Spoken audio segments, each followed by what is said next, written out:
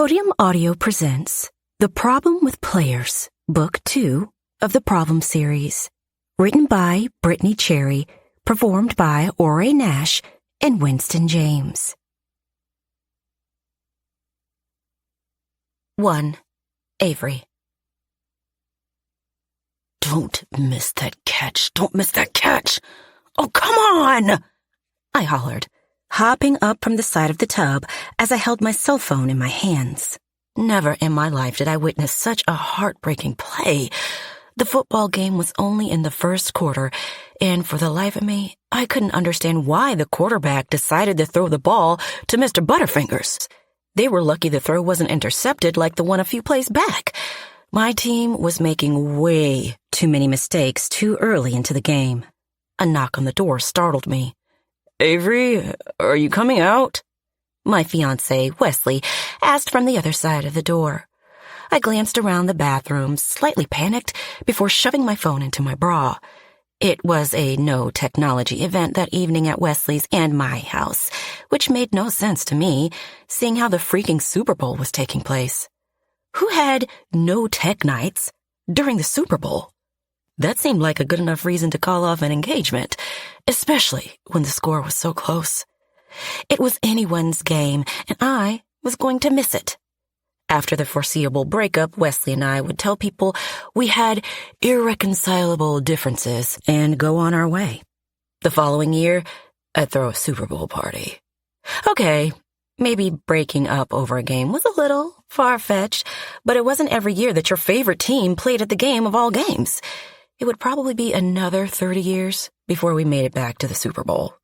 My dad was probably celebrating at his place with my sisters, Yara and Willow, my brother-in-law, Alex, and our aunt by choice, Tatiana, who helped raise me and my two sisters. Tatiana was our mother's best friend, and after Mama passed away, she stepped up to make sure we had a woman figure in our lives. Tatiana always made the best dang buffalo chicken dip for Daddy's Super Bowl parties. A heavy sense of jealousy raced through me, knowing Yara was going to eat all that dip without me, while Willow ate her vegan dip. You good? Wesley asked. Yeah, sorry, I called out. I smoothed my hands over my black dress and combed my straight black hair behind my ears. I looked into the mirror and saw Mama's brown eyes staring back at me. I had so many of her features, which felt equally like a blessing and a curse. From her round nose and high cheekbones to her dark brown skin and jet black hair, I took a deep breath and released it slowly, mentally preparing to socialize with a group I didn't know.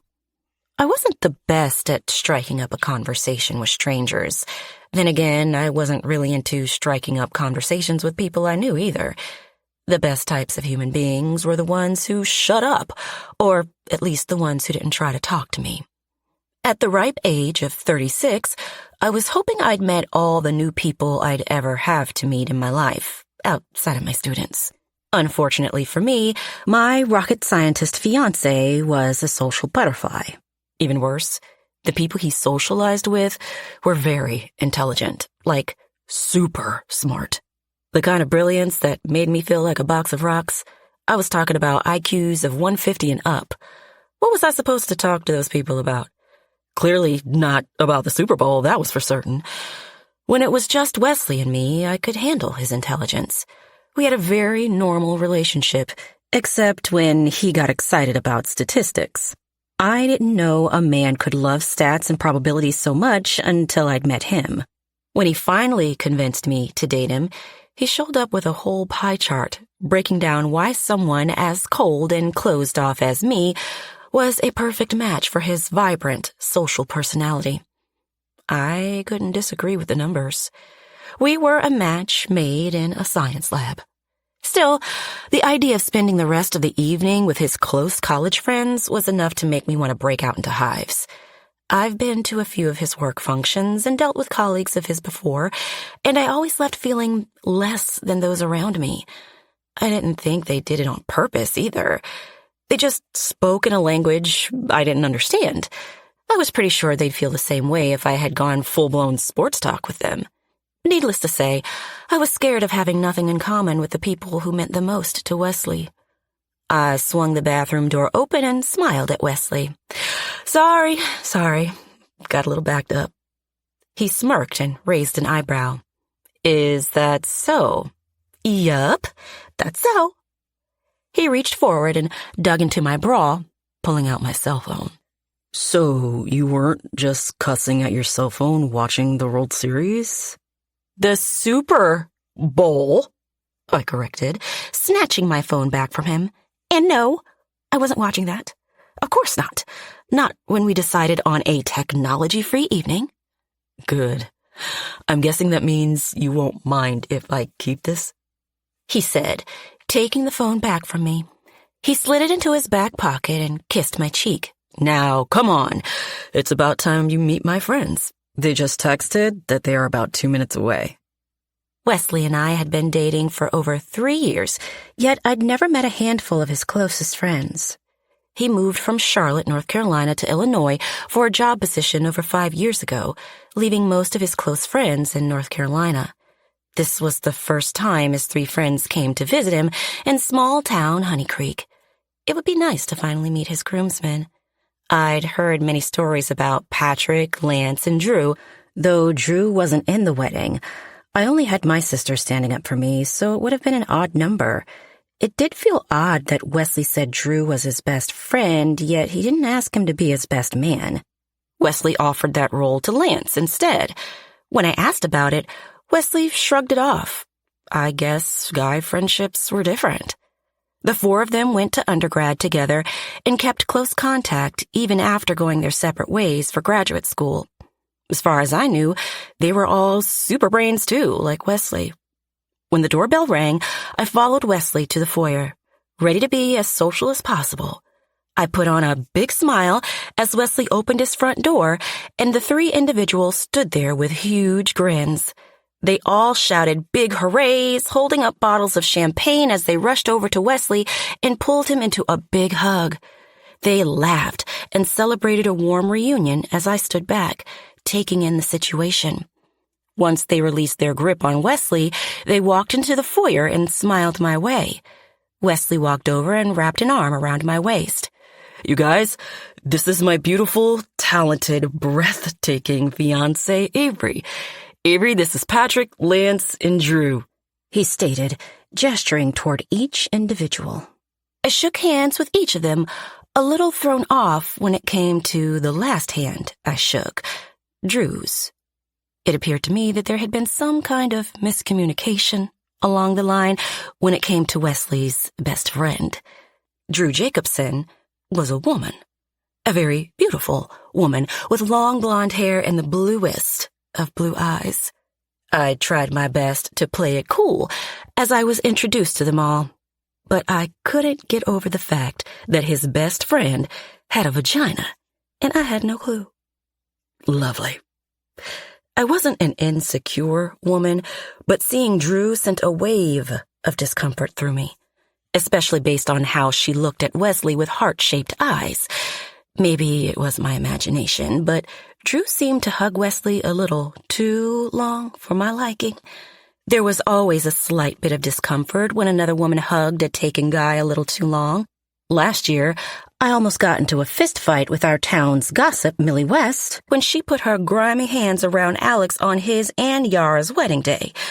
Willow informed me it would have been unladylike to beat up a woman in her 60s on our sister's wedding day, but I considered it. That was until Alex grimaced and peeled Millie's hands away from him. He instantly wrapped himself around Yara and rolled his eyes at Millie. One thing Alex Ramirez would always do was roll his eyes and sit in annoyance with anyone and everyone who wasn't his wife. He loathed human interaction as much as I did. One of the things he and I had in common. The other thing, our love for my younger sister. Alex was a good, loyal man like my father. Wesley was on the list too. I'd only dated one man before Wesley when I was a very young 18-year-old. That only lasted for a summer too. Since then, I've spent most of my life single, and I didn't have a problem with that. It wasn't until Wesley came around that I saw the real possibility of being with someone again, of loving someone else. Before him, I was content with the idea of being an old maid and living my life to the fullest. I knew I didn't need a man to have a happy life. Overall, the male species kind of annoyed me. My youngest sister, Willow, the free spirit that she was, made sure to always remind me and Yara that the greatest love stories were with the ones staring back at us in our reflections, and men were just fun play toys that we could pick up and put down whenever we wanted. I thought that was her way of excusing her promiscuous ways when it came to her picking up and putting down quite the array of play toys herself. Still, I believed her. I never made my life revolve around men. To be honest, I thought most of them were arrogant, smelly, and low in value. So when I found myself falling for Wesley, I knew he was different. He made me question all my sour beliefs about the male species. At least, I thought so, until I sat in our living room playing a game of charades with his friends. With Drew. Drew with the vagina. A few facts I'd learned about Drew over the past 30 minutes. She had a hyena laugh. When she lied, her mouth twitched, and she avoided refined sugar with every fiber of her spirit. Though based on the twitch of her mouth, that was a lie. Also, the more champagne the woman drank, the more obnoxious she became. Drew stood in front of everyone, pulling her long hair into a ponytail and clapping her hands together. She made the hand gesture as if she were operating an old-fashioned camera. "It's a movie," Wesley called out. A little too elated if you ask me. He hadn't stopped smiling since that woman and his other friends entered our house. I swear, I'd never seen all his teeth before that night. My gosh, did he still have his wisdom teeth? Wesley was normally much more reserved with his smiles and somber with his expressions. Drew nodded in agreement. She then put up 2 fingers. 2 words, Wesley shouted. She nodded again, then started acting out a scene. Poorly. She looked like a wild child, holding her hands out into the air, and Wesley stared at her as if she were Meryl Streep in an Oscar-winning movie. That was exactly when my spidey senses began to tingle. Something was amiss with how my fiancé was staring at another woman. Some might have called me paranoid, but my father taught me at a young age to never go against a hunch, and my hunch told me something was odd about Drew and Wesley's connection. Patrick and Lance laughed at Drew's actions, having no clue what she was doing. I was just as lost as I studied the woman trying her best. I guessed her best wasn't good enough. She might have been a rocket scientist, but the woman was not a charades queen. "Come on," Drew said, clapping her hands toward Wesley. "We did this for our first date on the boat," she urged. And there it is. My hunch had been hunched. First date? We weren't just going to skip past that comment. Or perhaps we were, because Wesley shot up from his seat and clapped his hands together. "Titanic!" he shouted, doing wild karate chops in the air as he exploded with excitement. This dickhead. I stayed planted on the couch in an indescribable state of shock. "Yes," Drew replied, rushing over to my fiancé and wrapping him in a big embrace. He hugged her back tightly as if that was the right thing to do. My blood began to boil like no other as I sat there like an idiot, taking in the romantic scene unfolding before me. What the actual fuck? I stared at the two as if they had grown 3 heads. I was stuck in a state of complete disbelief. They might as well take off their clothes and start going at it on the living room rug for all I cared. The amount of disrespect happening right in front of me was mind-blowing. When they finally let one another go, I said, "It doesn't count." Everyone looked at me confused. Drew narrowed her eyes. "What doesn't count?" "Your point for the game. It doesn't count. You're not allowed to use words during charades." Wesley laughed and sat down beside me. He raked his hand through his reddish-brown hair and shrugged. "I think we can make up the rules as we go." Did he just somehow become less attractive to me? I swear earlier that day I found him much more handsome. Now the sound of his voice sounded like nails on a chalkboard. Oh my gosh, I was engaged to an ugly man. Why would we make up the rules as we go? There are already rules to the game, I remarked. The whole point of charades is not to speak.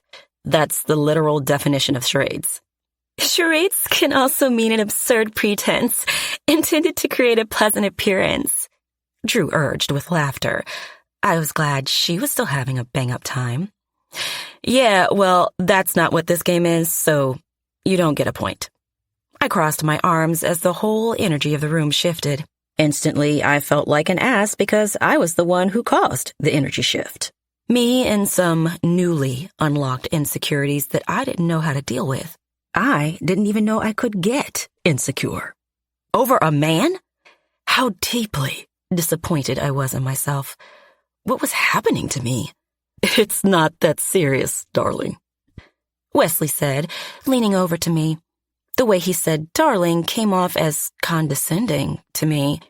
Or maybe I was simply overthinking every syllable that fell from his ugly tongue. He kissed my cheek lightly. I think we just need some more champagne. I glanced over at the kitchen counter, where Patrick was now standing, holding the empty bottles. Sadly, we're all out of champagne, he mentioned. I hopped up from the couch. I'll run down to the corner store and get some more. I'll be back. Oh, you don't have to, Lance started. I shook my head. No, it's fine. You all continue the game of talking charades. I'll be back before you know it. I didn't look back toward Wesley because I was almost certain his eyes would be packed with confusion by my oddities. But also, screw him. Because why did Drew have a vagina that he used to date? Not only did they date, but they reenacted scenes from Titanic? That was love. I grabbed my purse and jacket before heading out of the door. As the chilled February breeze smacked my cheeks, my overheated body relaxed slightly. Maybe that was all I needed. Some fresh air to calm down. I couldn't imagine what my blood pressure numbers would have been from a simple game of charades. Walking down the semi-snow-covered sidewalk to Jackie's Beer and Spirit store, I muttered how stupid I was for getting so upset over a game. Did I overreact? Maybe, but Wesley was wrong for never mentioning that his best friend was a woman he once upon a time dated, nonetheless. I felt as if I had every right to be upset. Yet what bothered me the most was how dramatic I looked in front of his friends. It was a terrible first impression, and now they probably thought I was some kind of psychopath. As I walked into Jackie's, I felt a breath of relief as I heard one of my favorite sounds, a sports anchor speaking on the television screen. I grabbed a few bottles of champagne and headed to the front of the store, where Jackie sat behind her counter watching the Super Bowl game. Hey, Avery. Kinda surprised you pulled yourself away from this game. Did you see the halftime show? Miley Cyrus came out as a surprise guest, Jackie said, taking the bottles of champagne from me and ringing them up. I grumbled to myself and shook my head. I missed it. You? Miss Sports Lady herself missed it? Yeah, not watching the game tonight, I muttered, staring at the television. My team was up by 3 points in the fourth quarter, and I wanted to shit a few bricks trying to figure out how they got to that point. I paid for the champagne, took the 3 bottles by their necks, and kept my eyes on the screen. The crowd was going wild as the opposing team threw the ball, which was intercepted by Jameson. Oh, shit! I shouted, tossing my hands up in victory. I couldn't believe I made it down to the liquor store to witness one of the greatest interceptions ever. Jameson not only caught the ball, but ran down the field as if he were running from a masked murderer, sprinting as if his life depended on it. Go, go, go! Jackie and I shouted together. My heart pounded wildly as Jameson crossed into the end zone, scoring another touchdown. Oh my gosh! I said, jumping up and down in glee. That was wild, Jackie said, shaking her head in disbelief. You're right.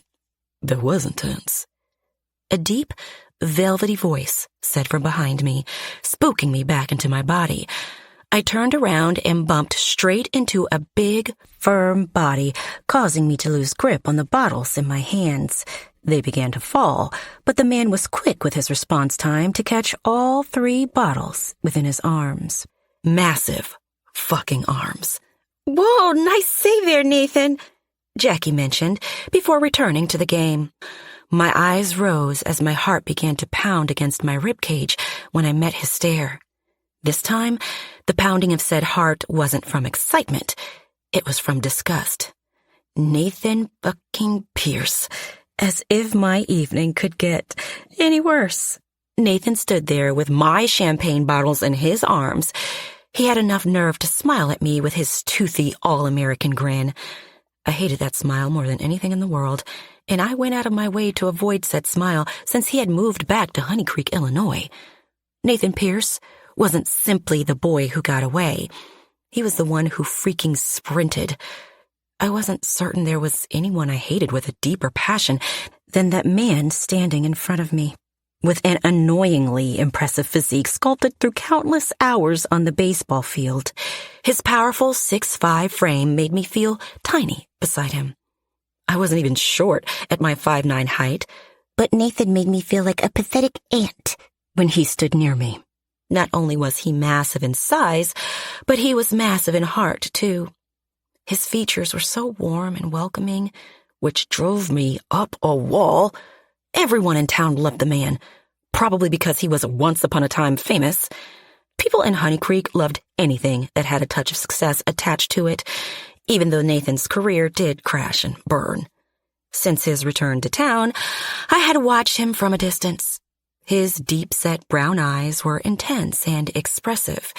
He could express 1,000,000 words solely with his eyes, and once upon a time, I could decipher every syllable. He had rich, smooth, ebony skin that seemed to glow with health even in the wintertime. His smile drew people in with its warmth, and the rugged handsomeness about him made women toss themselves at him as if they were at a 1980s New Kids on the Block concert. The light stubble that framed his jawline and the way he wore his baseball hat with a very prominent bend to the bill brought him an amount of effortless charm and attractiveness. For anyone other than me, that was. To me, he looked stupid. Stupid and ugly, ugly and stupid. His smile stretched wider. It made my skin crawl like 1,000,000 spiders were unleashed over my whole body. I'd never had a smile that made me want to upchuck until I received one from Nathan Pierce. "Hey, Avery," he said. My gosh. I wished he had forgotten my name, because the last thing I needed to hear was it rolling off his tongue. Wesley was my current love, and Nathan was my first. He was the man who made me hate men. My man-hating villain story, one might say. The one who left scars on my heartbeats many years before he ran off to win the World Series for California. Twice. Wesley was the redemption arc for my hatred of men. Well, that was until pretty Miss Drew showed up. Now I was back to hating all men again, especially the one holding my champagne. I snatched the bottles from his hold as I stared at him with piercing hostility. "Don't talk to me," I ordered with sharp disdain. I didn't say another word as I walked out of the liquor store and stomped my feet all the way back home. Leave it to Nathan to ruin a perfectly happy touchdown moment with his mere existence. "Okay, I get it," Wesley said as he twirled some dice in between his fingers after his friends left for the evening. "You're upset." "Am I?" I huffed as I took the emptied bottles of champagne to the recycling bin. I hated when he did that, when he told me what I'd been. If I was upset, I wanted to come to that realization on my own. I didn't need Wesley to tell me I was upset. That only annoyed me more. After returning from the liquor store, I had to put on a brave smile and function as if I wasn't bothered so Wesley's friends wouldn't think I was some raging drama queen, even though I was, indeed, a raging drama queen. I started noting every little comment Drew made toward Wesley, and I counted every time she found a way to touch my fiancé. 47 times. She touched him 47 freaking times. You are, and that's completely understandable, Wesley said as he followed me to the kitchen with the almost empty charcuterie board. I should have told you about Drew. You mean you should have mentioned that your best friend was a woman and that you two used to date each other? You should have mentioned that your ex-girlfriend was coming over to our place instead of having me find that information out during a game of charades? Yes, you should have. You've never even mentioned dating anyone before me. That's because no one mattered before you. Nice try, smooth talker. How long did you two date? Not long. He tossed his hands in the air in surrender. It was really short. How short is short? Like 3-4 years? 4 years? I gasped, stunned by the news I was discovering. He's so ugly. I know that sounds bad, but honestly, Avery, it was so long ago. We were in a college relationship. It is ancient history. It didn't seem really ancient to her, I muttered. She's in love with you. He laughed and shook his head. She's not in love with me. She spent the whole game night talking about how wonderful you are and how you taught her everything she knows about thrust-to-weight ratio, which sounds highly inappropriate to me. Oh no, that's not some weird sex thing if that's what you're thinking. Thrust-to-weight ratio is what compares the thrust produced by an engine to the weight of the vehicle, and I placed a hand on his forearm. Wesley? Yes? I might not know rocket science, but I know women. She was talking about you thrusting your weight into her vehicle. He shook his head. You're overreacting. Don't say that. Otherwise, I will truly overreact and you'll end up sleeping on the couch. All I'm saying is it would have been nice to have a heads up that you were bringing an ex to our house for game night, when the only game we should have been watching was the Super Bowl. He narrowed his eyes. Is that what this is all about? The fact that you missed your football game? No, it's not about missing the game, even though rumor has it that it turned out to be one of the most exciting games in the history of football. It's about the lack of communication. I was put into an uncomfortable situation, and I didn't like that, Wesley. I don't like being blindsided. You're right. He moved over to me, placed his hands against my shoulders, and kissed me. I'm wrong. He kissed me. I'm sorry. Kiss. Forgive me. I grumbled, but kissed him back. Fine. But only if you watch the replays from the game tonight. Deal. But tell me, what did you think of my friends? I liked Lance and Patrick. They were funny and down to earth in a way that I appreciated. But Drew? Yeah, screw her. I didn't want to tell him the truth, though, because that seemed mean, and I was almost certain he'd just chalk it up to me being insecure. Nothing drove me crazier than the idea of a man thinking I was insecure due to him. Still, I didn't want to lie because that seemed wrong, too, so I told him the only thing I could think to say. They're smart. I complimented them. Very, very smart. He smiled as a burst of pride shot through his system. I know, right? 2. Avery. After the Super Bowl, I went straight into my favorite season of all, baseball. I ran the physical education department at our town's high school and was also the assistant coach for our baseball team for the past 5 years.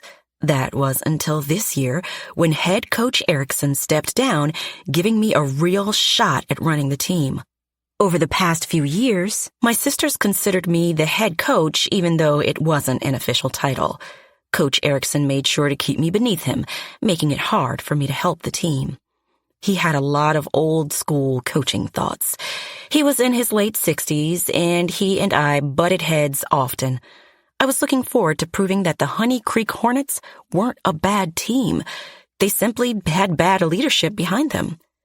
The first weeks of February were our preseason, and I was thrilled to get started again.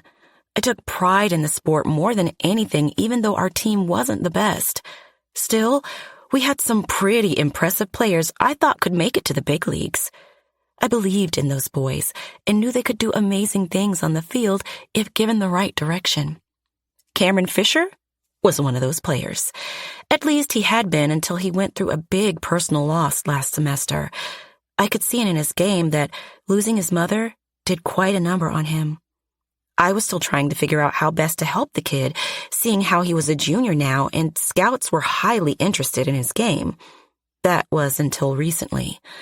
Don't cry, don't cry, don't cry. Oh, balls. The kid was going to cry. Cameron stood at the plate, biting his bottom lip to try to push down the tears that were cooking in the back of his eyes. He was already 2 strikes down, and based on his lip biting and elbow trembling, he was about to get his 3rd out. Lately, Cameron has had stage fright. He was easily the best player on the team, at least during practices. That boy could hit a home run with his eyes closed during baseball practice. Yet, when it came to playing against another team, he froze up like a TV dinner left in the back of a freezer for over a year. I sat in the dugout with my hands clenched together, silently chanting the same thing I chanted every time Cameron was up to bat. Don't cry, don't cry, don't cry. He stepped into his batting stance and held his bat in the perfect position. His fellow teammates cheered him on, clapping from the dugout. They knew exactly what I knew was about to happen, but they still cheered him on because that was what it meant to be a good teammate. I glanced at the scouts in the stands. What an awful game to come see Cameron play. He was better than this, but all they were seeing was the opposite of that fact. It wasn't fair. But the kid was living too much in his head and not enough in his heart as of late. I didn't blame him. After I lost my mother, I moved through life as if in quicksand, getting nowhere at all. Still, I hated that it was happening to Cameron at such a defining moment of his baseball career. The scouts were early anyway. We were still in preseason, and these games didn't count for much. Cameron took a deep breath as I held mine. The pitch was released. Cameron swung, and he missed. A swing and a miss. Damn. The crowd erupted with cheers from the opposite team, while our small handful of fans booed.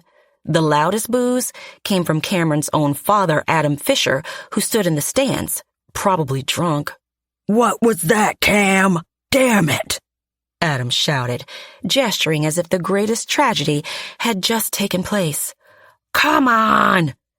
The look on the scouts' faces told me everything I needed to know as they packed up their stuff and left the stands.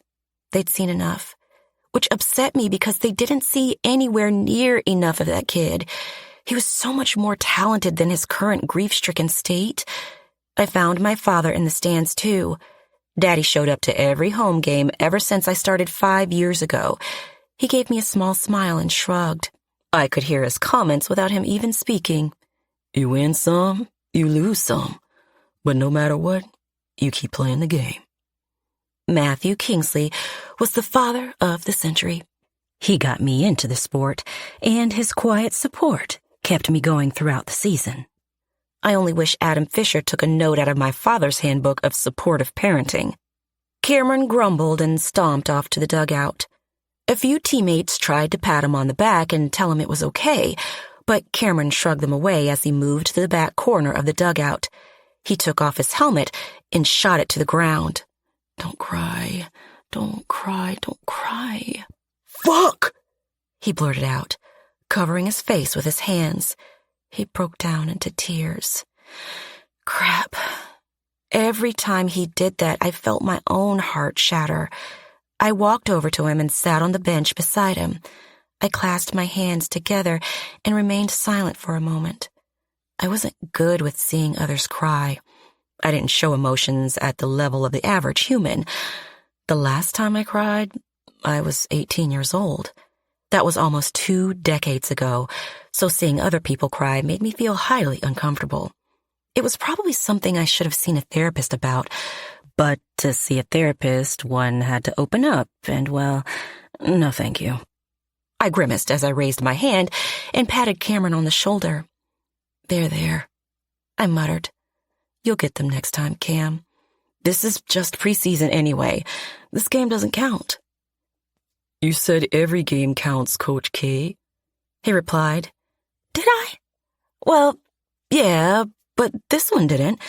Every game but this one. You'll get it next time. I stood and removed myself from the situation because it felt odd to remain sitting there. If I was falling apart, I wouldn't want people to be around watching me and giving me pitiful shoulder pats. I gave him space and privacy to pull himself together. I coached the rest of the game, only for us to lose by a handful of runs. Cameron would probably beat himself up for striking out, but it wasn't a huge deal. Our team sucked every single year. I was semi-surprised that the school district didn't cancel our baseball team to save a few bucks, but they did invest a lot of money into the state-of-the-art sports facility after Nathan's success in the major leagues. The district was convinced they could become the breeding ground for major league players. It hadn't happened much, especially with the baseball team that yours truly had overseen. Maybe this year will be different with Coach Erickson gone. One could only hope. The first week of March, I was called into the principal's office, only to realize that the district had been discussing our team's bad performance. Instead of canceling the team altogether, Principal Raymond, or Ray, as I called him, had gathered an even worse idea. One that made my blood boil from irritation as I sat across from him at his desk. You're bringing on another coach? I asked, stunned. Without giving me a chance to vet them? Ray combed his hand through his thinning blonde hair. I really hope you understand, Avery. We truly believe in your coaching abilities and your team's talent. So why the heck would you bring in another coach without asking my thoughts? Frankly, I don't know if I need another coach. I have the team under control. The season is just beginning. We're just getting our sea legs back on the field. Yes, I understand that. But, well, you haven't won a game in 3 years, Avery. Had it really been 3 years since we'd won a game? No way. There was that one time back in... Oh, crap. We hadn't won a game in over 3 years. That wasn't the best look. That was because of Coach Erickson. I'm not him. Still, 3 years. But another coach? I grumbled. Why don't you just cancel the program? I sarcastically said. Because it's a great program, and it's a good way for the students to build up their skills. Yet we think having another coach could benefit us in ways that we couldn't even imagine. I know you wouldn't want to lose the program either. You've invested a lot in this. This is a good thing, Avery. This is a great thing. He was right. I'd hate to lose the program. A lot of the kids relied on baseball to keep their heads above water with whatever home issues they were dealing with. It was their outlet, their haven, and I didn't want to remove that for them. I always swore as a teacher and coach to put the students' needs before my own. The only problem was that I was a lone wolf. I didn't work well with others. I spent the past 5 years fighting Coach Erickson tooth and nail on every topic. The idea of another coach coming in was enough to make my skin crawl. Do I get to be involved in the hiring process? I asked, almost knowing the answer already by how Ray was acting. We went ahead and handled that for you. They should be here any second now, Ray said as he glanced at his watch. I arched an eyebrow. You already hired someone? Before he could respond, a person came darting into the office in a flurry. Sorry I'm late. Got held up a little bit at my brother's shop. I turned around to meet Nathan's eyes. Nathan fucking Pierce. No way. My jaw all but dropped to the floor as a wave of disgust landed in the pit of my stomach.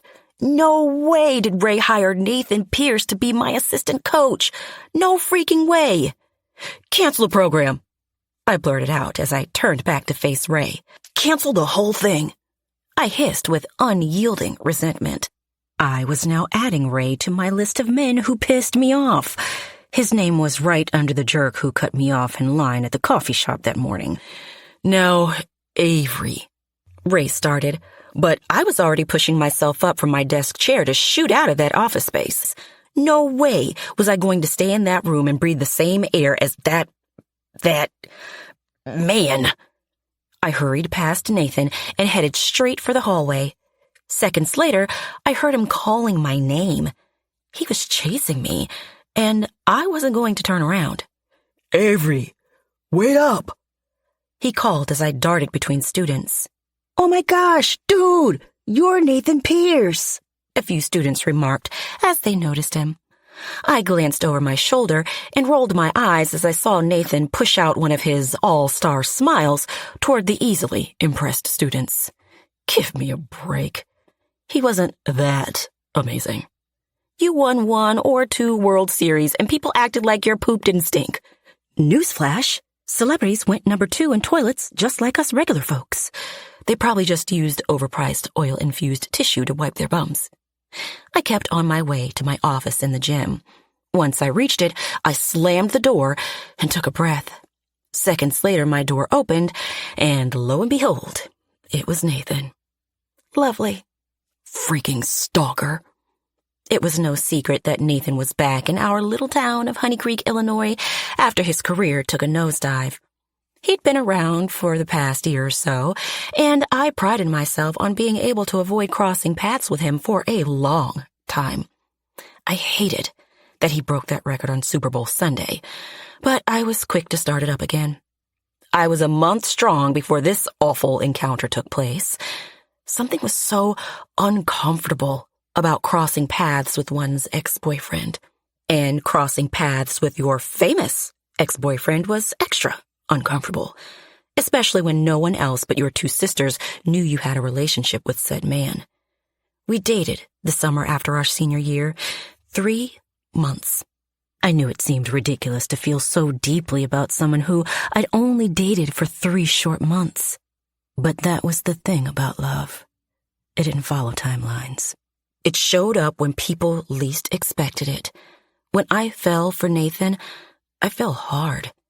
I was more certain than ever that I was his, he was mine, and we'd be us forever. When he abruptly ended things with me, my heart never fully recovered. I never knew something like love could lead to so many trust issues. "Hey." Nathan stood there with an annoyingly attractive smirk. I wanted to smack the smile off his smug face. One of the worst things about running into an ex was seeing how attractive they'd become over the years. Nathan was always handsome, but now he looked like a diamond dipped in gold. His arms were muscular and massive as he crossed them over his chest. His brown skin looked ridiculously hydrated. His dark brown hair was cut in a fade, and his ears were pierced with diamond studs. His brown eyes still reminded me of heaven, and his wicked smile reminded me of hell. He wore a dark gray pullover that was probably 1 size too small based on how his biceps were showcased, black jogger pants, and some overpriced sneakers. I hated how beautiful and big he was. Not many men in town could make me feel small, but standing near Nathan did exactly that, which was why I puffed out my chest and narrowed my eyes. "What do you want, Nathaniel?" I hissed, annoyed by his proximity and the fact that he was trying to ruin my life again after all these years. "Nathaniel," he chuckled. "Using the full name to show how much you missed me, huh?" "I only use your full name as a sign of hatred." "You used to say it for very different reasons." I felt my skin heat from his words.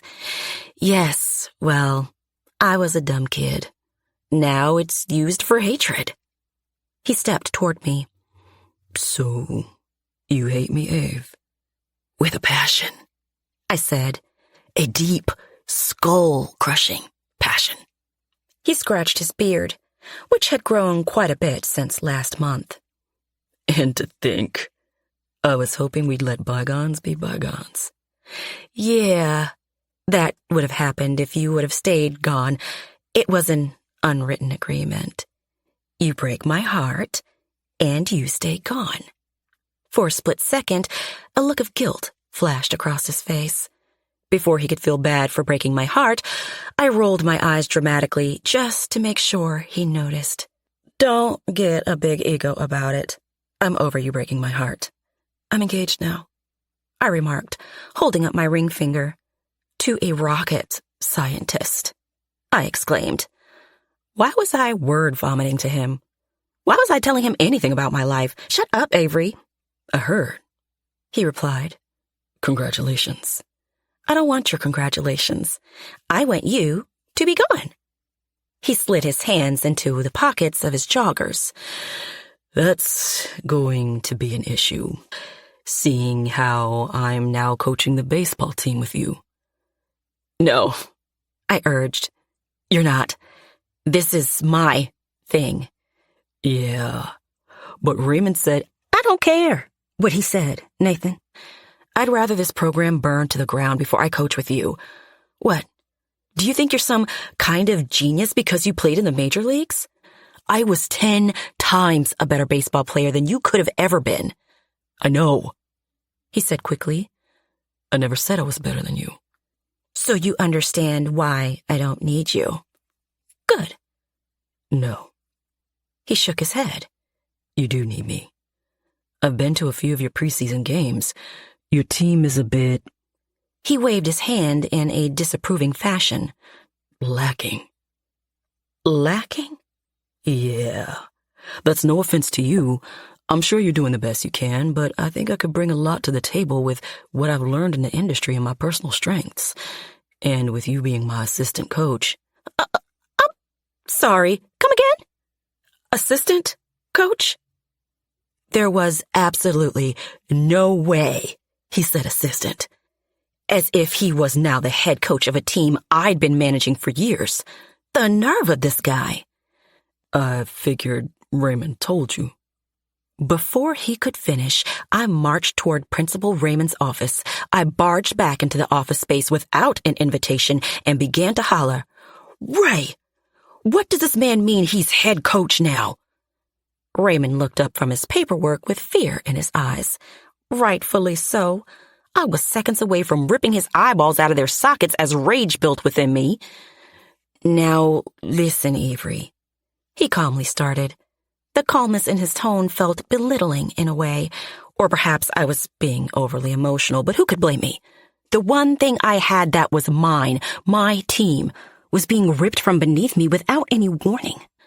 How could the school district think that demoting me was the right choice, without even talking to me about it first? This was beyond humiliating. It was insulting to my character and position of authority. What was with people not telling me things before I had to find out in such hurtful ways? It had been a month and I still wasn't over the reveal of Drew, and now this was happening? What you've done for the team has been amazing, Raymond stated. But we are certain with an actual Major League Baseball player as head coach, we could get these players where they need to be, maybe even make it to the playoffs. And who knows, these boys could end up getting college offers with the right team leadership beneath them. With the right team leadership, which meant I was the wrong team leadership. They didn't even give me a chance. That cut deep. But I stood firm. I couldn't let him know that he hurt my feelings. I couldn't let anyone ever know they hurt my feelings. The school bell rang for second period to begin, and I felt sick, knowing I had a class to get to. This is crap, and you know it, Ray. I huffed, crossing my arms over my chest. There should have been a conversation. Well, let's consider this the conversation and move forward from here on out. Or you do have the option to step down from the team. There's no pressure to stay, Avery. You are more than able to let it all go. Then maybe you can focus your energy on something else, something that makes you happy. I mean, truthfully, do you even like coaching these boys? Because I can't tell. That felt like the biggest slap to my soul. I loved coaching those kids. They were the highlight of my year, the highlight of my life. I loved the game more than most people, more than Nathan Pierce. Sure, he got to the big leagues, but that didn't mean the game belonged to him. A million people would never get the chance Nathan had presented to him. That didn't mean they were any less deserving or passionate. I love my job, I said, my voice cracking as my emotions began to build within me. I felt like I was on the chopping block, and being told that I didn't care about something I deeply cared for didn't make me feel good at all. It felt hurtful at the least, infuriating at the most. Then show it. Show that even with a slight demotion, you will still show up for the students the way they need you to. For now, perhaps you should get to your other students waiting for you to teach them today. He broke his stare from me and looked back down at his paperwork, a clear sign that the conversation was sealed, closed, and nothing I would say could change his mind. I was officially demoted from my head coach position, only to have my ex-boyfriend take on the role. I wanted to throw up. I headed out of the office, and the moment I stepped into the empty hallways, my eyes landed on Nathan, who stood by a locker. When he looked up, he gave me a pathetic frown, which only made me want to slam my fist into his face. He stepped toward me. Avery, I didn't know. Do you get off on this? I whisper-shouted, moving in toward him. Do you get off on coming back and taking the one thing away that meant everything to me? Avery, whatever it is you're about to say, I don't care to hear it. I'm already struggling enough. I emotionally snapped. I hated that those words slipped out, because the last thing I wanted was for Nathan to know he was getting under my skin. But he had been. Every piece of me felt enraged from him stepping into my realm and taking control of the things I'd loved most. I struggled with my mental health throughout the whole year. That was no secret to me. Depression was an unwanted visitor who knocked at my door throughout the seasons, and at times it would swallow me whole. Yet baseball season was the one thing I had to look forward to. It was my safe place in a world that sometimes felt so heavy. It was my return to self after months of living in shadows. He was taking that from me. He was taking away the small breaths of relief I found throughout the year. He rubbed his hand over his head. If you let me explain. Go to hell, Nathaniel, I spat venomously. Or at least do me the smallest favor and stay out of my way. As I stormed off to get to class, he said, We'll talk after the weekend. I hate him, I exclaimed as I marched into the pup around the corner, Yara's dog spa. She was at the register checking a customer out when I barged in and interrupted the interaction. I hate him! Yara raised an eyebrow toward me and then looked at the customer. Thanks again, Sally. We'll see you in a few weeks for Eddie's trim. Sally glanced at me and shook her head in disapproval. That loud shouting isn't very ladylike, Avery Kingsley. Yeah, well, I never claimed to be ladylike. Bye, Sally.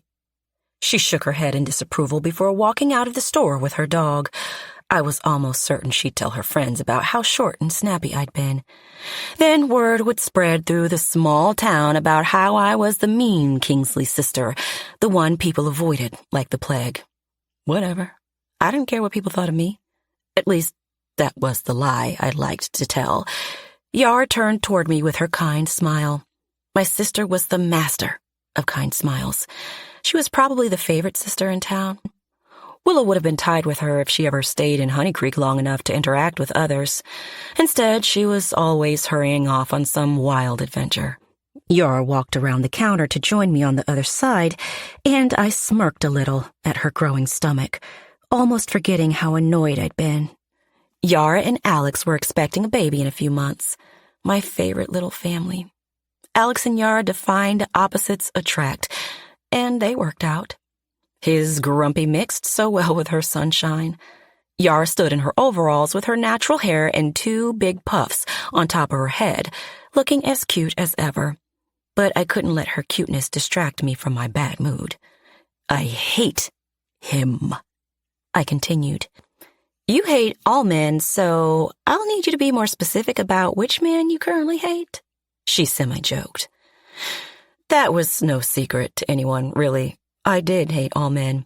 Sure, Wesley was one of the good ones, but at the end of the day, he was still a walking dick. And walking dicks always had a small chance of dicking a woman around, even the good ones. Exhibit A. Drew. Nathan. I said. Nathan who? What do you mean, Nathan who? My Nathan. Well, not my Nathan, but that Nathan. Nathan Pierce. Her eyes widened as her jaw dropped. You interacted with Nathan Pierce? Yes. My pits were sweating just thinking about it. After working so hard to avoid him? Yep. It's even worse than that. Ray hired Nathan to be a coach for the baseball team with me. No, she exclaimed, shocked like no other. I was thankful that she was as flabbergasted as I'd been. If it wasn't for her animated reactions, I might have thought I was overreacting. Yes, I said, tossing my hands up in the air. And not just to be a coach, the head coach. No, she shouted. She then began wiggling her hips as she crossed her legs. Oh my gosh, I just peed a little.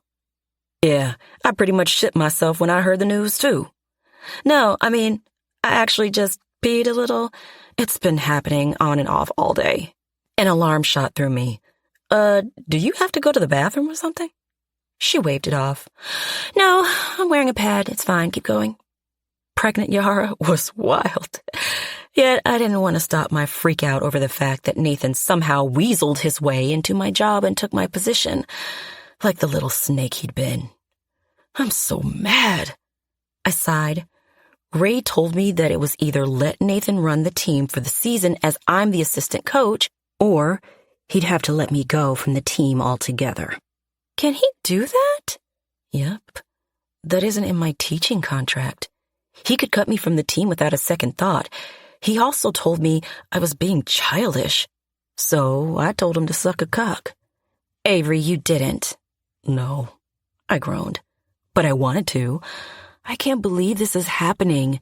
These kids in this game mean everything to me, and to have Mr. Major League sweep in and take it without a moment of hesitation just seems so wrong. Well, look at it this way. His knowledge will benefit everyone. It is about the kids, right? I narrowed my eyes at her with a disgusted look. Whose side are you on? Yours, obviously. Always yours. Screw Nathan Pierce. Sorry. Pregnancy brain has me saying bizarre things sometimes. She joked. Right. Okay, good. Because if I'm going to be delusional with my anger, I need you to be on the same page as me. Yeah, of course, but, she continued. Last week, you did say that you wished something would give with the team so you could make them the best they could ever be. This could be your gift from the universe. Nathan Pierce. A gift? Psh, I waved in dismissal. You're sounding a little too hippie-like. Have you been hanging out with Willow? She did bring me a special tea blend this morning, she mentioned, speaking of our free-spirited little sister. Willow Kingsley was the opposite of me. Where I walked on solid ground, Willow floated high in the clouds. The perks of being the youngest child. They seemed to have a lot more freedom with life than the eldest daughters. But I do stand by what I said about the gift from the universe, Yara said. What's the return policy on universe gifting? I muttered as I crossed my arms. I know it's awkward for you, Avery, but this could be good for the team. I know it's probably uncomfortable with Nathan, but you're both adults now and can work past any old drama you had. I know you can, because you're a badass who can work through anything, even ex-boyfriends. 3. Nathan. I had a strong distaste for people who lied to get their way. Nothing rubbed me the wrong way more than a liar. You said you told Avery about me being the head coach and that she was on board with the idea, I remarked as I stood in Raymond's office, floored that he didn't tell Avery. I felt like a major dick for blindsiding her like that. If Raymond had told me Avery did in fact not know about the arrangement, I would have told him to tell her as soon as possible. I wouldn't have agreed to the position without her approval. Nothing good came from surprising Avery Kingsley. I'd learned that the hard way. I might have told a little lie. The truth is, I know you would have turned down the head coaching position if you knew Avery didn't approve. I think you'll be the greatest gift to the team, Nathan. I couldn't risk losing you. You wouldn't have lost me, but I wouldn't have accepted the head coach position. Listen, I know you don't know Avery as well as I do, but she can be a handful. She's hot-headed, and no matter what, she would have had this explosive reaction regardless of how gently we revealed the news. I figured yanking the Band-Aid off was the best bet. This should have been discussed. Now I have an irritated coach who doesn't trust me. That only makes things more challenging. Not exactly. I told Avery if she didn't find your addition to the team a good fit, she could remove herself completely from the coaching staff.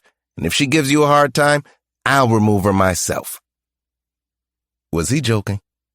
That was messed up. He had enough nerve to flip Avery's world upside down and then threaten to remove her? What a dick. It will be fine, I told him. My mind was still trying to wrap around everything that was happening. I only considered coaching the baseball team when I was approached with the opportunity because my mother was worried about me focusing too much on the family farm. She said I needed hobbies, real hobbies outside of balancing the books. Plus, I'd missed the game. Was there a part of me that wanted to be near Avery Kingsley too? Sure, maybe. But the connection we had all those years ago was old and buried. I didn't want to dig it up. If anything, it was a simple curiosity of wanting to know the type of woman Avery grew up to become. Okay, that was a lie. Maybe I did want to dig up our connection a tad bit. I couldn't help it. She was a part of the happiest time in my life when I was younger. It was almost impossible to not think about her and what we once were. I'd heard whispers in town about Avery, gossiping townsfolk calling her rude and harsh. Most people in Honey Creek looked at Avery and said she grew up to be bitter and cold. But when I looked into her eyes, I saw the same thing I'd seen all those years before, someone I wanted to know more about. Her brown eyes were still beautiful, yet colder than I'd remembered. I wondered what made them so cold. I wondered what made her heart harden so much over the years. And due to my curiosity, I needed her to stay around for a while. I couldn't have her quit the team or be let go. I also didn't want her to have some awful thoughts about who I'd grown up to be. After my career ended due to an injury, I went through a bit of a spiral with my mental health. It wasn't only due to the injury, but around the same time, I'd lost one of my best friends to a tragedy. I wasn't in a good place, and the media ran with their stories about how I was a drug addict and a has-been. I knew what it was like to be judged from the outside. I didn't like that Raymond or the people of Honey Creek judged Avery in that same fashion. And even if she was cold, the world probably made her that way. People's hearts didn't harden by choice. They hardened due to traumatic inflections of pain caused by others. Maybe this was my opportunity to reintroduce myself to her, to start anew, to leave our past behind us and work together to make the team the best it could be. Because if there was one thing Avery knew, it was baseball. She lived and breathed the sport. I didn't join the team to have her talents overlooked.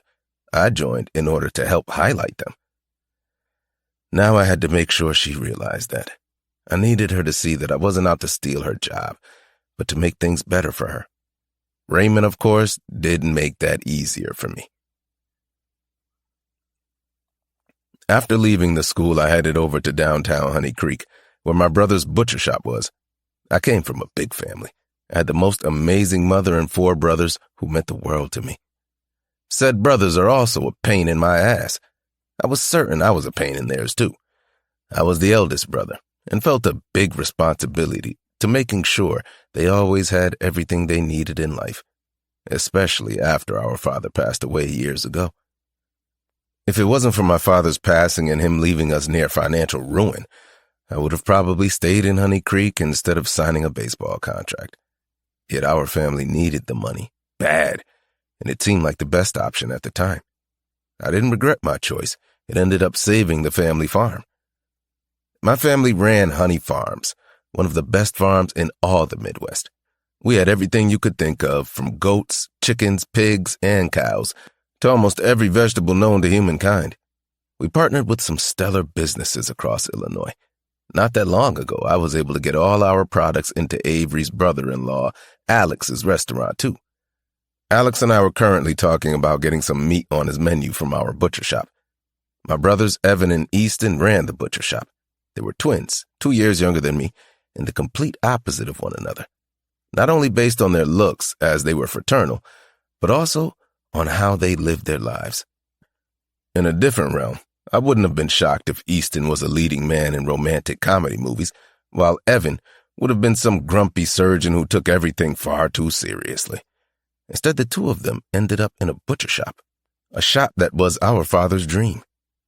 As I walked into the shop, Easton was at the register, chatting with a few customers about the oxtails they had in the freezer section of the store.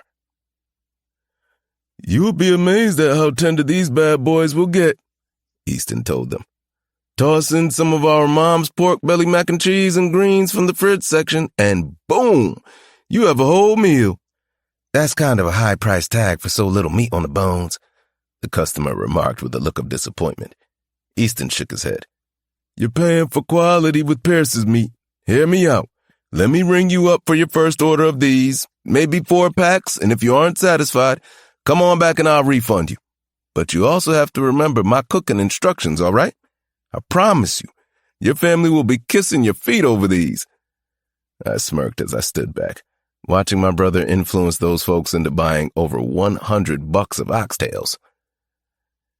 If Easton could do anything remarkably well, it was sell a product. Lucky for us, he wasn't lying about the great quality of the meat. If the Pierce family did one thing well, it was crafting great products. Easton was just a mastermind at making people spend money on said products. That big-ass smirk he always gave to people probably didn't hurt. Being a friendly face came in handy. People trusted him, with good reason. After Easton sold the products, we'd always get returning, happy customers. As he rang up their items, he thanked them, walked around the counter, shook their hand, and handed them a flyer with the daily specials coming up for the following week. "I tossed my business card into your bag, too, with my private number on it. Give me a call if you need extra help with those oxtails," Easton stated with a friendly wink. After they left, he turned toward me with his big, goofy grin still plastered on his face. "Hey, big brother." He playfully batted his fist against my chest. "You need to get back in the gym. You're looking a bit small there, buddy." "Still strong enough to kick your ass," I said, pulling him into a headlock. "Where's Evan?" "In the back, chopping up some ribs. You need him?" Easton asked, wiggling his way out of the headlock. "Nah, it's all good. I'm here to pick up the sample box to take over to Isla Iberia. We need Alex to add our pork to his menu." "Get him the pork belly, too," Evan hollered from the back room. He came out with a slab of ribs, plopped them down onto brown parchment paper, and wrapped them up. "Give him this and the pork belly. I know he only asked for chops and bacon, but he needs to sample these, too. The rest is in the storage locker." Evan rocked the same grimaced look he always did, but every now and then the corner of his mouth would turn up in an almost smirk. When it came to the twins, Easton must have swallowed up all the smiling genetics. Evan lived his days frowning. "You coming out for the birthday celebrations tomorrow?" Evan asked as he removed his gloves and tossed them into a trash bin. "River and Grant got us a table at O'Reilly's," he said. He got us a table, as if O'Reilly's was a VIP situation instead of a simple hole-in-the-wall bar in downtown Honey Creek. "Wouldn't miss it," I mentioned, speaking about our other younger brothers, River and Grant, turning 26. Yep, that's right. I had 2 sets of twin brothers. I felt like the odd man out growing up.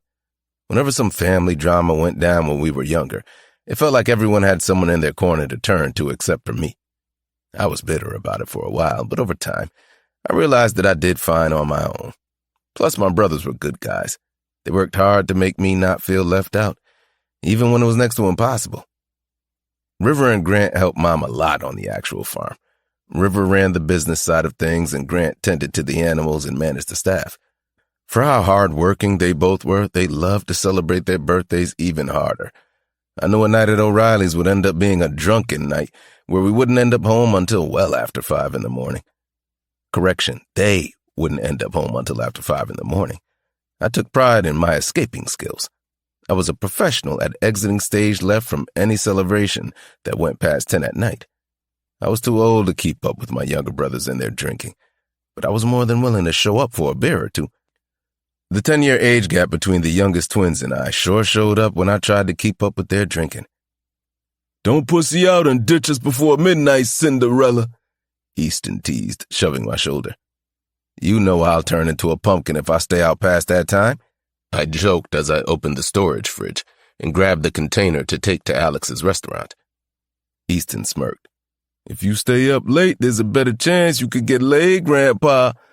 How long has it been since you've seen the beautiful workings between a woman's legs?" "Not everyone's getting laid as often as you, brother," I said. "Some of us have restraints and standards." "I have standards," Easton dramatically exclaimed, slapping his hands over his chest as if I'd just told him he was the biggest scumbag on earth. Evan huffed out laughter at the idea of Easton having standards. He moved over to the sink and washed his hands. "You having standards is the most absurd thing I've heard in a while. You'll screw anyone with a vagina." Easton shrugged. "That's me having standards. I can't help it that all women have this tempting, mystical land resting right between their legs. It's like an amusement park down there, and I'm just a man who wants to show them my raging bull while they allow me to tilt their world. Sure, each theme park is different. Some have more water slides than others, but the price of admission is always worth it." I chuckled. "You're ridiculous. No, I'm a lover boy. Drake taught me well. 9 tomorrow night at O'Reilly's, brother." "9?" I groaned. What kind of event started at 9 at night? What was this, a college frat party? "I thought we agreed on 6. "That was before Mom said she wanted to do cake and ice cream at her place. You can make it a late night for yourself, old balls," Evan said, tossing the wrapped-up slab of ribs and pork belly into the carton in my hands. "If I have to be out, then you do too. Now go sell our goods." I took on one of Evan's grimaces before heading out to Isla Ibera to pitch the products to Alex. I was already dreading the fact that I'd be staying up past 10 on Saturday night. I like to live a boring life where I worked all day and slept all night. My bedtime routine was my favorite part of every day, and one day off made my whole week feel unstable. "I figured you forgot about the drop-off," Alex mentioned as I walked into the kitchen area of Isla Iberia through the back alleyway entrance. "Not a chance. Got all the best pork for you to sample." I set the container down on his countertop. He quickly washed and dried his hands with a rag before inspecting the goods. He arched an eyebrow and tossed the rag over his shoulder. "I only asked for chops and bacon." "We figured you deserve more than chops and bacon, chef." He narrowed his eyes as he began to examine the meat. He lifted the extras Evan tossed in. "Pork belly?" "Pork belly," he grumbled, patting the meat with his hand. "I actually wanted some pork belly to test out a few recipes." I grinned. "It's almost like we should go into business with one another. Don't get smart about it, all right? I said I would try your meat. I didn't say I'd add it to my menu. I already get some quality stuff from a team in Chicago." "You'll get better quality here and won't have to pay to have it brought over, chef. I'm telling you, once you taste Pierce meat, you won't regret it. I'm already on board with your produce, which has proved to be a good thing, but if I'm honest, you're putting me in a bit of an uncomfortable situation here, Nate." "How so?" "When we made our deal for produce, I wasn't with Yara. Now that she's my wife, it adds a bit of a challenge to the whole situation of us working with one another." "What do you mean by that?" He cocked an eyebrow and shook his head. "I think you know what I mean by that." "Honestly, I have no idea."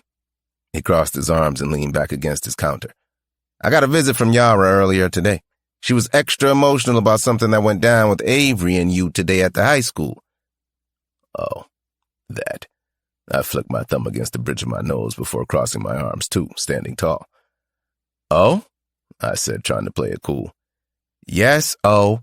He shook his head.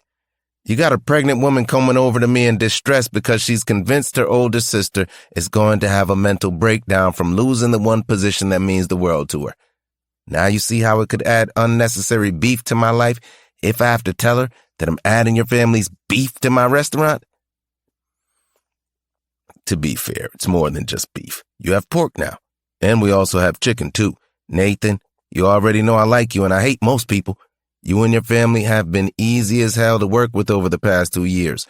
But the idea of pissing off my pregnant hormonal wife and Avery, a woman who scares me to this day, is a big risk to my, well, life expectancy. I sighed. I know it's a bad look. It's an awful look. What if I told you I wasn't taking the head coaching position? What if I left that for Avery? Would you then consider a partnership? He narrowed his eyes. Perhaps.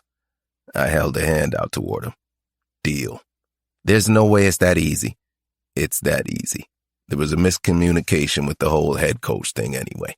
I don't want the position if it means taking it from Avery. Between you and me, I just missed the game. I'd be more than happy being an assistant coach beside her. Alex brushed his hand against the back of his neck, but then shook my hand. All right. Give Avery her position back and I'll continue to consider a partnership. Thanks. Not a problem. And congratulations again on the baby. Alex wasn't one to smile much, but his lips turned up slightly. Thanks, we're excited. You could tell how happy Yara made him. He could hardly avoid smiling when it came to talking about his family. Seeing a grump like him smile, as much as he had about his partner and soon-to-be newborn, was good. Maybe our grumpy Evan would find himself a Yara someday. It might ease his harsh temperament. Don't screw me over, though, Alex warned. The moment I hear back from my wife that Avery is the head coach again, then we can chat. Deal. Thanks again for the shot, Chef. He shook his head. I'm still not going to get used to the MVP Nathan Pierce calling me chef. Tell Avery I'm sorry if you see her before I do, I mentioned. There's no way I'm telling her anything. I'm not getting in the middle of whatever the two of you have going on. I learned a long time ago to stay out of other people's affairs. Isn't you telling me that you'll only do a deal with me if I give Avery the head coaching position, being involved in our affairs? Alex parted his mouth and hesitated for a minute. I stumped him. He rubbed his hand against his brows and grumbled under his breath. Alejate de mí, maldita coquina. What does that mean? It means get the fuck out of my kitchen. I smirked. Yes, chef. 4. Nathan. The second Saturday night rolled around. It was time to celebrate River and Grant. I love my brothers, but I was already dreading each moment as we drove together from Mom's to O'Reilly's. I even tried to weasel my way out of a night of drinking by offering to help Mom clean up after the big meal she'd cooked for us boys. She, of course, turned down the request and told me to go have fun with the guys. You don't get enough brotherly time, and you definitely don't get enough social time. Enjoy it, Mom said, swatting me out of her kitchen. That was the second time I'd been kicked out of kitchens that week. 26 is going to be my year, River announced, rubbing his hands together in the passenger seat of the car as I drove to O'Reilly's. Grant was sandwiched in the back seat between Evan and Easton, looking squashed between the two guys. No way were the three of them comfortable based on their size alone. If there was one thing about the Pierce brothers, it was the fact that we didn't skip arm day, or leg day for that matter. I told them we should have taken different cars, but they forced me to drive, claiming I couldn't sneak out of it if I was the driver for the evening. The three sat scrunched up back there like idiots, smiling from ear to ear as if they were in for the best night of their lives. It's going to be my year too, asshat, Grant replied to his twin. Unlike Evan and Easton, Grant and River were identical twins. If a person were to look at the two of them side by side, they just believed they were seeing double images of the same person. From their wide, toothy grins to their bushy brows and dreadlocks, those two were remarkably the same. It didn't help that they dressed alike, too.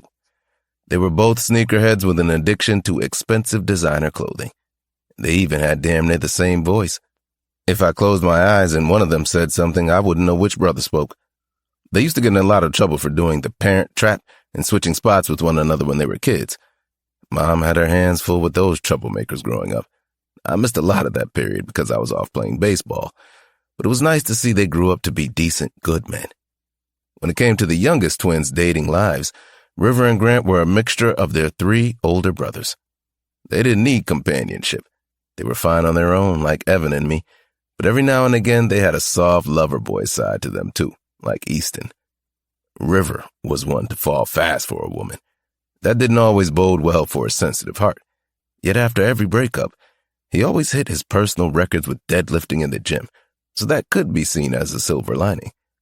It was only about a week ago that he found out his ex-girlfriend, Sarah, had been cheating on him with his so-called best friend.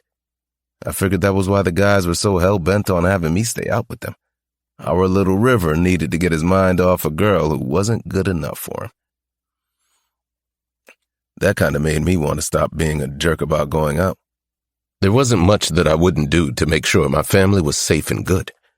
If my going out would have helped make River happier, then I'd do it. He had his fair share of heartbreak even at a younger age. I've only gone through one heartbreak myself, though I have been known to break others' hearts without trying, which was why I'd kept my heart and my dick to myself as of late. I didn't see any reason to send any woman mixed signals. As we pulled up to O'Reilly's, I parked the car, and the guys hopped out, clapping their hands with excitement. They walked into the bar as if they were walking into some Vegas strip club, instead of a small-town hole-in-the-wall bar that served their drinks in plastic cups. The amount of swag dripping off the sets of twins was ridiculous. I hated how good they looked, too. They knew they were handsome, looking like our father. Evan was damn near a heartthrob with his thick-ass beard.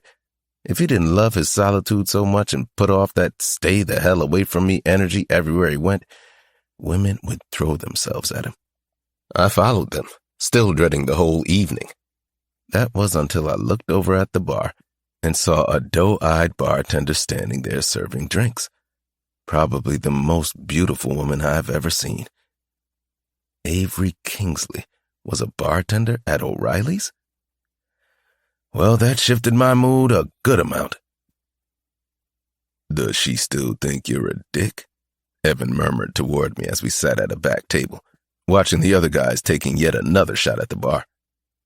"Who?" He gave me a you-know-who look. "Avery, the woman you've been hung up on since you were 19. 18, I corrected. "And watch your mouth," I whispered, shoving him in the arm. "I'm not hung up on her. Never have been," I lied. "Don't go around spreading that rumor." "Can't spread rumors if I keep to myself. But you've been staring at her non-stop since we walked in here. I know I'm the only one who knows you had a short thing with Avery, but if you keep staring at her like you are, everyone in town will know." Evan was the only other brother who knew about Avery and me. It wasn't that I was trying to keep her a secret. If anything, at one point, I wanted to shout from the rooftop about Avery and how much I loved her. But it was so short-lived that I didn't even get a chance to do so. Evan only knew about the whole situation because he walked in on Avery and me once when I was helping her around the farm. He found us making out next to the horse stables. I moved my stare away from Avery and grumbled as I took a swig of my beer. "I'm coaching baseball at the high school." Evan arched a brow. "No shit. To be closer to Avery?" "No," I urged. "To get back into the game I love. I miss it. When the school district came to me with the idea, I ran with it." "It didn't hurt that she's a coach there too, huh?" "No, it didn't. He didn't need to know that, though." "I missed the game," I explained. "That's it, that's all. But I'm pretty sure Avery hates my guts now. The school put me as the head coach. I was under the impression Avery knew about that until she snapped at me." "Is that why whenever she looks your way, she's giving you a solid fuck-off stare?" "That could be the reason, yeah. She still doesn't know I'm not taking the position. I'm going to be her assistant coach. Alex said he wouldn't consider partnering with us if I didn't step down." "That's pretty messed up. It's loyalty to a sister-in-law. I can't be mad at a man with family values. I would have done the same thing if the roles were reversed," I said, looking back in Avery's direction. When I did, she locked eyes with me, and a deep scorn fell on her face before she looked away. She turned to my brothers and smiled brightly, pouring them another shot. Why did they get her happy smiles? That didn't seem fair at all. Just a heads up, she's engaged, Evan mentioned as he took a sip of his beer. I arched an eyebrow. Why would I care that she's engaged? Evan almost smiled, but before he could reply, we were being called to the bar to take a shot with the other guys. We headed to join them and found a line of shots set out. Easton turned and handed one to me and another to Evan. Sweet Miss Avery made some birthday shots for the boys, Easton said as Avery pulled out a lighter. Happy birthday, River and Grant. This is your year, boys, Avery stated. Annoyance hit me seeing her treat my brother so kindly while she handled me as if I was scum. The tinge of jealousy hit me hard. River patted his twin's chest. See? Told you it's my year. And mine, Grant urged. Avery looked like she was in a damn good mood. She placed the birthday boy's shots in front of her, sprinkled something on top, and lit them on fire. Happy birthday, boys. Make a wish. River and Grant shut their eyes for a moment, then blew out the shots. Give a toast, Nathan, Grant requested as he picked up a shot. You always give the best toasts. I smiled and held up my shot glass. River and Grant, life was a lot less hectic before you came along, but it wasn't anywhere near as fun. Here's to the birthday boys, who've been copying and pasting each other since day one.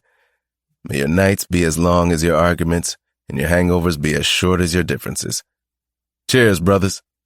Cheers, they all shouted, tapping their glasses on the bar countertop before downing the shots. The moment I put my shot glass on the countertop, I caught Avery's stare. It wasn't packed with the same hatred she'd been throwing toward me before. Her look seemed more curious this time. Soft, on alert. With haste, she shook off the stare and gathered the shot glasses to clean up. The guys headed off to play a round of darts, leaving me sitting at the bar as Avery cleaned. She was the only one working behind the counter, but that seemed fine, seeing how the place wasn't packed. It was a handful of regulars, my brother, and me that night. Most people in town went over to Stan's Bar and Grill on Saturday nights. That was why the boys preferred O'Reilly's. They had more opportunities to get wasted and take over the jukebox. Since when are you a bartender? I asked, when I had built up enough courage to speak to Avery. I didn't know why, but that woman made me nervous. I wasn't used to getting nervous around people, but she sure knew how to shake me. She glanced over her shoulder toward me before returning to drying the shot glasses. Since I get paid a teacher's salary? I always thought it was awful how little teachers got paid. Other professions shouldn't be making anywhere near what they do compared to teachers.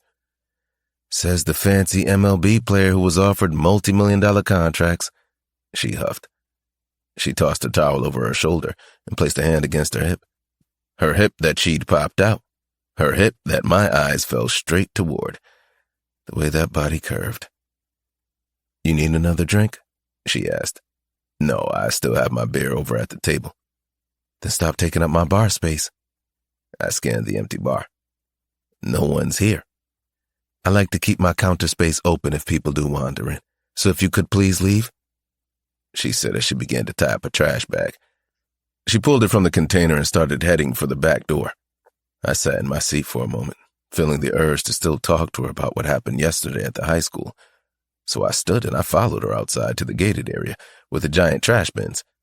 As I stepped outside, I closed the still open door, swinging it shut behind me. Hey, Avery. I was hoping we could talk about... She turned quickly at the sound of the slamming door and shouted, No! She hurried over to the door right after it clicked shut.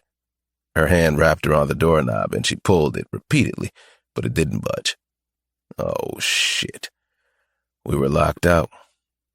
Damn it! She yipped as she pounded her hands against the door, trying to make as much noise as possible. Unfortunately, the music inside was too loud from the jukebox, which my brothers were adding more coins to every passing minute. She turned to me with a murderous look in her eyes. I could feel her rage from the intensity of her stare. If it were possible, I wouldn't have been shocked if smoke started shooting out of her ears.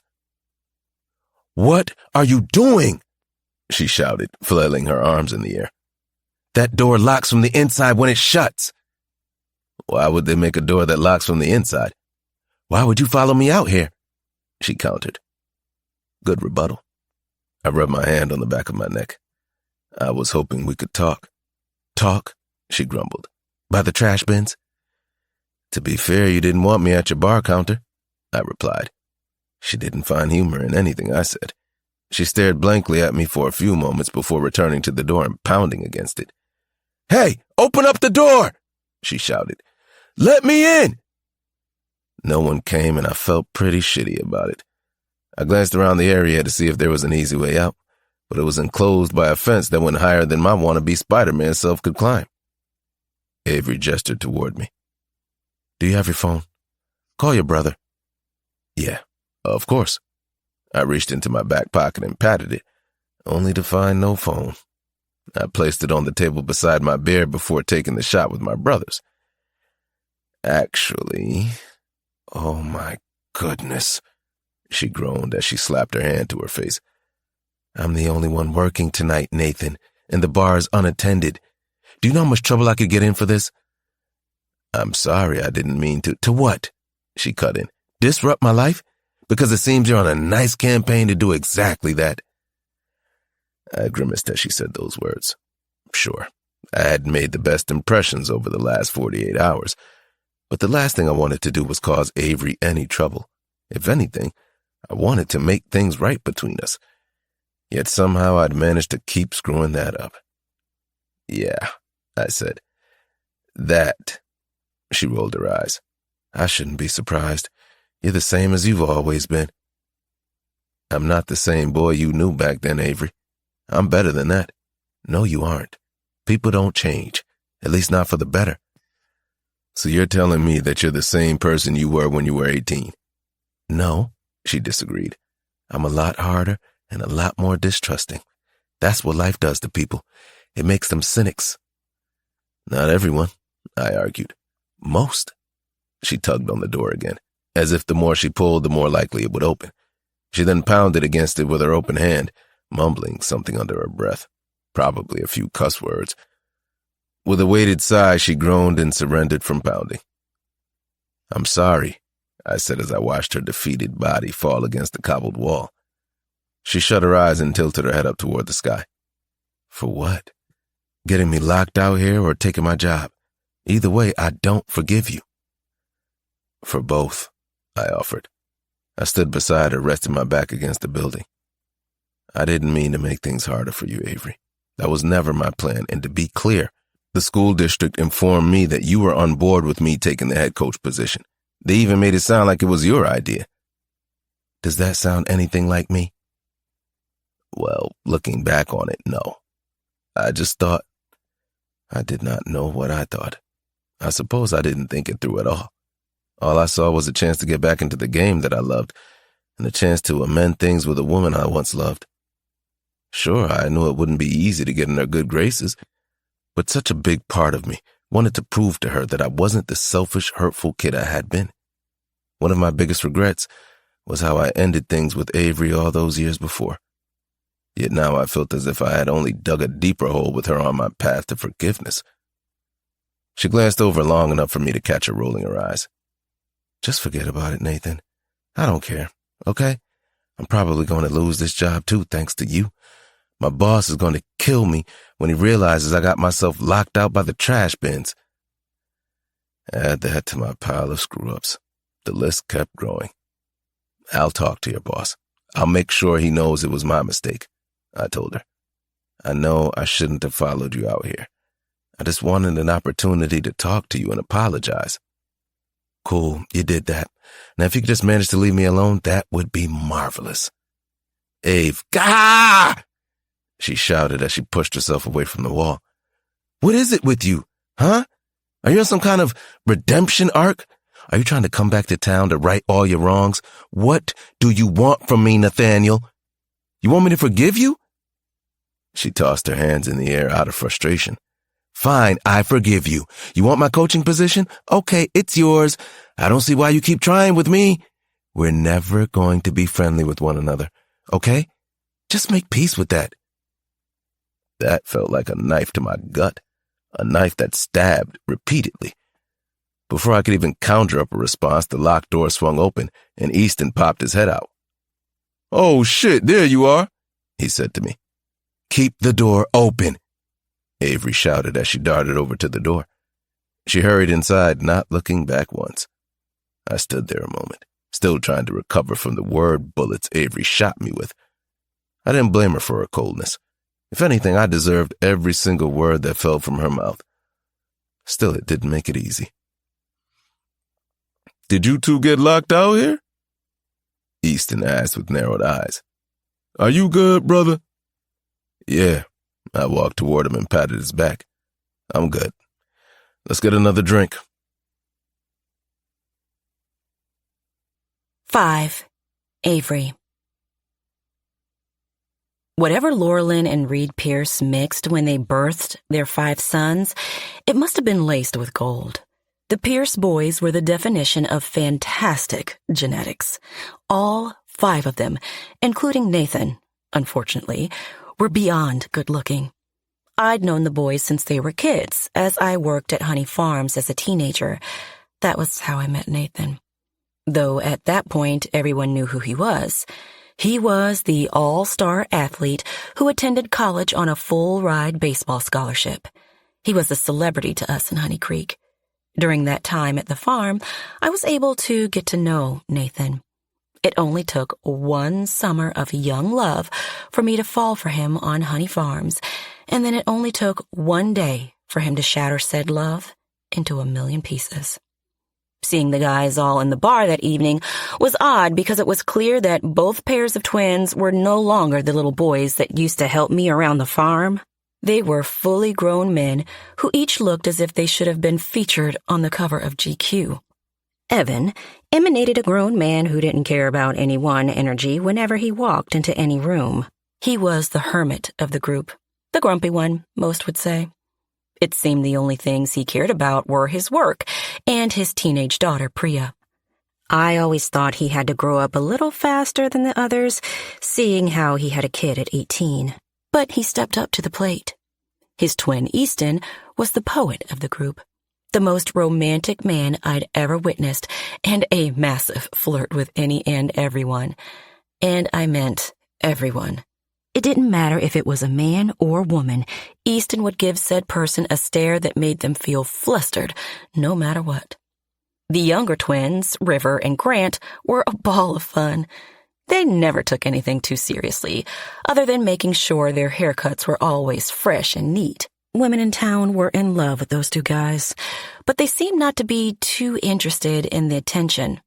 River, I heard, just ended things with his girlfriend, and Grant, well, he had a few situationships of his own going on. Outside of the guys looking like Greek gods, they were some of the nicest individuals I'd ever crossed paths with. Even Evan and his grumpiness. He wasn't rude, just reserved. I understood that. I liked to keep to myself and my family, too. And if I didn't have my own feelings toward Nathan, I would have thought he was one of the most charming people in the world, too, like his brothers. Maybe that was the issue, though. I knew Nathan on a personal level, which tainted my viewpoint of him. I wished I could look at him the same way I viewed his brothers, as if he was simply a handsome, remarkable man who could make any person blush with a simple hello. I was almost certain half of Easton and Evan's business at their butcher shop came from women coming in just to hear Easton compliment them on their looks. The Pierce charm was a real infectious illness that a lot of people fell for. Luckily for me, I had my vaccine. After I closed O'Reilly's that night, I was left on high alert. The interactions with Nathan were more than I was ready to deal with, and I could not for the life of me understand why he got under my skin so much. When I got home, I showered, washed my face, and climbed into my bed, where Wesley was already sleeping. As I lay down, he snuggled closer to me, wrapping his arms around me, as he did every night I crawled into bed with him. He gently kissed my shoulder blade and whispered, "Good night." I didn't fall asleep right away. Instead, I lay there in my fiancé's arms, thinking about another man. 6. Avery. Get up, Avery. Every now and then, I would wake up in bed and be unable to move. I'd never told anyone about the struggles of not being able to physically pull myself out of bed, but lately, it'd been happening a lot more than I felt comfortable with. On those mornings, I felt breathless. It was as if the weight of the world sat heavily on my chest and I couldn't remove it, no matter how hard I tried. That morning was one of those mornings. Wesley had already left for his morning workout. He always woke before me, before the sun, too, and he'd be gone by the time my eyes opened. I lay in bed as the weight of my own breath felt like a boulder on my chest. The sunlight crept through the curtains, a slimmer of light in the darkness of my room, mocking the darkness that currently clung to me like a second skin. I hated these moments. The moments when I slipped into a type of sadness I couldn't make sense of. I'm not depressed. I'm not depressed. I'm fine. I'm fine. Those words kept playing repeatedly through my mind. They were trying to push out the other thoughts that seemed to grow louder and louder with every passing second. Stay down. What's the point of getting up? I hated days like today. Days when the battle inside me raged fiercer than I'd had the strength to fight. Depression was an uninvited guest to my soul, and it had thrown a shroud over my will, leaving me paralyzed in the sanctuary of my bed. The digital clock on my nightstand kept changing, a relentless reminder of the world moving forward without me. I wanted to get up and shake off the despondency sticking to me, but my body refused to obey my wants. I was tired, so desperately exhausted. It was as if my limbs were tethered to the mattress, each attempt to move quashed by an invisible force. Get up, get up, get up, Avery, I whispered to the hollowness, a feeble attempt to summon any shred of willpower. My voice sounded foreign to my own ears, as though it belonged to another person. It felt as if my own soul had abandoned my body, and I was left with nothing more than emptiness. I had many reasons to be happy. Sure, a few things had gone wrong lately, but there was more good than bad. I was getting married in 3 weeks. In 3 short weeks, I'd be saying I do to someone who loved me. Someone who chose me, even though I never felt good enough. I'm not good enough. No, I murmured, knowing those thoughts were not my own. It was the depression seeping in, feeding me with its devilish lies. Lies I was trying my hardest to fight. As they lay there, my phone suddenly rang, breaking me out of the small trance I found myself in. Yara's name flashed across the screen. I stared at it, but didn't answer. She called back again, and again. It was clear she needed me when the 4th call came in. That was enough to slice through the room's silence. People needed me. Her persistent calls were a telltale sign of that fact. I didn't have time to freeze because people outside counted on me to defrost myself, to help them with their own issues. I reached for the phone with shaky hands. "Hello?" I asked as my voice croaked. "Avery?" Yar cried with a frantic tone, a tone that mirrored the turmoil within my own soul, yet it was external, real and urgent, not like my issues. My issues were not as important. The tearfulness of her tone made me prop myself up to a sitting position. "Yara? What is it? Are you okay? Is the baby all right? What do you need?" I said, pushing down my own issues to focus on hers. That was the quickest way to knock me out of my darkness. I'd focus on other people's issues and put mine on the back burner. "The baby's fine. It's just, can you come over? I need you." I need you. 3 words that got me out of bed. I didn't have time to be sad. I was needed by others. At that moment, the fog of depression that clouded my thoughts began to lift slightly. Not enough to dispel it, but enough to give me a sliver of energy to go to my sisters to make sure she was all right. That was my job as an older sister after all, to be all together for others so they felt safe enough to fall apart. With a resolve that seemed to come from outside myself, I swung my legs off the bed. My body protested, but I forced myself to stand. The room swayed around me, a sign of the effort it took for me to simply exist at that moment. I steadied myself. I had to. For her. I'd always steady myself for my sisters. I'm on my way. Be there soon, I told her before hanging up the phone. After I hung up, I stood still for a moment. I shut my eyes and took in a few deep inhales. Each one was a reminder that I was still here. I was still breathing, and I could still go on. Then I shook off the shadows, hanging on tightly, and headed over to Yara's to make sure she was all right. "I'm so sorry," Yara cried, covering her mouth with her hand. She was in a state of full panic as she stood in front of me wearing her bridesmaid's dress that was clearly too small. The black silk gown set tightly around her stomach as she had a full-blown meltdown. "I tried everything, and everything to get it on," she swore. "I even laid down on my stomach to try to have Alex sip it that way, but it wouldn't get past my hips," she sobbed. I sat in front of her on her couch with a slight snicker slipping through me. "Avery, it's not funny," she ordered. "Your wedding is in 3 weeks and my dress doesn't fit. How can I be your matron of honor if my gown doesn't fit?" My wedding was in 3 weeks. That sent a panic through my system that I wasn't prepared for. "It doesn't matter," I swore. "You could wear a trash bag and it would look good, Yara. Who cares?" "A trash bag is all I'll be able to fit in soon enough," she said, still crying, still completely convinced that she was ruining my big day. Truthfully, though, I didn't care. If I had it my way, my bridesmaids could have worn any dress that they felt comfortable in. Wesley had a very different idea of what our wedding would be, though. I never really saw myself as a woman who'd have a wedding, let alone be married. But I knew it was important to Wesley. Therefore, I let him take the lead.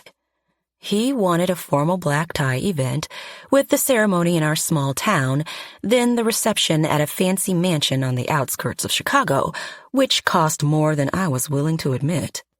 Daddy covered many of the wedding costs, even though I told him not to.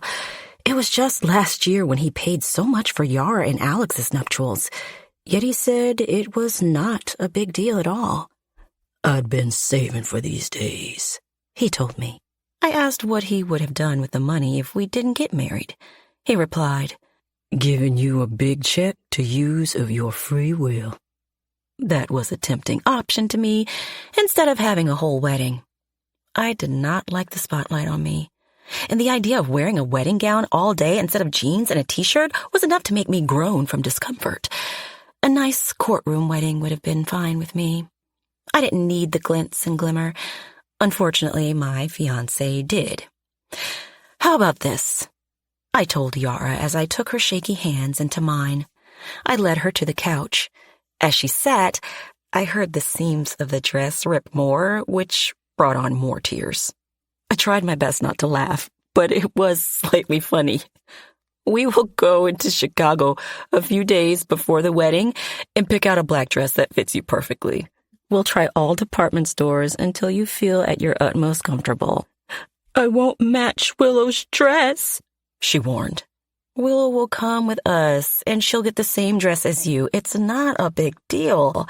And even if your dresses don't match, they are both black, which is wonderfully close enough to me." I wiped at her tears. "This is not a reason to fall apart, okay?" She sniffled and nodded. "Okay." She wiped her tears away and shook her head.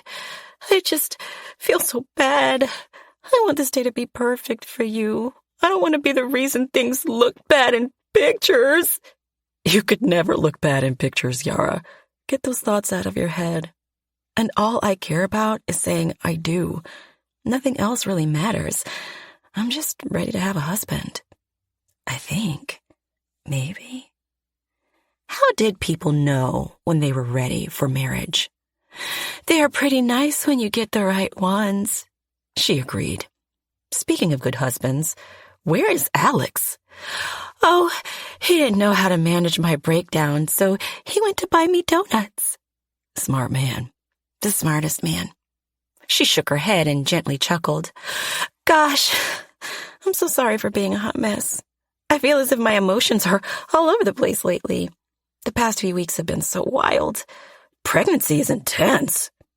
But beautiful, I told her. I couldn't wait to hold my niece or nephew one day. Alex and Yara weren't finding out the baby's gender until birth. My anxiety could never wait that long, but to each their own. What mattered most was their having a healthy baby to bring home. A part of me felt selfish for the thoughts that raced through my head when I learned my sister was pregnant.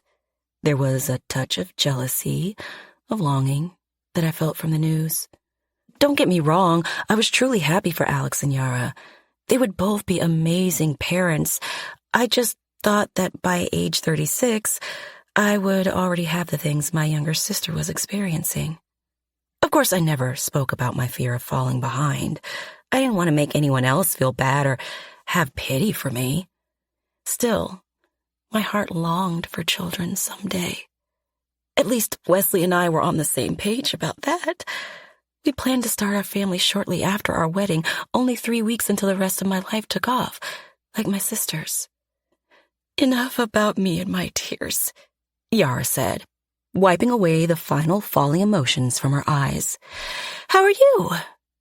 For a moment, my mind traveled back to my morning struggles.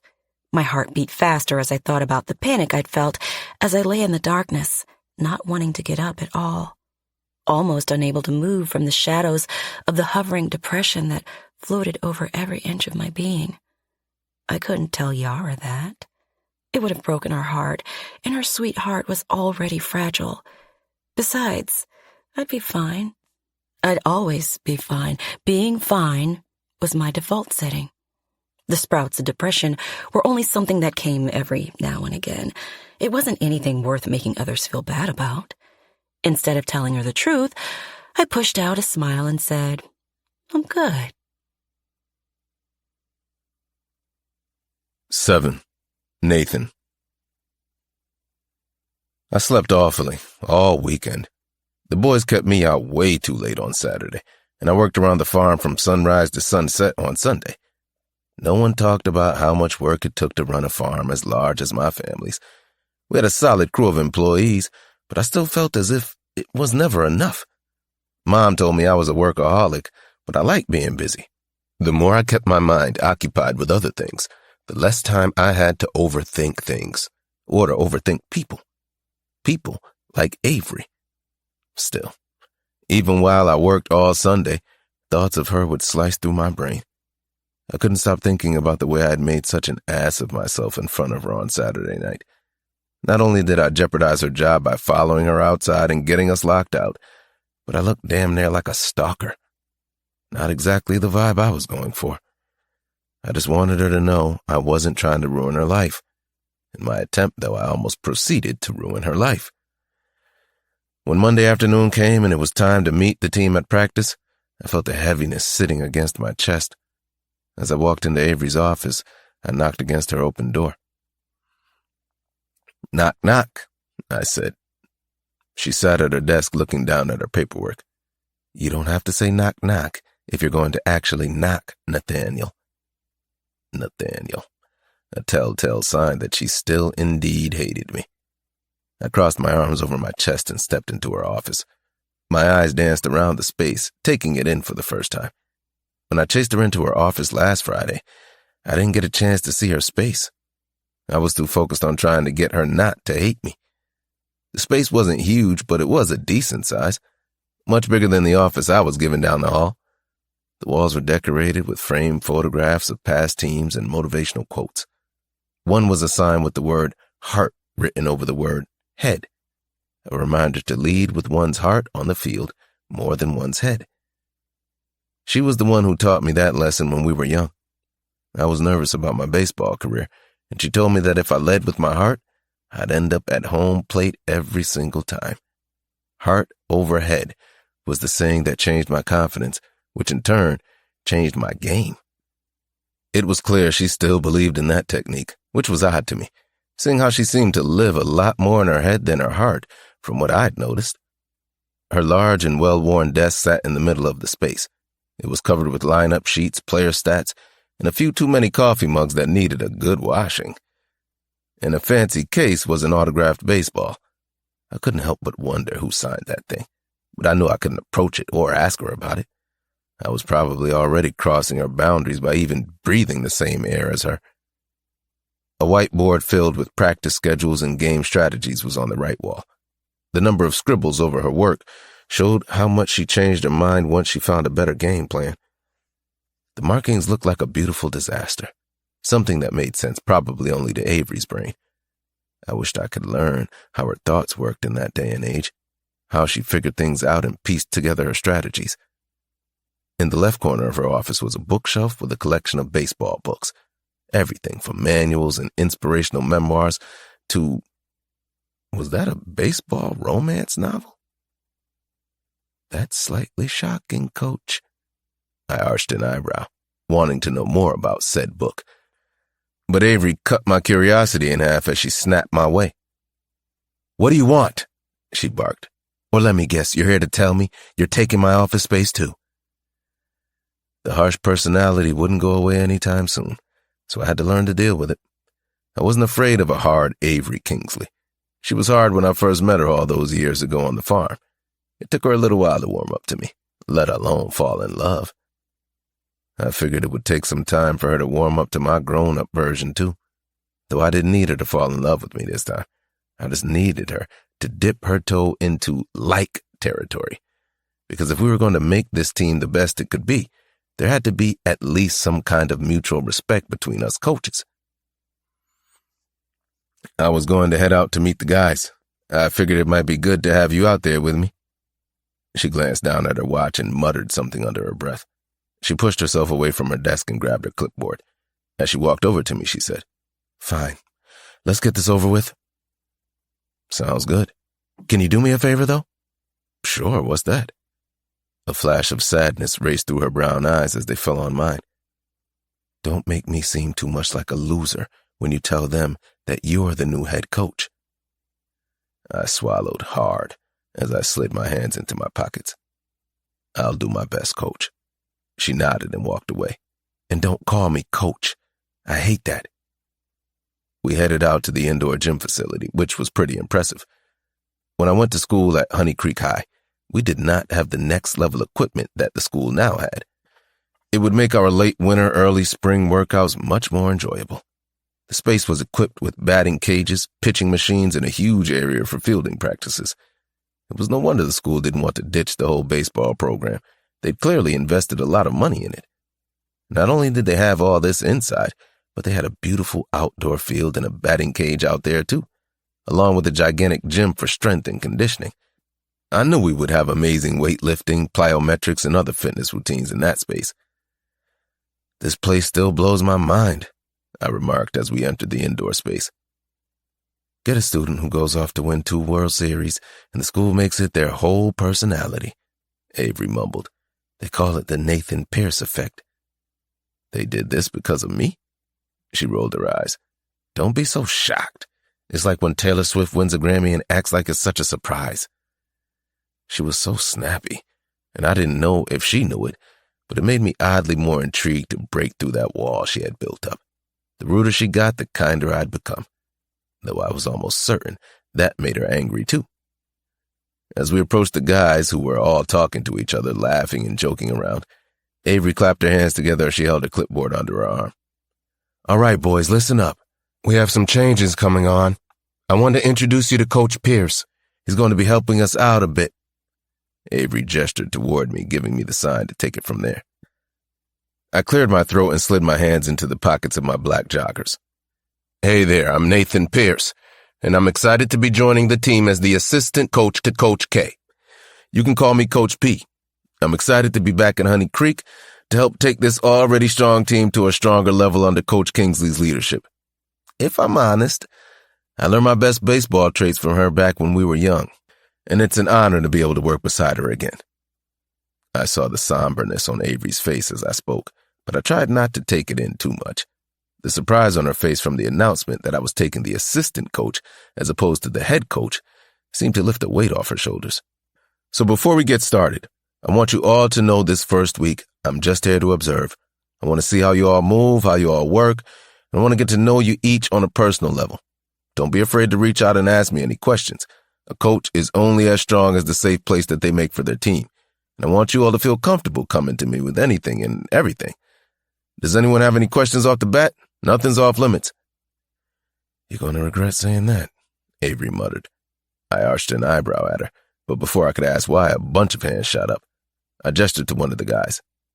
Yeah. What's your name and question? Yeah, hi, Coach P. I'm Ryan. I'm a right fielder.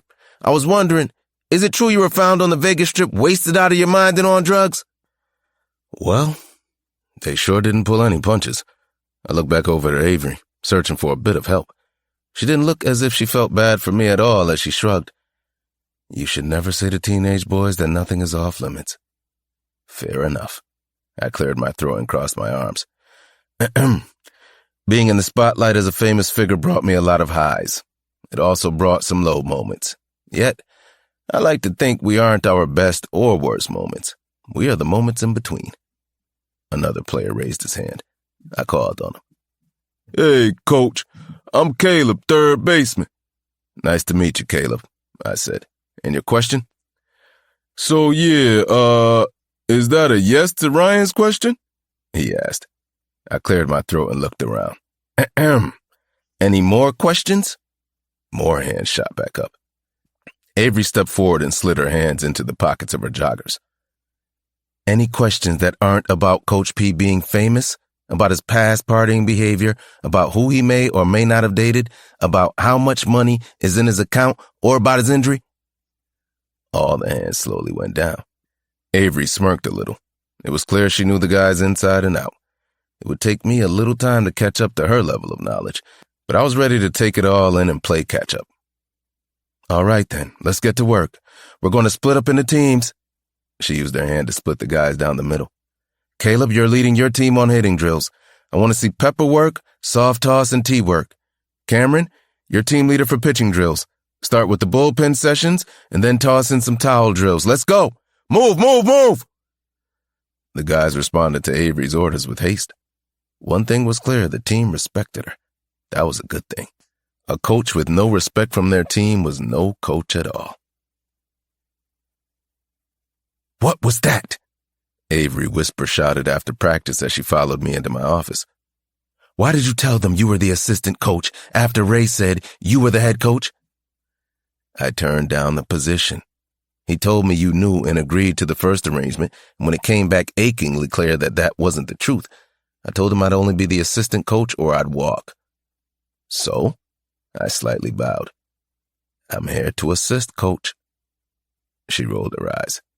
Leave it to Avery Kingsley to somehow make eye-rolling attractive. You're so annoying. I arched an eyebrow. I'm annoying for letting you keep your head coach position? You didn't let me keep it. Technically, yeah, I did. Technically? Piss off, she replied. I smirked. She rolled her eyes again. Stop smirking, Nathaniel. Your smugness is annoying. I get the feeling you think everything about me is annoying. That's because it is. You as a whole human being are annoying. I missed you too, Coach. The rage that shot through her system erupted into a burst of shouting and hand gestures. You are a pain in my ass, Nathaniel, and I cannot stand you. She sighed and pinched the bridge of her nose. But if we are forced to work together, we have to have some ground rules. I'm more of a rule breaker. Trust me, I know. I saw your baseball stats. I smiled slyly. So you followed my stats? deflate your big head, Mr. Ego. I study all the top baseball player stats. I smiled wider. So you think I'm one of the best? She crossed her arms over her chest and narrowed her eyes. Rule number 1, she scolded. You'll respect my decisions around the boys. If you disagree, you discuss it with me in private. Does that go both ways? Of course. I don't need the boys thinking there's an issue between us coaches. Coach Erickson didn't adhere to that rule and made the past few years of my life hell. We don't need to showcase a disconnect, even though there is a clear disconnect based on the room's energy right now. We are as disconnected as two people could ever be. I'd like to take an opportunity to plug us back together. That sounds highly inappropriate, which brings me to the next rule.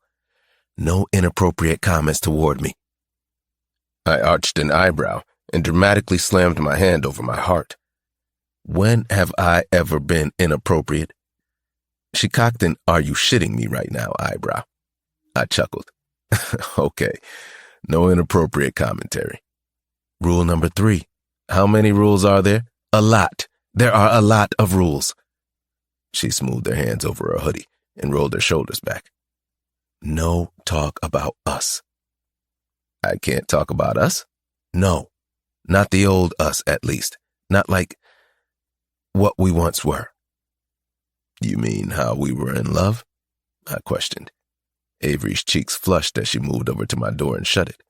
She continued to whisper shout as she looked my way. Exactly that. No talk about any of that.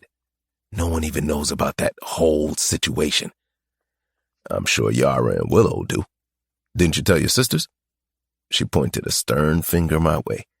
I would answer that, but that's breaking rule number 3, and we will not break these rules.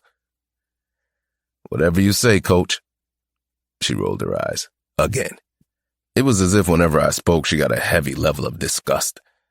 I'd never had someone react so intensely to my mere existence. It was as if whenever I spoke, Avery got a damn hairball stuck in her throat that she wanted to spit up. Most women had the complete opposite reaction to me. Not to sound cocky, but Avery made me feel like a slimy alien that she loved to belittle. Oddly enough, that only made me want to be closer to her. Call it a shame kink, if you will. I took a seat in my office chair and spun around. Any more rules? She narrowed her eyes and shrugged. Don't baby these boys. They need a tough love training. They need a bit of soft love, too. How about you play bad cop and I'll be good cop? Why would I be the bad cop? Because you said tough love. That's not very good cop of you. Another eye roll. I should have gotten a cookie every time I got her to roll those beautiful brown eyes.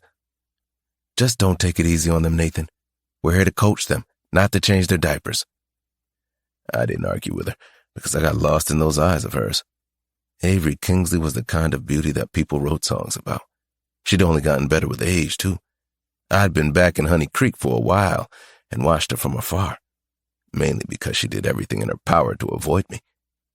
It was clear as day that she was determined not to interact with me. When we were on the same sidewalk, she'd always cross the street. She'd dip into stores, too, if she saw me coming. Once we were in the grocery store at the same time, and she'd abandon her cart just to avoid meeting me by the grated cheese. Clearly, some closure was needed between us, yet I wasn't allowed to even bring that up due to rule number 3. But since I returned to Honey Creek, I noticed her. I noticed her so much that I'd find myself dreaming about her some nights, simply based on all the small times I'd crossed her during the daylight. Avery had the kind of smile that made others want to smile too, though most of the time, her smile was reserved for a select few. When one unlocked her smiles, it felt like finally making it to Narnia, a gift that kept giving. Yet when she wasn't smiling, she was grimacing. Still, her grimaces were oddly attractive to me. She made resting bitch face seem sexy. Her deep brown skin was smooth and always moisturized. She wasn't one to wear makeup, and if you looked closely enough, you could see the 2 small birthmarks resting against her left cheek.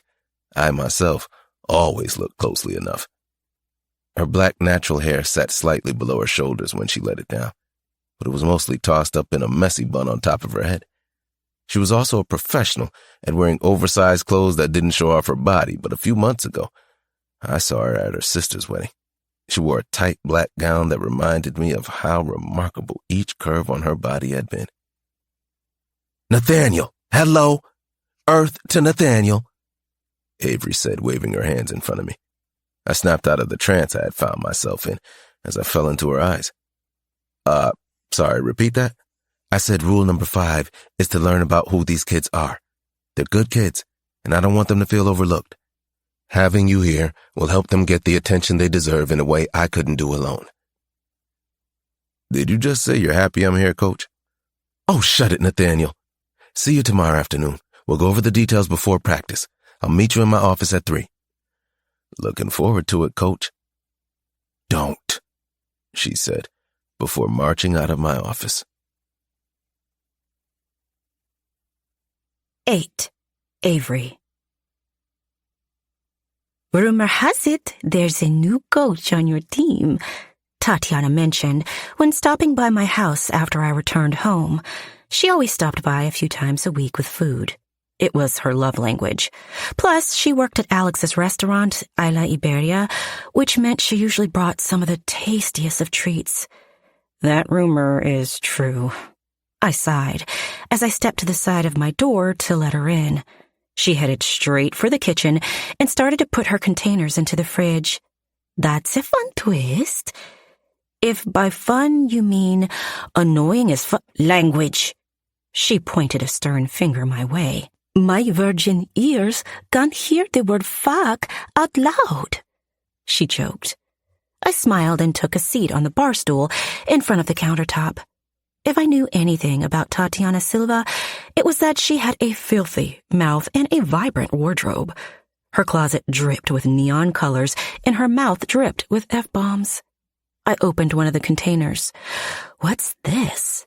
Slow roasted pork belly bites over jalapeno slaw. It's heavenly, she cooed. But be warned, it's from the Pierce Meat Butcher Shop. That's fine. I just hate Nathan, not his brothers, I said as I picked up the piece of pork belly and took a bite. My eyes rolled backward from pure bliss. Thank goodness I didn't hate his brothers. That meat was tender and delicious. However, I was certain it had more to do with Alex and less with the Pierce brothers. Dang, that's tasty, I said. I work at the best spot, she agreed. She leaned against the countertop and smiled my way. So, you and Nathan Pierce, how do you think it will be working with him? Hell, a pain in my ass. I shrugged. It'll be fine. He's handsome, isn't he? She asked, popping a piece of pork belly into her mouth. I had to remind myself that Tatiana didn't know about the short-lived past that Nathan and I shared. If she had known, she wouldn't have been so freely speaking of his praises. Or maybe she would have. Tatiana was one of those people who gave people second and third chances. I wasn't. I didn't notice. I lied. I did notice how handsome Nathan had been. I noticed so much that it made me want to vomit. I just wish I could unnotice. How could you not notice? I know you're an engaged girl, but woman to woman, I think we can both agree that he hit the lottery with his looks. Did you witness that man walk away too? He has the perfect plump baseball bat. Tatiana, too much info. She shrugged and opened another container. I'm just saying, I like his butt. I envy his butt. It made me almost want to do squats to tighten my own. But then again, the thought of working out makes my eye twitch. So I started watching The Office again for the 18 millionth time. Seems like the right choice to me. Same here. So, she handed me a fork to taste the rice dish in front of her. Tell me how everything's going with wedding planning. We're right around the corner, huh? Yup, and I am not ready. She smiled. We never really are. We talked the rest of the evening about anything and everything, except for Nathan. I was happy his name didn't circle back around. The last thing I needed to do was speak more about his bubble butt. And yeah, okay, I've seen the behind of Nathaniel pierce once or twice as he walked away. Those two cheeks of his might have made me want to do a few squats, too. After working so hard to avoid Nathan, I'd now have to spend time with him at least 5 days a week. I felt a strong amount of annoyance every time I saw his face. Each time I saw him, I was reminded of how he walked out on me and chose baseball over our love. I hated him. I knew it was silly, and I should have gotten over it after all these years, but there was something so cocky about him reappearing in my life, getting a job on my team, and acting like we were just supposed to be good friends after all that transpired between us. And I knew Yara was into her enemies to lovers romance novels, but this felt more like a lovers to enemies plotline without a cheesy happily ever after. Everything about him made my skin crawl. I hated how the guys on the team idolized him, how their eyes lit up with interest whenever Nathan spoke to them. I hated how he smiled his cocky smile whenever he'd teach the guys something and they'd excel at it. I hated how he told me I was doing a great job. Screw you, Nathaniel. Of course I know I'm doing a great job. I didn't need his praise. If anything, I needed him to shut up. I loathed that man.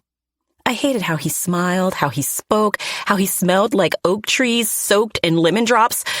I hated how he chewed gum, how he clapped his hands, how he wore a backward baseball hat. I hated his breathing pattern and his eyes and his stupid dimples. How he cleared his throat, how he snickered, how he patted me on the back whenever I made a good call. Don't touch me, Nathaniel. I hated everything about that man. I honestly didn't know hate could be so strong, which made it quite confusing to me why my stomach would sometimes flutter whenever he was near me.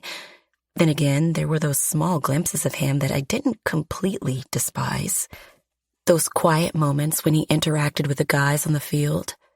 After Nathan's first few practices, I stood back and studied how Nathan coached Jackson Perk on Friday night.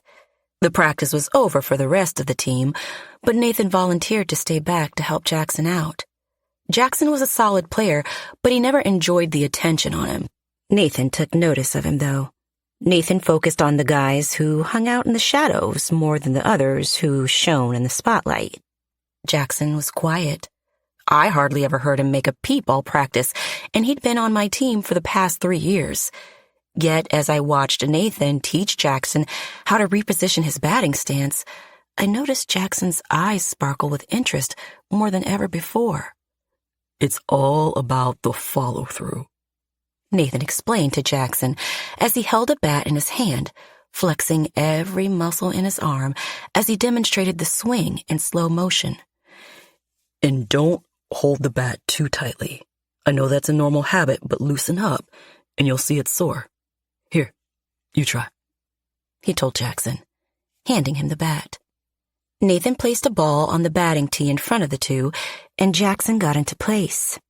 With a slight sigh, Jackson rolled his shoulders back, gripped the bat, and swung as Nathan had instructed him to do.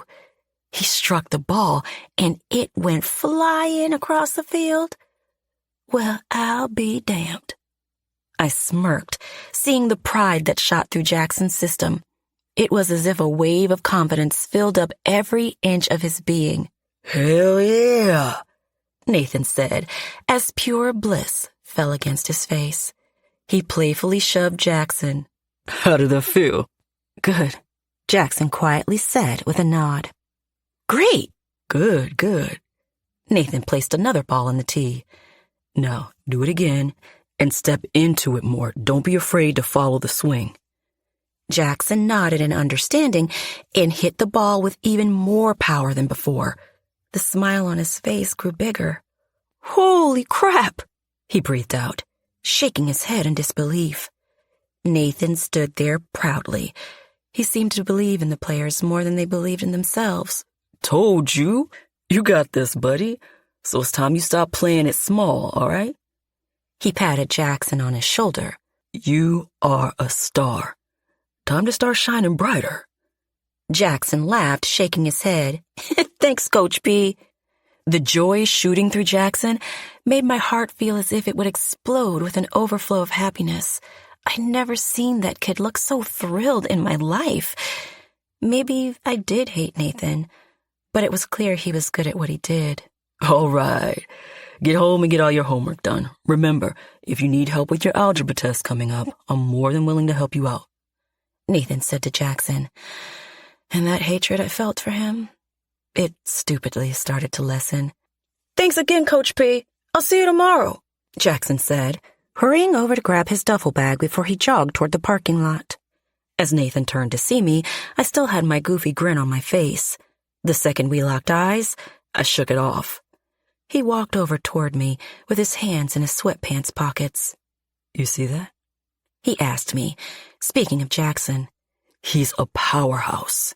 He is, I agreed. I crossed my arms, trying to shake off the confusion in my head. How could I hate the man, but still be so damn impressed with his skill level? Good job with him. He needed that boost. Nathan arched an eyebrow. Was that a compliment? It was a comment from one coach to another. Nothing more, nothing less. His smile stretched. Just a minute. I'm growing on you. Like an annoying wart I once surgically removed. I'm almost shocked at how easy it is for me to dislike you. You might be a great coach, but you're still a bad person. You have no idea who I am, he stated. You haven't even given me a chance to show you who I am. I was going to sarcastically reply, but a somberness hit his stare. For some reason, I felt a bit guilty for my coldness toward him. It looked as if my words struck a chord, and his truth slipped through his stare. I stood there for a moment, wanting to decipher what that stare meant. I knew I'd been giving Nathan a lot of crap over the past few weeks, but that was the first time it seemed that my words affected him. Before, it felt as if he was playing along, as if we had a playful game of I hate you, Nathan Pierce, going on. Normally, he'd shoot back a witty comment at me, but at that moment, his lack of comebacks, paired with his pained expression, left me feeling bad. He cleared his throat and nodded once toward me. Night, Coach, he said, walking off toward the building. Nathan? I called out. He looked over his shoulder and arched a brow. Yeah? You did great, I told him. With Jackson, with all the guys. You're a great coach. His serious stare remained. Do you really think I'm a bad person? Yes. No. Maybe. I don't know. Ever since Nathan reappeared in my life, I felt more confused than ever before. My lips parted, and he shook his head. Don't answer that, he told me. I forgot about your rules. We don't get personal. He turned away from me and continued his way to his car, leaving me with a guilty conscience. Maybe one day you should stop being such a jerk, Avery. Did I hold some resentment toward him from our past? Yes, but were we still those thoughtless, young, stupid kids who fell in love? Not in the slightest. After practice, I got home, and Wesley was nowhere to be found. That was odd, because he was normally home well before me unless he was working late. Whenever he worked late, he'd text me, though, and let me know. A sudden panic hit my stomach as I tried to call him. Unfortunately, his phone went straight to voicemail, showing me it was not on. I had dinner on the table waiting for him, and by the time it got cold, I tossed it into the fridge. As panic rose with every passing moment, I thought about calling the local hospital and the hospitals in Chicago to make sure he wasn't involved in an accident. My mind began to think the worst. Ever since I was a little girl, I had an unnatural fear of something happening to the people I cared about the most. After Mama passed away, I'd become so paranoid about the safety of my sisters and father. I remembered that whenever Daddy would be gone during storms, I'd sit at the window and stare outside until I saw the headlights of his car pull up. Whenever Willow would go on one of her travel adventures, I'd obsessively check in to make sure she was all right. When Yara had a health scare at the start of her pregnancy, I didn't sleep for days. thinking each night I'd wake up with a text message saying something went wrong with her or the baby. Paranoia was strong within me when it came to my loved ones and their well-being. I couldn't count the number of sleepless nights I'd lived as I'd set up with a worrisome mind. And now Wesley, being missing in action, was only feeding into that fear of mine. When I heard a car pull into our driveway, I darted over to my front door to make sure he was okay. To my surprise, I saw him climbing out of the passenger seat of a BMW. Out of the driver's seat came Drew. What was she doing here? She tossed her head back, laughing at something Wesley said as he held leftover food containers in his hands. He laughed just as hard as her, going as far as to snort out a chuckle.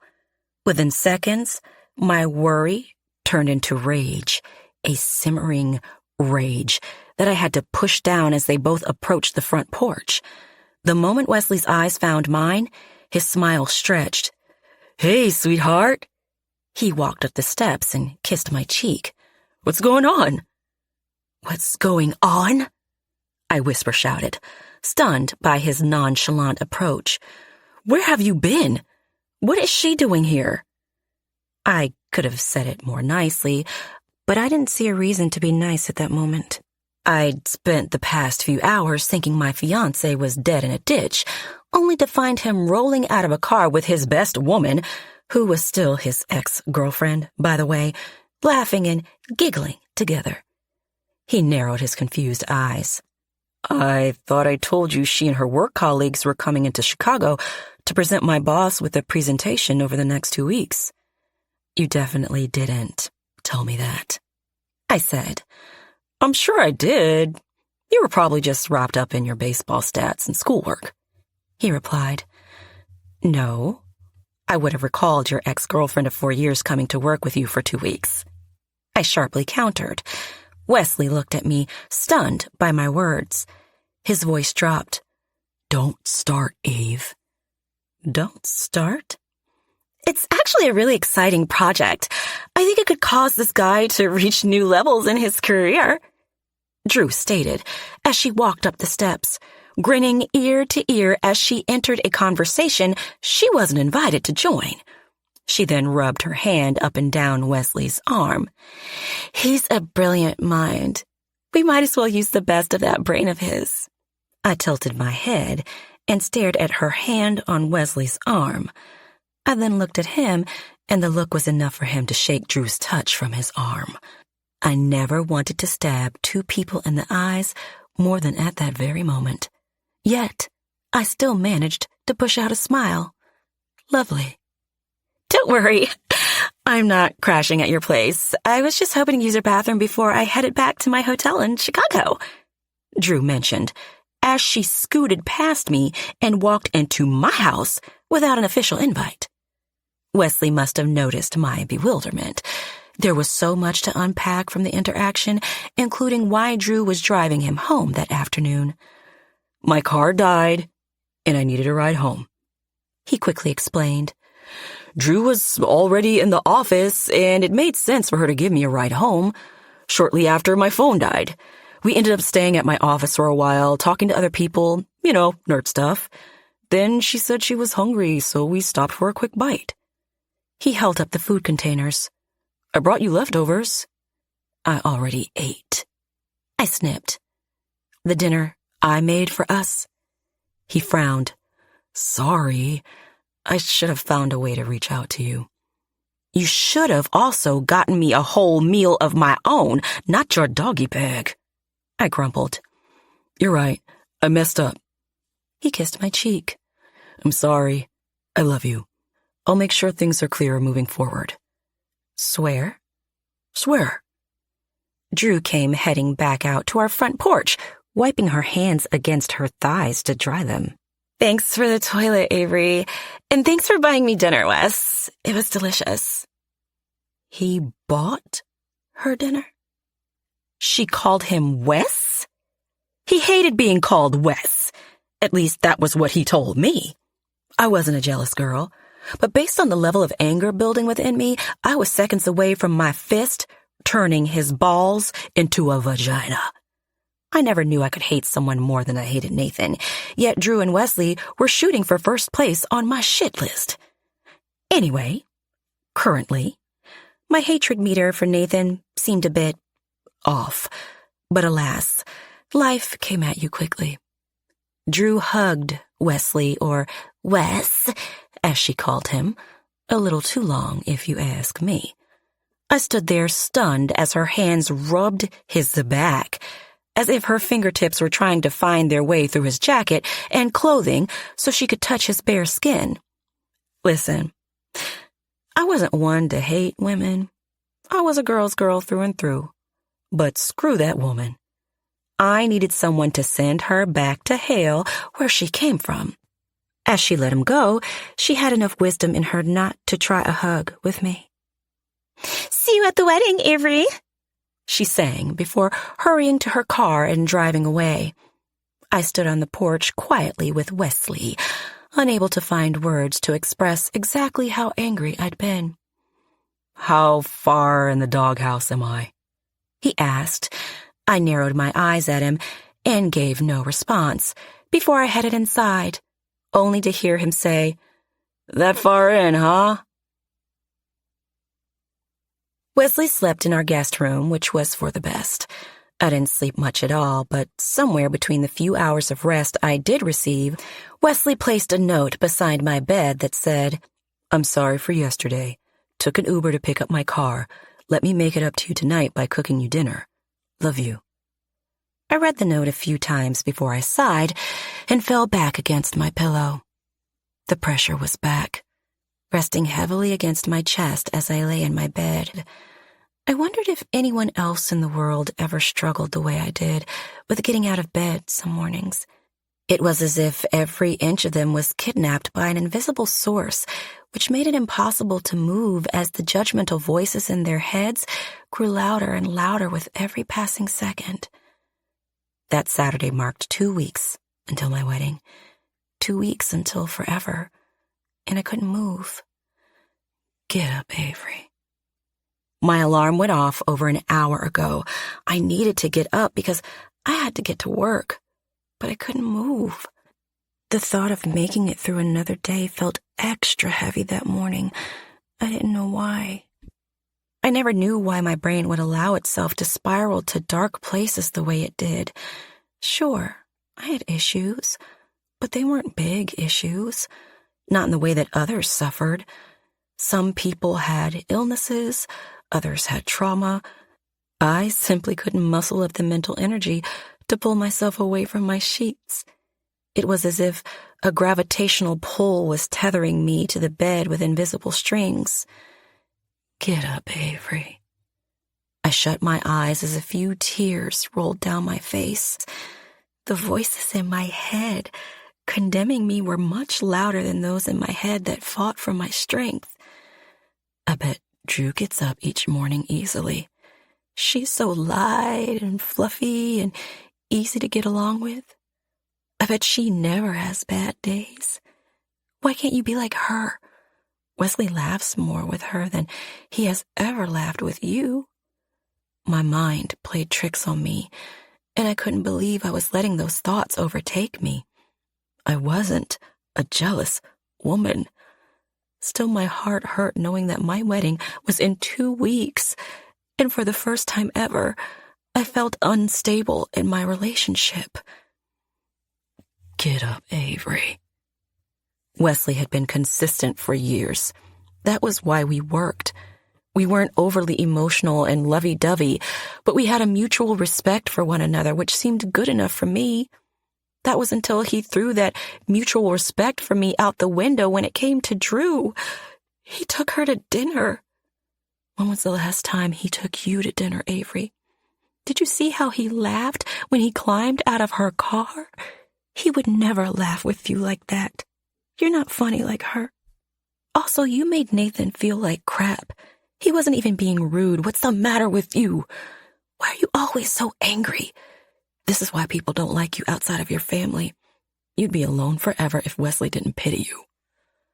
The sunbeams spread through the windows as I stayed in bed. I did not have time for this. I didn't have time to fall apart. It was Saturday, and the team was having a late afternoon practice. I still had so much work to do over at my office. People were counting on me. The guys would show up to the field and expect me to be their head coach. Still, the thought of facing another day, of going through the motions in a world that felt so vibrantly alive, while I felt so irrationally tired inside, felt overwhelming. I wish I could be better. I wish I was nicer. Still, something kept me from breaking down this hardened exterior that seemed to keep people at a distance, including my own fiancé. I didn't even know Wesley could look as vibrant as he had with Drew, which broke my heart slightly. I didn't know he could reach such a level of joy. 9. Nathan. Easton. Hey, I'm not feeling great today. Can you cover for me at the butcher shop? I stared at the message from my brother on Saturday morning as I stood in the horse stables, brushing Lightning, my favorite animal on the farm. I'd heard a little flu was going around the farm, and I was doing my best to avoid getting it. The last thing I needed was to be down for a few days when there was so much work to do. Nathan, I got you covered. Easton. Thanks. I'll remember this as I lay on my deathbed. If Easton would be one thing, it would be dramatic. Each of us guys dealt with being sick very differently. The younger twins were pretty much the type to disappear into their rooms until they emerged well. I kept to myself too, and tried every home remedy to get rid of the virus as soon as possible. I didn't normally have time to be sick. Too much life needed to be tended to, especially now that I was coaching baseball.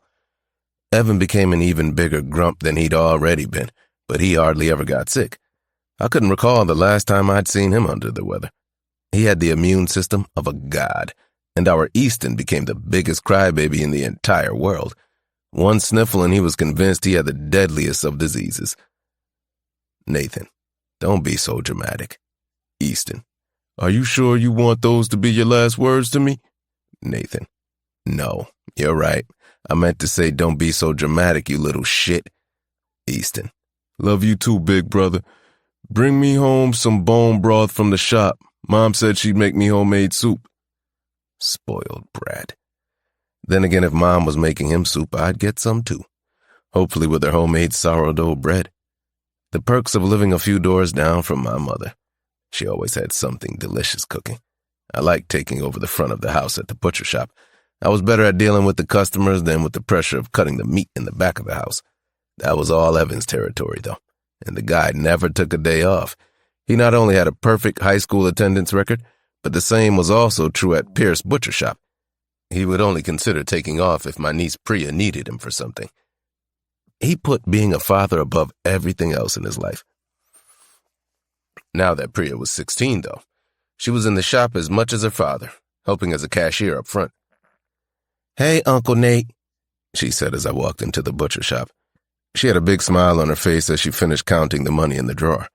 We had about 15 minutes before we opened, and she was already at work with that big old smile on her face. Not to be biased, but I had the most beautiful niece in the goddamn world. Priya was the definition of stunning. She looked equal parts like my brother and like her mother, a beautiful Indian woman who she was named after, Priya Patel. My niece's mother was not in her life at all and signed over full parental rights to Priya when she was born. She said having a child at that age was too much, and she didn't want anything to do with her. Evan was able to choose the name for his daughter, and he chose to name her after her own mother because he wanted her to have a piece of the woman he loved, even if it was only by them sharing the same first name. I felt bad for Priya's biological mother because she not only missed out on a beautiful daughter, but she also let go of Evan, who I was more than certain would have loved her forever if given the chance. Then again, they were young, both only 18 when Priya was born. I tried my best not to judge both parents' choices. I couldn't imagine how hard it was to leave, and also how hard it was to stay. Both sides of the coin came with struggles. Evan just so happened to end up with the greatest gift, too. "Hey, Squirt," I said as I walked over to her and wrapped her in a hug. I kissed her forehead. "How goes it?" "Good. I'm a bit annoyed with you, though. she warned as she pulled away from me and sassily placed her hands against her hips. What did I do this time? I asked as I checked the display window with all the items we were selling that day. Well, you've been hanging around the high school a lot more since you started coaching the baseball team. And that's an issue? Yes, she said, tossing her hands up in irritation. A huge issue. I was at lunch the other day when you came in through the cafeteria from the parking lot. And my friend saw you, she remarked. My brows knitted together. I'm sorry. I didn't know I was supposed to be invisible when I entered the school. Well, you should figure out how to be invisible because they called you hot. She shivered, as if the idea of me being good-looking was the most disturbing thing she'd ever heard of in her life. They kept going on about how they'd love for you to coach them in different ways. I even overheard teachers talking about how handsome you are. I laughed. It's not that serious. It is. It's so gross. So if you can just not look so much like you, that would be great. I smirked and flexed my arms. I can't help it that I'm so ridiculously handsome, Squirt. It's a gift. It's a curse. She rolled her eyes. If only they knew how corny you are. I flexed my arms behind me. Too bad they'll never know because they are so wrapped up in my hotness. It's like you want to make me physically ill like Uncle Easton, she complained. I laughed. Is he texting you that he's on his deathbed too? Yes. He's asking me to make him my famous chocolate chip cookies as a farewell gift. Don't you dare make him those cookies. I brushed my hand over my chin. Unless you make me a dozen too. Uncle River said the same thing. You guys really need to look into your cookie addiction. I'm surprised you don't all weigh 1,000,000 pounds. I flexed one more time. What can I say? It's genetics. She made more gagging sounds before we got to work. After a while, I flipped the open sign on the door.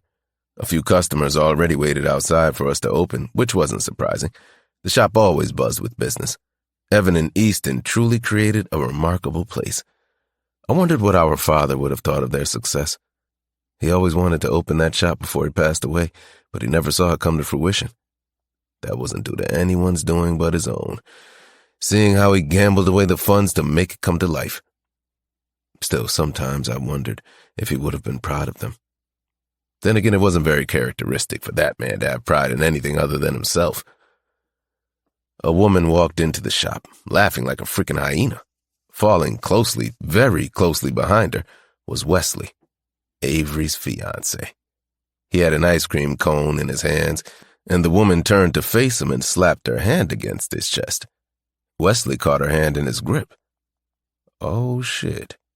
They were holding hands, at least for a split second. The woman leaned forward and licked the ice cream from the cone in Wesley's hand. She licked his ice cream.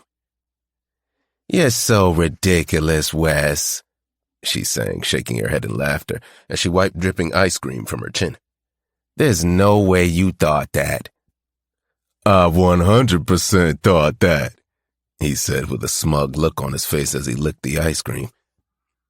They both licked from the same ice cream cone. They could have been having sex in public, as far as I was concerned. Not to be dramatic, but if I found out my fiancé was licking another man's cone in public, that would be enough to call off a wedding. Perhaps a part of me wanted to find any reason for Avery to call off her wedding. Still, it felt inappropriate. I stood behind the cash register with my arms crossed, annoyed by their mere existence. I'd never interacted with the guy in town, though I'd seen him around enough because he was with Avery and her family most of the time. Other than knowing he was about to marry Avery in a few weeks, I knew nothing about the man. Yet seeing how he was with a woman who wasn't Avery made a newfound rage bubble up within me. It only took me 2 seconds to notice something extremely inappropriate going on between the two individuals. I may not have known them personally, but I knew body language, and theirs was loud and clear. Wesley looked up toward me and smiled as if he didn't realize I hated his guts by him allowing that woman to put her hands on him in such a flirtatious way. Avery deserved better. He then turned toward the woman and said, Drew, help me out here. Drew. What a stupid, ugly name. Stupid and ugly. Drew walked over to the display window and slammed her hands against it, leaving her grimy fingerprints on it. Now I'd have to clean off her prints after they left. "Hey, aren't you like that famous baseball guy?" she asked, gesturing toward me. "I came into town and heard people talking about you." "That's me," I mumbled. "Nathan, right?" she asked. "Nathan Pierce?" I nodded. Wesley looked at me and his smile somewhat faded. "Avery's assistant coach?" "Yep," I dryly replied. He held out a hand for a shake. "Oh, hey, man, I've heard a lot about you." I shook his hand even though I didn't want to. I would say hopefully good things, but if they came from Avery, probably not. He laughed and retracted his hand. "So you know my lady's personality well." I ignored his comment. "What can I get you?" He glanced at the display as Drew kept hanging all over it.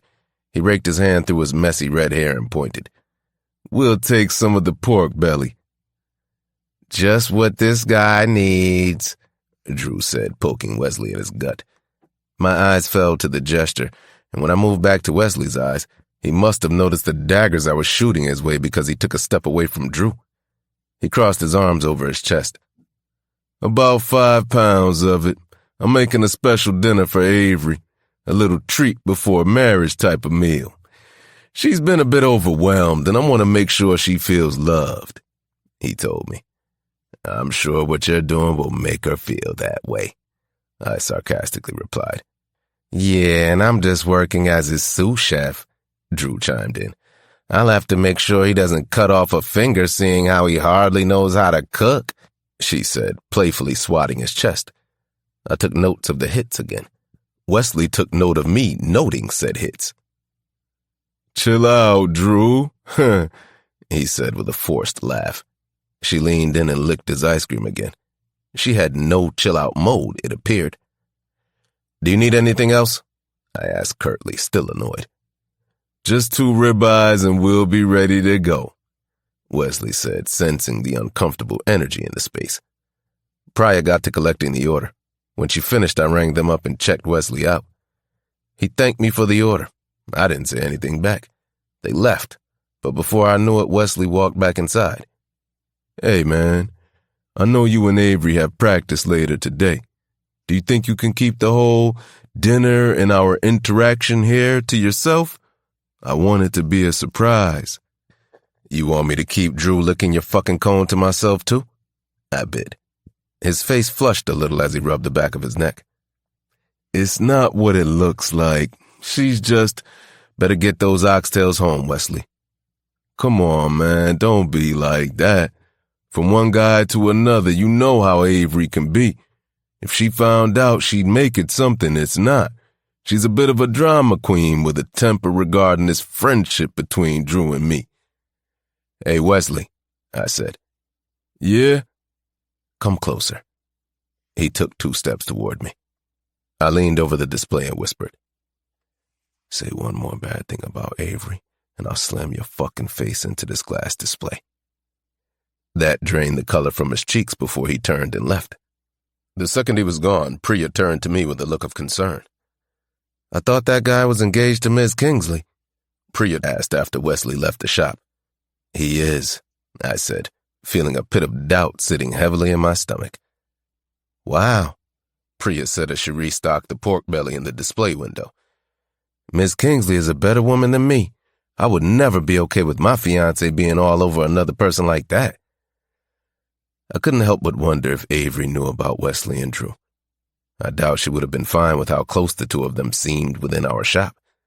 The urge to kick Wesley's ass was a strong one, but instead I debated if it was my place to inform Avery of what I'd seen. Then again, if it was me, I'd want to know, even if it hurt. 10. Avery. I moved through the day as a zombie. I ran into a few people in town. None of them realized I wasn't myself that day. Or maybe this was my true self. Still, they didn't notice how off I felt.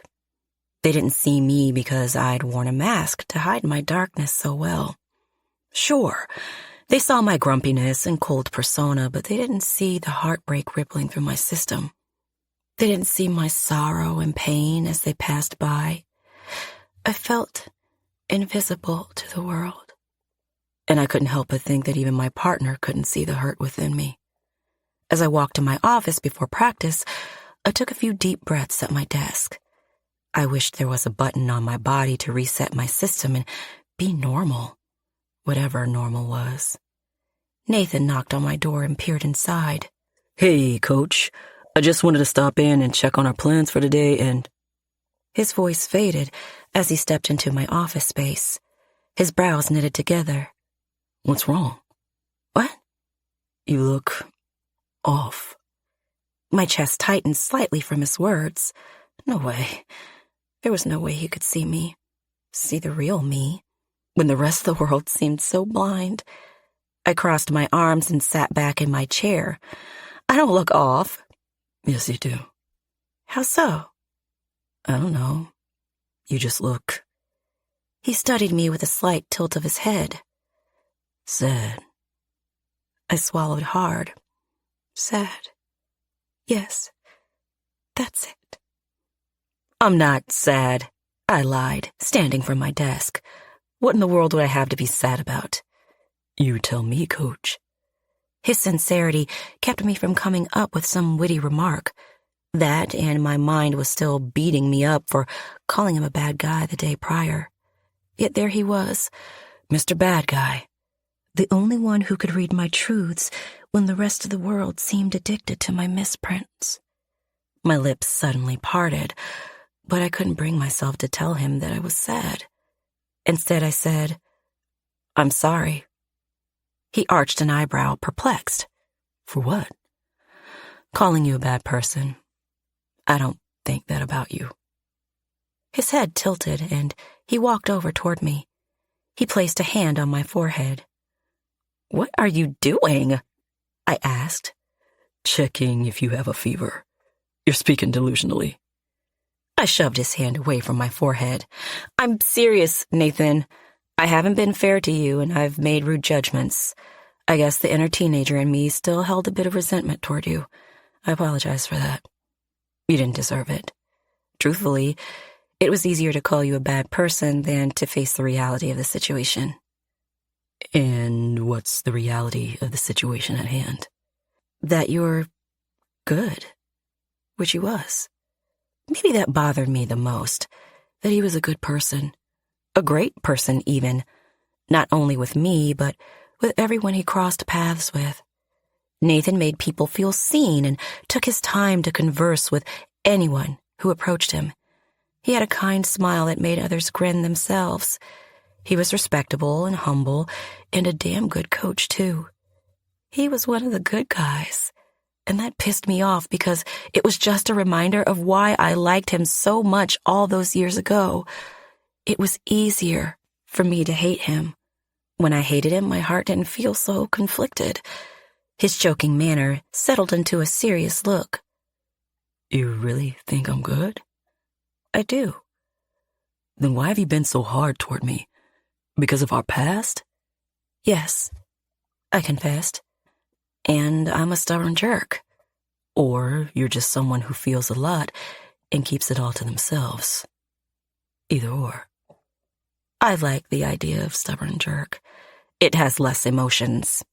He smiled. I liked it too. Damn me for liking it. Are you sure you're good, though? He asked. Coach to coach, I mean. I nodded. Yeah, I'm just a little overwhelmed with the wedding. Oh, right. It could have been my imagination, but I swear Nathan grimaced at the mention of the wedding.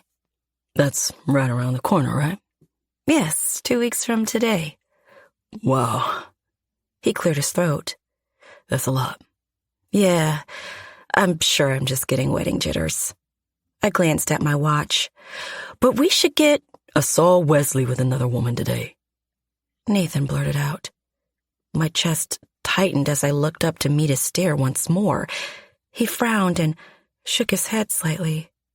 I wasn't sure how to bring it up, but, well, if it were me, I'd want to know. Was the woman a blonde? Yeah. They walked into my brother's butcher shop earlier today. They went in laughing and seemed a little too friendly. They were together today, too? That felt like another knife to my gut. Yet this knife seemed to cut even deeper, seeing how Nathan was the one delivering the news to me. I was humiliated, though I tried to shake off the feeling. Drew, I muttered. Drew? Yes, that's his best friend, who just so happens to be his ex, too. Nathan's brows raised. I beg your pardon? I know, I found out on Super Bowl Sunday. The bewildered look flashing across his face would have been funny if it wasn't such a heavy topic to my spirit. Get out of here, he said. You're telling me he has a best friend who's also his ex that you didn't know existed? Oh, I knew Drew existed for a long time. I just thought she had a penis. He didn't tell you Drew had a vagina? He whisper-shouted. I would have laughed if it wasn't so damn embarrassing. Nope. He gave me a blank stare before blinking a few times. And you're okay with this? Absolutely not in the slightest. I don't really have a choice. She's his best friend. What am I supposed to say? No, he sternly stated. You're supposed to say no. There was something about them that made it seem as if they had some kind of... Can we stop talking about my life and get to practice? I snapped. I didn't mean to snap at him, but that was what happened to me the most when I was embarrassed or sad. Instead of tears, I found rage and annoyance. He tossed his hands up in surrender. Sorry, crossing lines. All the lines. But... He paused and grimaced. They were sharing an ice cream cone. I'm sorry, what? They were licking an ice cream cone together. One cone, two mouths. The embarrassment seeped deeper into my soul as I stood still like a buffoon. Let's just get to practice. Avery, stop! I begged. Please. But I just told you that you're not a crappy person, Nathan. Please don't make me regret every single word. His eyes flashed with compassion as he nodded. All right, let's go. Ice cream, Wesley? I barked, rage shooting through my system as I paced my living room. He sat on the living room couch staring at me as if I'd lost my mind due to the amount of rage shooting through my system. You were licking ice cream with her? On Main Street? You might as well have been licking her vagina in public, for goodness sake. Jeez, Avery, don't be so vulgar. Oh, screw you. What in the world were you thinking? Especially after yesterday. He raised an eyebrow. What was I thinking by getting an ice cream cone with my friend? Nothing other than I wanted ice cream. But you just had to lick hers, huh? In town, knowing how these people gossip? You don't even share ice cream cones with me. You don't like Rocky Road, he calmly replied. I stared at him and silently prayed I wouldn't go to prison that evening for killing my fiancé. I'd seen enough episodes of Snapped before. I knew it just took one little thing to push women over the edge. Mine was Rocky Road ice cream. I took a deep breath as I closed my eyes. I quietly counted to 10 before releasing the breath and reopening my eyes. The whole town's coming to our wedding in 2 weeks. And now people are gossiping about seeing you with another woman licking ice cream cones together. Do you understand how embarrassing that is for me? How stupid that makes me look? He removed his glasses and pinched the bridge of his nose. I didn't mean for the day to go as it did. I went to get my car from work, and Drew was there talking to my boss. The repair center with my car called and said they'd have to keep it until tomorrow. Drew then started saying she'd drive me home again, but I had to go get groceries to cook dinner for you. So she took me, and there just so happened to be an ice cream shop. It was nothing serious, but I understand your frustration. Do you, though? Because it seems to me that you think I'm overreacting. Well, it's a known fact that women are a bit more emotional than men. Studies show— Oh, screw your studies, Wesley, I barked. You've been weird for the past few months, ever since that woman came to visit. Are you jealous of Drew or something? Jealous? Of Drew? Yes, I was. Completely. Wholeheartedly. Yet still, he couldn't see me. Not the real hurting me, that was. He dropped his head and put up surrendering hands. Okay, you're not jealous of Drew. I sighed. Listen, if you don't want to do this wedding thing— Whoa! He shot to his feet and headed over to me. Slow down, what are you talking about? I want to do this marriage thing, Avery. And sure, I've been a bit off lately, but there's been so much going on with work. Plus, I understand that Drew has been a lot for you to take in, and I accept all my faults with how this came to be. I should have told you she was a woman and that she licked your ice cream cone, I added.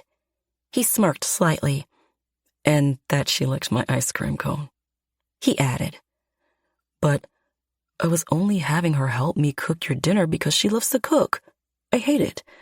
I wanted my apology meal to be amazing for you.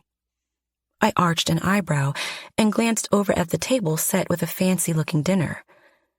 You cooked me dinner to apologize? Yes. With her? He swallowed hard, knowing this was going nowhere good. Uh-huh. I walked over to the plates of food. Fancy steaks with a compound butter and some cooked pork belly and peas. I hated peas. I glanced at Wesley, then toward the dinner, then back at him. A big part of me wanted to ruin the whole meal. I wanted to throw the steaks against the wall and smear the butter in his face. What was he doing? Why was he working so hard to ruin what we had? We were supposed to be stable with one another. We were supposed to make sense. Sure, we weren't romantic, but we were supposed to be a team. This wasn't teammate behavior. If anything, it was as if he'd benched me and I'd been replaced by another woman 14 days before our wedding. I'm going to bed, I murmured, feeling slightly too exhausted and hurt to deal with any more interactions with him. All I wanted to do was crawl into my bed and stay there for the next few weeks. 11. Avery. The next 12 days sped by faster than I was ready for them to move. The air was thick with the scent of freshly mown grass and the lingering warmth of the sun. It was a much warmer start to spring than we were used to in Illinois. But I wasn't complaining. After the weekend, April was upon us, and I was thankful for more sunny days than snowy ones. The temps were even in the 60s, which seemed remarkable. The guys threw me a pre-wedding celebration after our Thursday game. Although we didn't win the series that week, we came damn close to doing so, and the energy of the group was growing more and more each week. More students attended the games to watch the team play, too. I had no doubt that we could pull out a win over the next few weeks with how the team performed.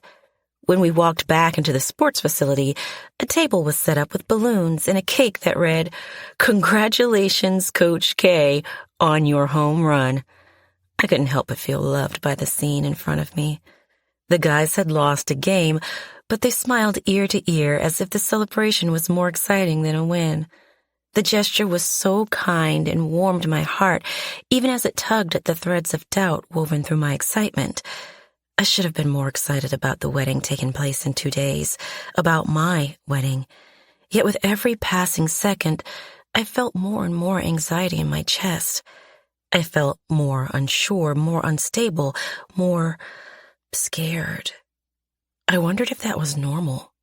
Was it normal to feel terrified in the days leading up to I do? Nathan stood back and took everything in. He'd been a bit quieter over the past few days, and I couldn't pinpoint why, but I also knew it was none of my business.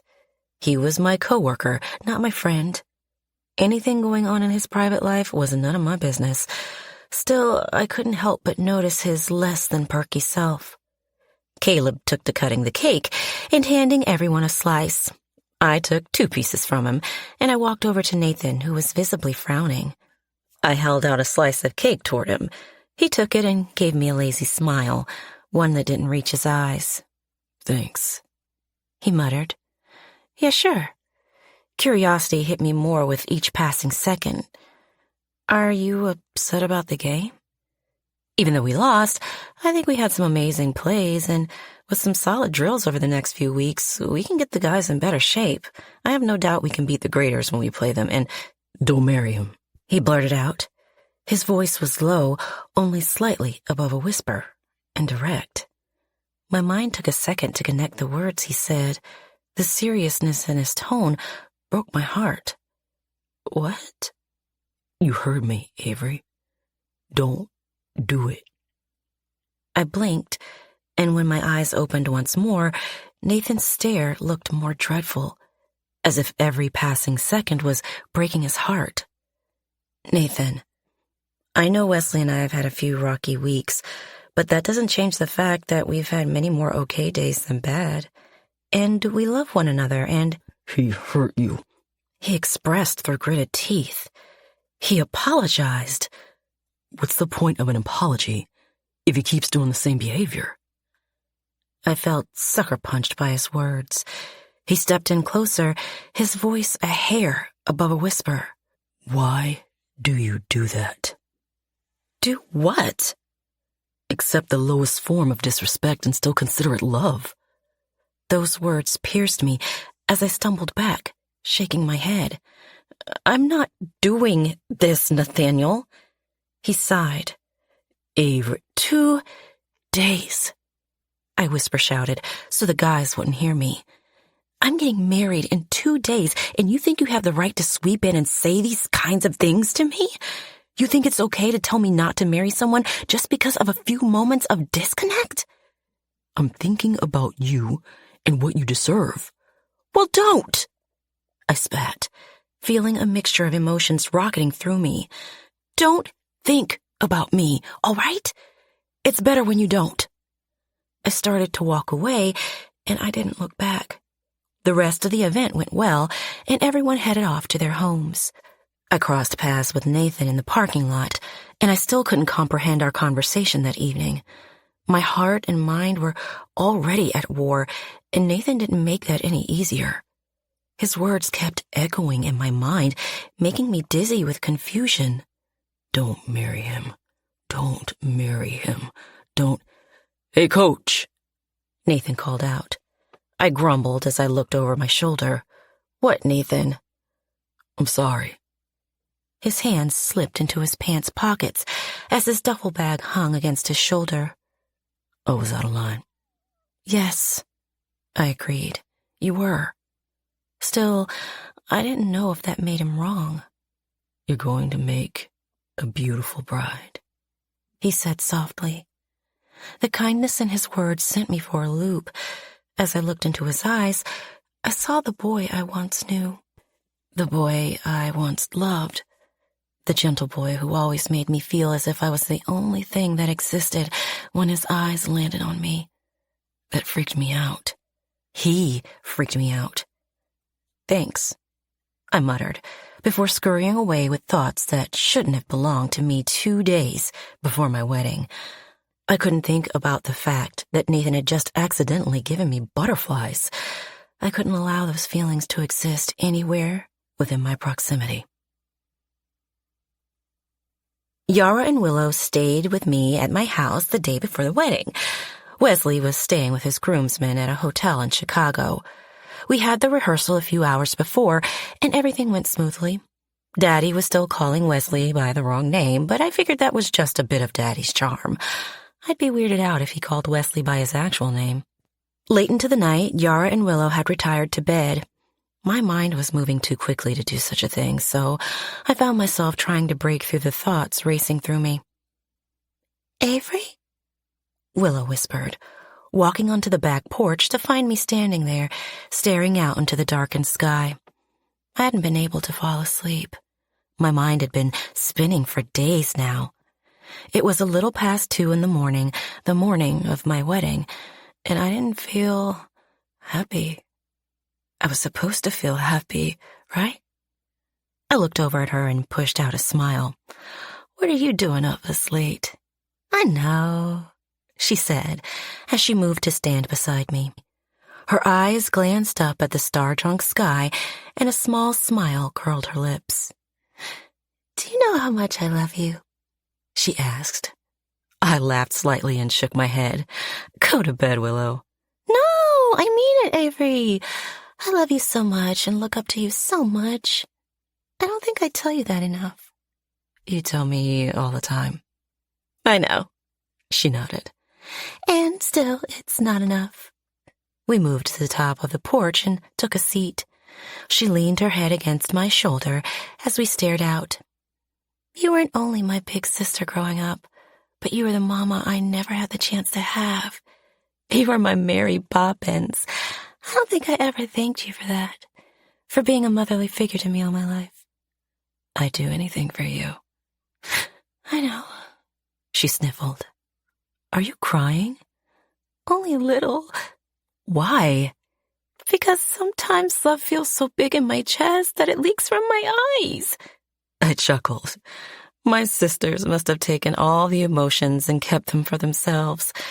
Sometimes I wish I cried more. Maybe it would have moved some of the heaviness resting inside me. She lifted her head from my shoulder. "But Avery, I was thinking about it earlier. You've been such a mother figure to Yara and me all our lives, but you haven't had that for yourself," Willow said. Her words felt like a punch to my stomach. "I don't say that to make you feel bad.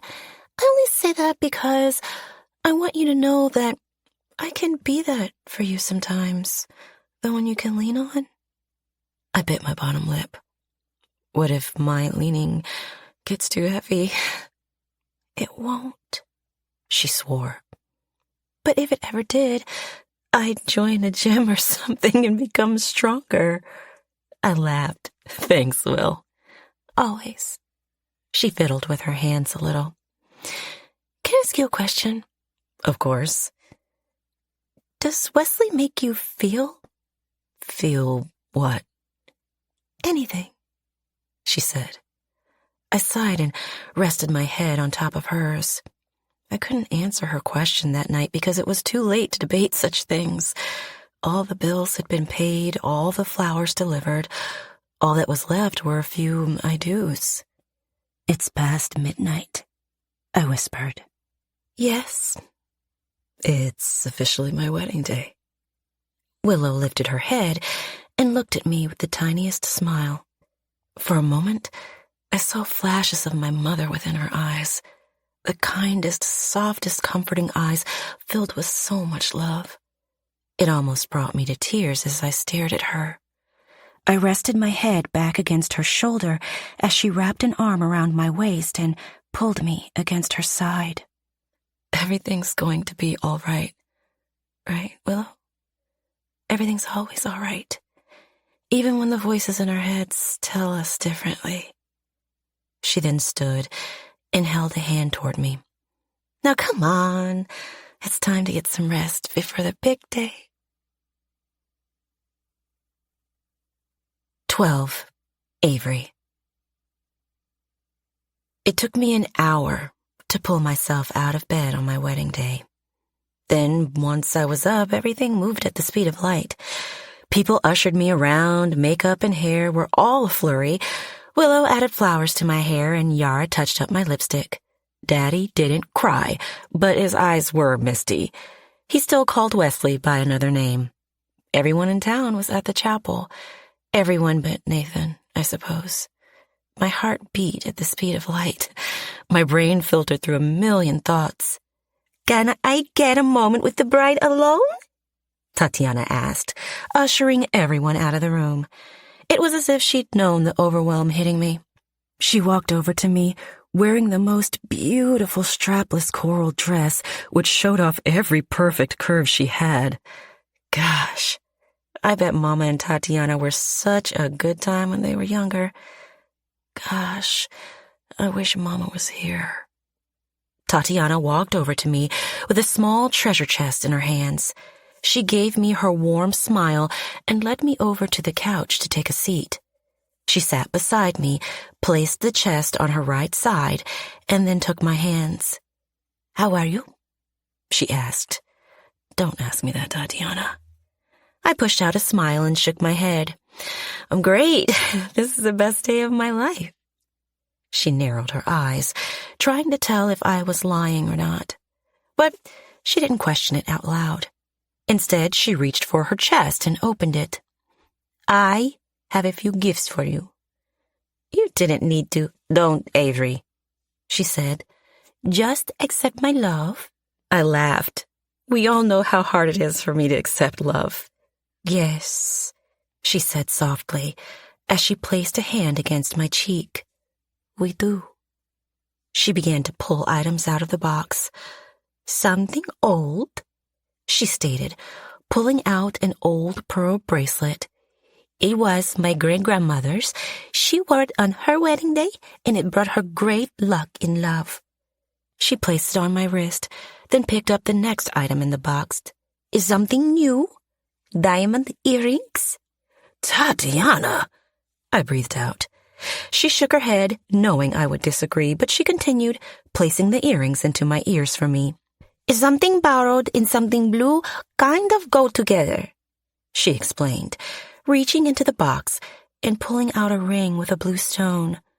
My heart gasped as my hands fell to my chest. Mama's wedding ring. That made my eyes glassy. The same something borrowed and something blue that Yara wore stitched in her wedding gown. "Your father gave it to me, along with some thread and needle. May I?" she asked. I nodded slowly. She threaded her needle and stitched the ring to the fabric of my dress, right over my heart, exactly where Mama's love belonged. "Thank you," I whispered. "Always," Tatiana replied. She sat back and placed her hands in her lap. "How are you?" I laughed. "You already asked me that." "I know. I was just hoping we were past the lying stage is all." The knowing grin she gave me made me chuckle even more. "Nervous," I confessed. "Scared? Terrified?" "That sounds more honest," she agreed. "Thank you for the truth." I fiddled with my hands. How does a person know if they've found the right one? How does one know that it's meant to be always and forever? She shook her head. "Sweetie, don't ask me. I thought by now I'd be married to Richard Gere or Idris Elba," she joked. "But honestly, I don't think anyone truly knows. We just hope. We hope and take the risk." Her brows lowered. "But, Avery, if any part of you is not sure, I'm sure," I said, just scared. "Okay." She patted my hand in hers and leaned in to kiss my cheek. "Because I was ready to start my getaway car." "Sorry to interrupt, ladies, but I was told it's time for the father's first look at the bride," Daddy said as he stepped into my dressing room with the photographer behind him.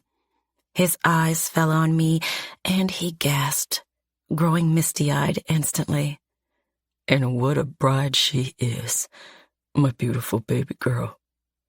I stood and shrugged. "How do I look?" He took my hands into his, giving them a light squeeze. "Like a dream come true." His eyes fell on the wedding ring Tatiana stitched into my dress, and a moment of somberness found him. "Two of my favorite heartbeats resting against one another." My father, the romantic. There were so many nights I'd wished his blood ran through my veins. I knew I would have been better with Matthew Kingsley's love in my DNA. Tatiana excused herself as the photographer captured a few photos of my father and me. Then, Daddy asked them to give us a moment of privacy. You look so much like your mama, Avery Harper. He sniffled, holding my hands to his chest. Tears fell from his eyes, and he shook his head. You'd think giving away one daughter already would have made this easier, but it's just as hard. I wiped away his tears. You softy, you. Just you wait. It comes with age. His brown eyes locked with mine. Are you sure you want to do this today?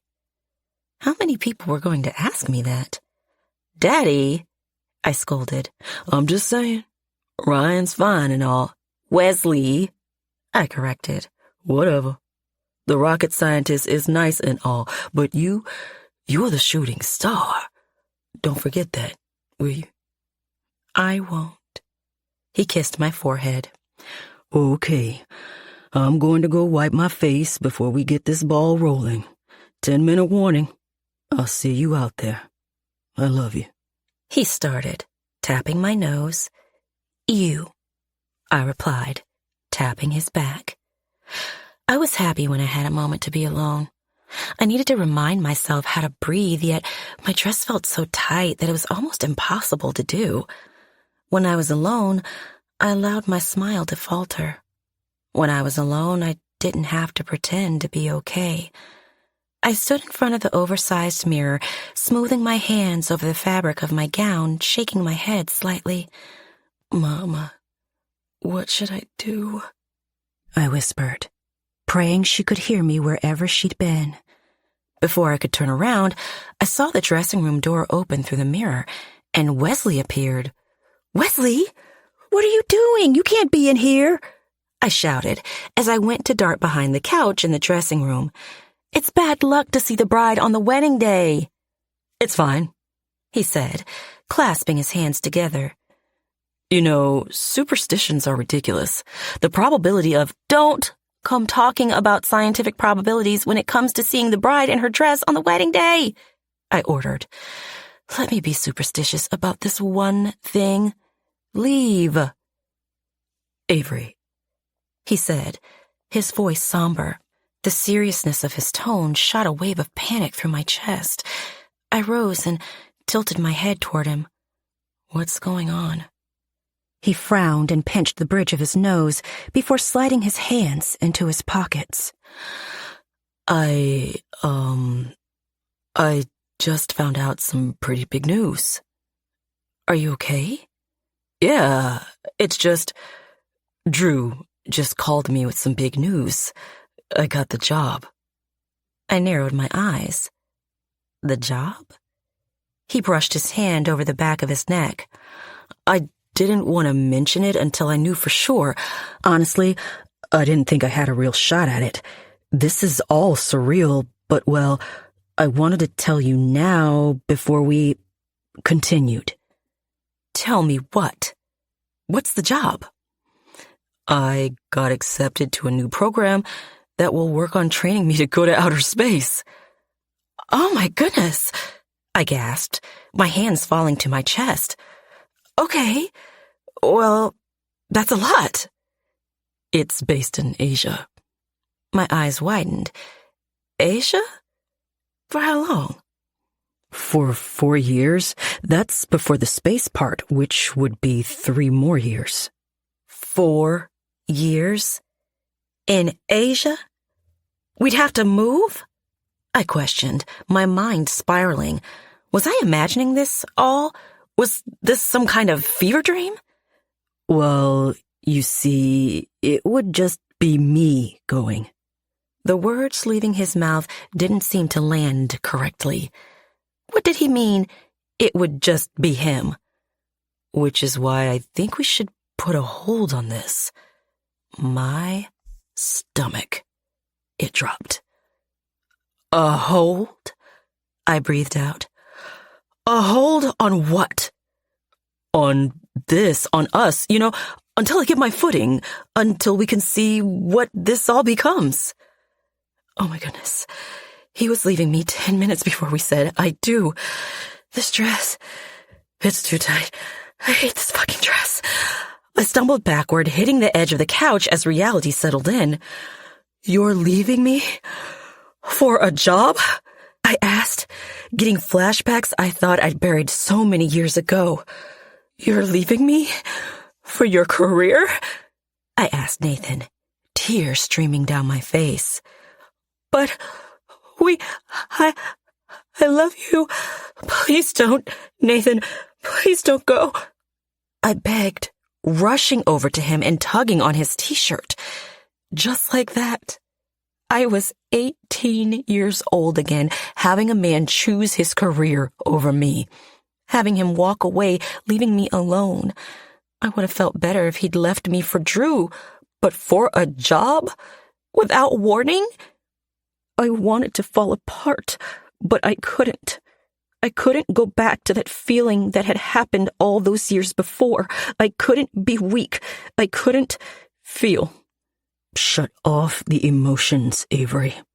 Stand strong. Okay, I muttered, shaking my head, still in disbelief. then go. My shell hardened. But my heart was in dismay. I wouldn't show him that fact, though. Instead, I'd be tough, hard exterior, fragile inside. Then go? He echoed, looking at me as if I were insensitive. Avery, you can't mean that. I do mean that. He shook his head in disbelief, pinching the bridge of his nose. I came here hoping you'd fight for us. Yes, well, I'm not feeling up for the challenge, I replied, crossing my arms. He slipped his hands into the pockets of his expensive suit. This is what I thought would happen. You'd be cold and dismissive. What do you want me to do, Wesley? You want me to fall to your feet and beg for you to stay? You want me to plead my case for why you should marry me 5 minutes before I do? Because that will never happen. I know, he agreed. Which is why I know I'm making the right choice. You could have chosen earlier, before I put on this stupid fucking dress, I hissed. Your timing blows. Yeah, well, this all just unfolded. Drew just told me the news. Of course she did, I breathed out. I'm sure that wasn't calculated at all. For a rocket scientist, you sure are naive. This whole jealousy thing is wild, Avery. Drew has been a great friend to me. She knew how much I'd dreamed of this opportunity. Why would she know and I not? Because we don't talk about things like this. We don't talk about stuff the way me and Drew do. You don't get me on that level. Then why the hell would you ask me to marry you? He shook his head. I don't mean it like... No, I cut in. Keep that energy. I don't get you like she does. I'm not all sweet and bubbly and charming like Little Miss Drew. I don't like Rocky Road. I actually know how to play charades, and I don't make inappropriate advances on another person's partner. See? This is how she said you'd react. Oh, is that so? Yeah, it is. And I know why you're reacting this way. Do tell. Because you're hard to love, he blurted out. You make it so damn impossible to even have heart-to-heart moments, and here I was, stupidly waiting years for the day that you'd open up for me. I love you, Avery, I do. But you don't make it easy. Which is why it's easier for me to go now. Hard to love. Those last few pieces of my fragile heart, they evaporated. I shut my eyes. I took a deep inhalation. I released it slowly. Please go, I requested as I opened my eyes. What? He sighed and pinched the bridge of his nose. What am I supposed to tell everyone? People are waiting in the church for us. Maybe we can go tell them together. No way in hell am I going to do that. Avery. Tell them exactly what you told me. I sighed, grabbing my purse and cell phone. I slipped out of my heels and put on my blue chucks. Tell them that you left me. Tell them that you got a new job with your ex-girlfriend, or tell them a complete lie. I don't care, Wesley. I tried to push back the tears brewing in the back of my eyes. Fuck off. I left the room and went through the back of the church, avoiding making eye contact with anyone. The last thing I wanted to do was talk to anyone. The last thing I wanted to do was see people look at me with pity in their eyes. I hated pity. There's no worse feeling in the world than people feeling bad for you. I knew I'd have to face the looks of others for a long time. I knew I'd be the gossip of Honey Creek for a good second. But before I could focus on that, I had to somehow find the courage to keep breathing. 13. Nathan. Honey Creek had a runaway bride on their hands, and the whole town was up in smoke about it. Avery didn't marry Wesley. She didn't get married. On one hand, I felt a sense of pleasure about that fact because Wesley wasn't good enough for her. I was happy she didn't tie herself to him for the rest of her life. On the other hand, he broke her heart. I knew Avery was heartbroken, even if she didn't show it. She had such a hard exterior, but I knew deep inside she was the most gentle, emotional person out there. I knew she felt things a lot deeper than others, so I hated that she was somewhere out there, pretending she was fine when she was far from okay. Luckily for me, I knew Avery Kingsley. I might have known her better than she knew herself. So while the whole town was on a search and rescue mission to find out where Avery had escaped to, I knew exactly where I could find her. At the batting cage. As I strolled over to the batting cage, there she was, holding a wooden bat tightly in her grip. She wore a beautiful wedding dress, along with a backward baseball cap. The train of the dress was covered in dust and dirt from the baseball field. As the ball flung from the machine, Avery swung and knocked it out of the damn park. I'd never seen a person swing with so much power, and I worked in the major leagues. I was almost shocked that the bat didn't snap in half. I leaned against the bleachers for a second, watching her as she knocked pitch after pitch toward outer space. It wasn't until the machine was out of balls that I spoke her way. "You get it out of your system, coach? Or do you want me to reload it for you?"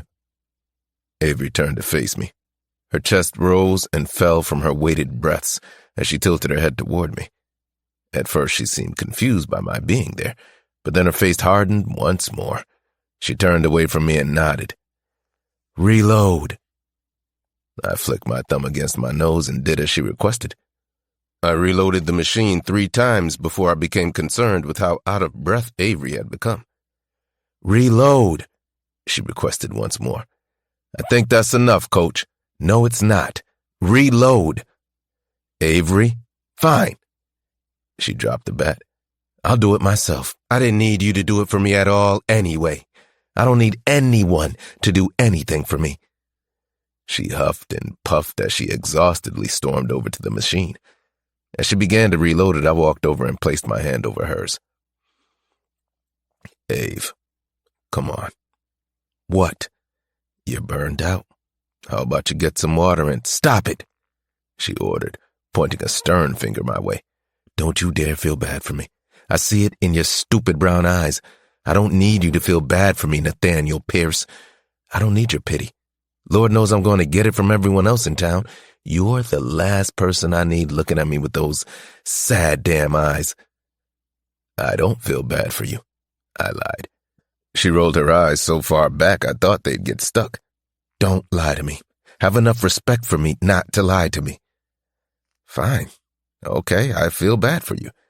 I almost forgot that for how well I knew her, she knew me too. "Screw you, Nathan," she muttered. She bit her bottom lip, and I knew it was because tears were trying their damnedest to escape her eyes. "Screw you and screw him." "Oh, gosh." She paused and placed her hands over her face. "Everyone in town is talking about it, aren't they?" "Who cares? I do. I wish I didn't, but I do. This will be the worst thing for me to try to escape, especially with the long weekend. Everyone's going to be looking at me as if I'm a sad puppy, which will only piss me off more. Let's leave then. She turned and arched an eyebrow. What? Let's leave then. I have a getaway car parked right outside the school parking lot. You don't have to talk to anyone. I have my penthouse in Chicago. You can escape for the long weekend. I can let your sisters know you're okay so you don't have to talk to anyone. I can set you up in my apartment and you can decompress. She narrowed her eyes. You want me to run away? Yes, I want you to run away. And you want to run away with me? I want to run away with you. I gave her a half grin. I just want you to be okay. And I don't think you can get okay around this damn town. We know how these people are. Evil, she scolded. And judgmental. Exactly. It's up to you, though. Say yes and I'll get you out of here. You have my word. Why would you do that for me? I've been a dick toward you since you started coaching with me. Why would you help me? Come on, coach, I whispered as I rubbed the back of my neck. You know I have a kink for people who treat me like shit and talk down to me. She smiled a little. It was tiny, but it was there. You're a dumbass, she muttered. If you want me to get a hard on, just say that, coach. I choked. God, I hate you, she snickered, shaking her head. I took a step toward her. How much? How much do I hate you? Yeah, a lot. Like a lot. But you're sort of my saving grace right now, so yeah, let's go. We successfully got Avery out of Honey Creek without anyone noticing. I did inform her sisters of her weekend getaway, and while Yara and Willow did have a slight panic about the whole situation, I was able to calm them down enough by letting them know Avery was safe and taken care of. During the whole drive to the penthouse, Avery didn't say a word. I didn't blame her. I didn't know what to say to her either. The whole situation was uncomfortable and brought back many odd feelings. The last time she sat in a car with me was when we ended things years prior. Now seeing her sitting in my passenger seat, in a wedding gown nonetheless, sent me back into memories of us, of who we used to be, of how I'd wished we would have made it to the altar together. But that was a long time ago. We'd both changed so much since then. Still, some of my favorite moments in cars were rides with Avery. The summer after senior year was one of the best damn summers of my life. That was until it wasn't. After parking my car, we headed up to the private elevator of my building to the penthouse. As the elevator opened, I unlocked the front door as Avery shyly stood behind me. Her arms rested at her sides, and she kept biting her bottom lip.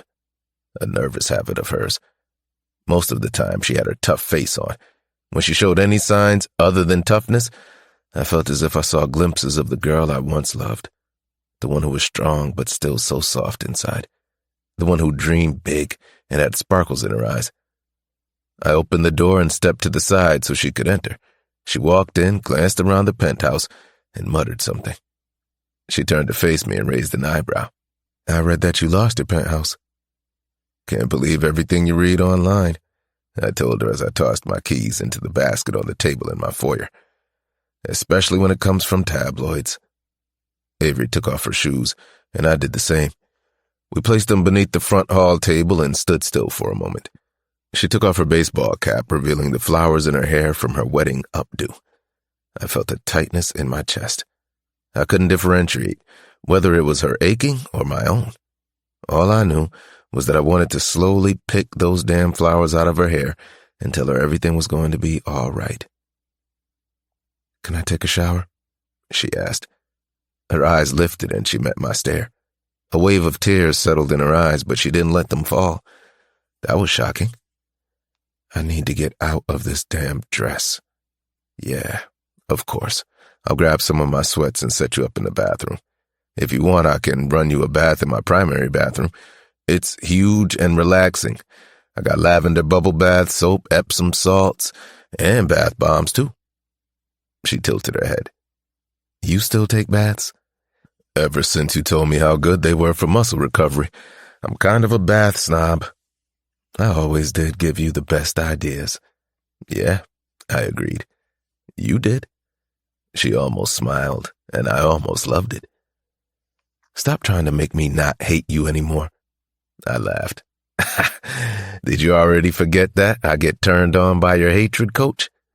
She rolled her eyes. Can you draw me a bath? I stepped closer to her and removed one of the flowers from her hair. My hand slightly brushed against her cheek as I nodded slowly. I can draw you a bath. Her mouth slightly parted, and I was almost certain a sarcastic comment was going to fall from her lips.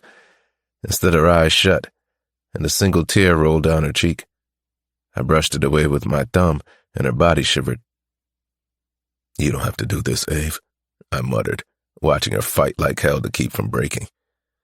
You don't have to pretend to be strong today. Yes, I do. Why?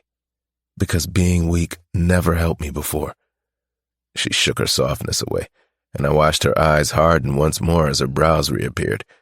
She swiped away the tears that snuck past her stubbornness and rolled her shoulders back. Will you draw me a bath? She asked once more. I will draw you a bath, I echoed. Thank you, she murmured. Be right back. Help yourself to anything in the fridge, though I haven't been here in a while, so I'm sure it's all expired. If I recall correctly, you had no problem eating expired food.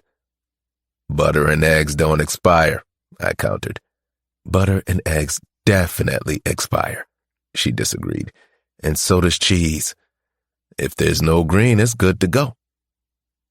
She shook her head in disapproval. That's how you ended up with food poisoning way back when.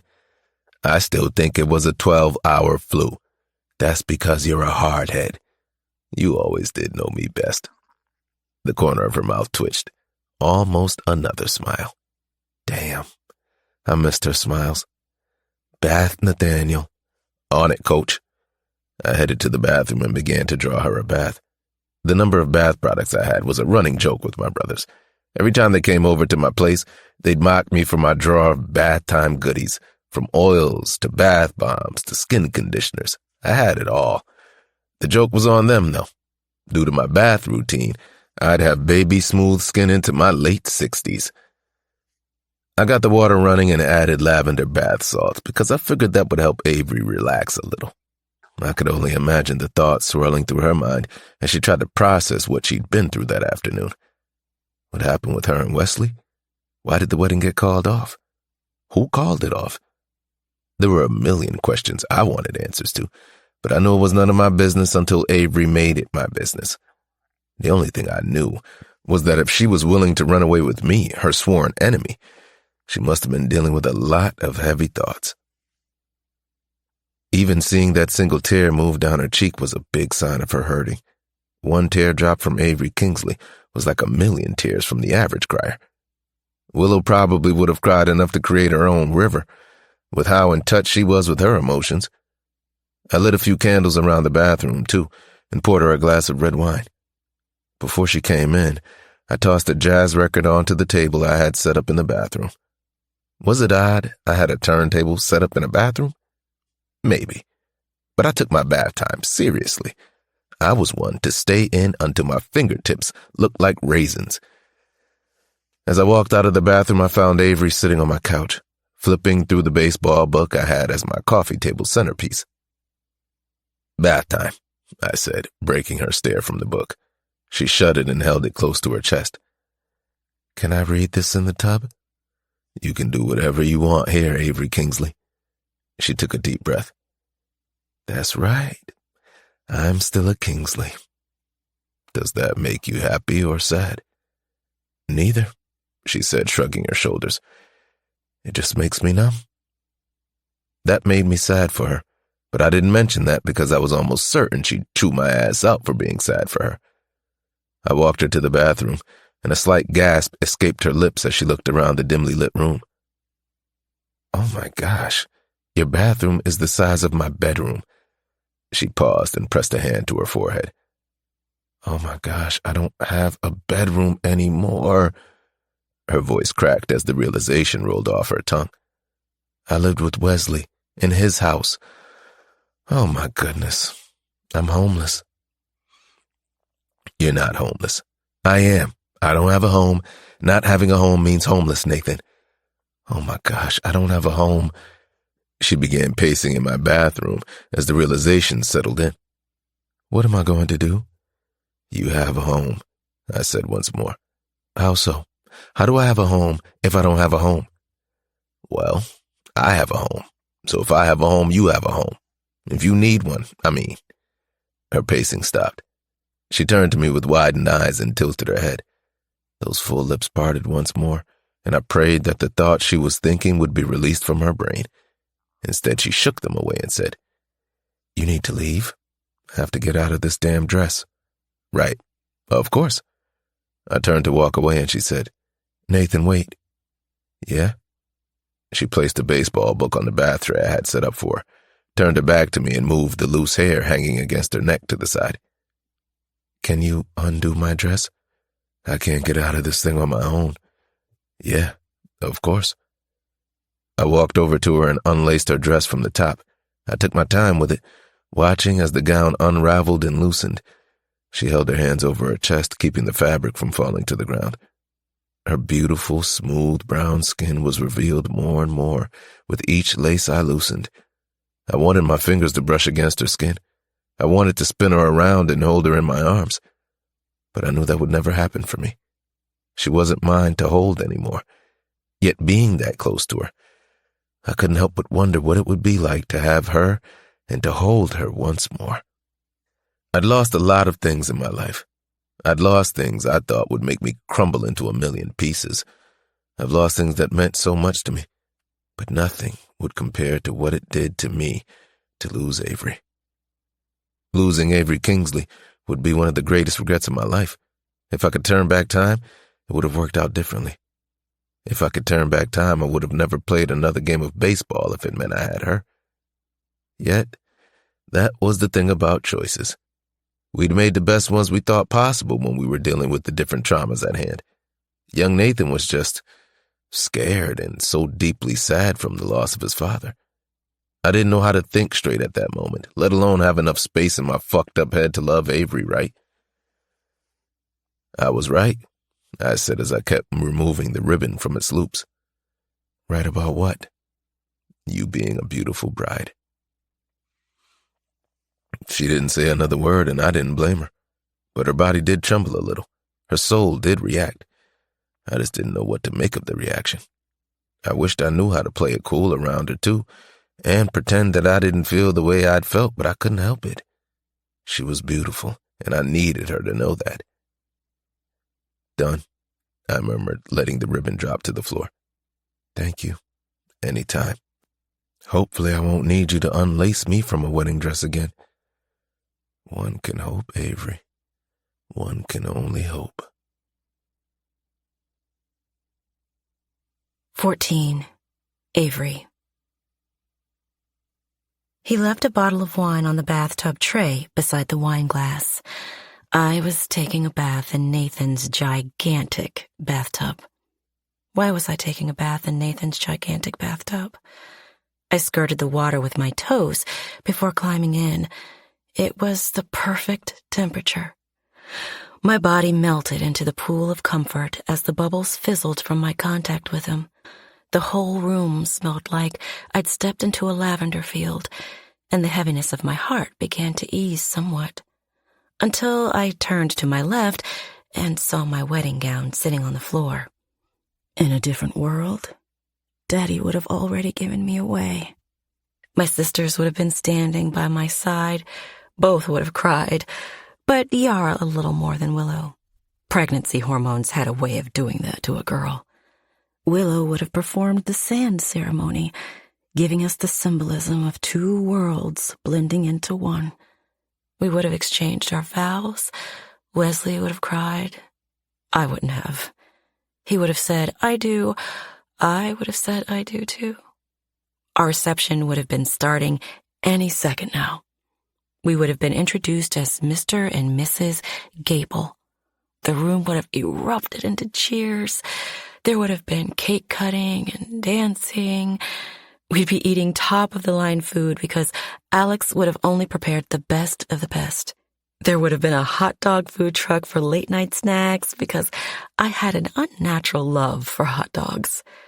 Drew would have insulted me somehow, but I wouldn't care because I would have been drunk on Prosecco in love.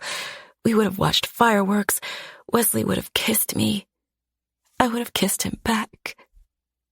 Yet, a part of me would have wondered if I were happy. A part of me would have wondered if I made the right choice in going through with the marriage. We were good before Drew came into the picture. Well, we were okay. I did avoid accepting his proposal at first, but that was just because I had a fear of commitment. I loved him, right? Yes, of course. I loved him 100%. It was me who was hard to love, not Wesley. Stop it, Avery. He literally left you on your wedding day. My brain was trying its hardest to talk down my overthinking heart, yet it was next to impossible for it to happen. The thing about one's heart was that it felt so deeply, even if the brain told it to shut off. I wanted to feel less. I wanted my heart to stop beating and the numbness that I told Nathan I felt to be true. I wanted to erase the tear that danced down my cheek from his memory so he wouldn't know that I was still capable of feeling pain. The jazz music played in the background as I allowed my face to slip under the water. I held my breath as I hovered beneath the water and bubbles as long as I could. I wanted to disappear for a while, escape to a land far, far away from reality. I wanted to turn off my emotions for a little while.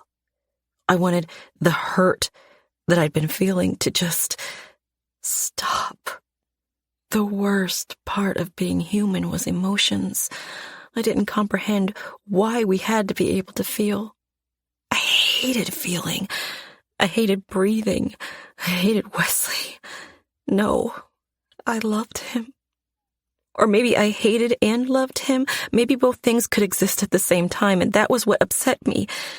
I hated that I loved him, and I loved that I hated him. After I stayed beneath the surface as long as I could, I came up for air and raked my hands through my hair. Willow's flower petals fell from my hair and landed in the tub. I didn't even want flowers in my hair. I hated flowers in my hair. It felt so far from me, but I wanted to be right for him. I wanted him to look at me and call me beautiful. A beautiful bride. Nathan. Oh gosh, I'm in Nathan Pierce's bathtub on my wedding day. I instantly slipped back beneath the water. After the longest bath of my life, I climbed out and dried myself with a towel that Nathan slipped into his towel warmer. Yes, he had a towel warmer. I wanted to mock him about it, but it felt like stepping straight into heaven. I tightened the towel around my body and poured the remainder of the wine into my glass as I walked over to his sink countertop. I looked at myself and saw how my makeup was smeared from how many times I sank beneath the water's surface. I looked awful. As bad as a person who was left on their wedding day would look, I suppose. Without permission, I grabbed one of Nathan's black face towels and began cleaning my face using his face wash on the countertop. I scrubbed every drop of makeup away, and a small broken smile fell against my face as I looked at my reflection. At least, I looked a little more like myself again, a little more like Mama. I began digging through my hair, pulling out the 1,000,001 bobby pins still shoved in my hair. Once I was free from the bondage of pins, I shook out my wet hair and searched Nathan's cabinet drawers for a hairbrush.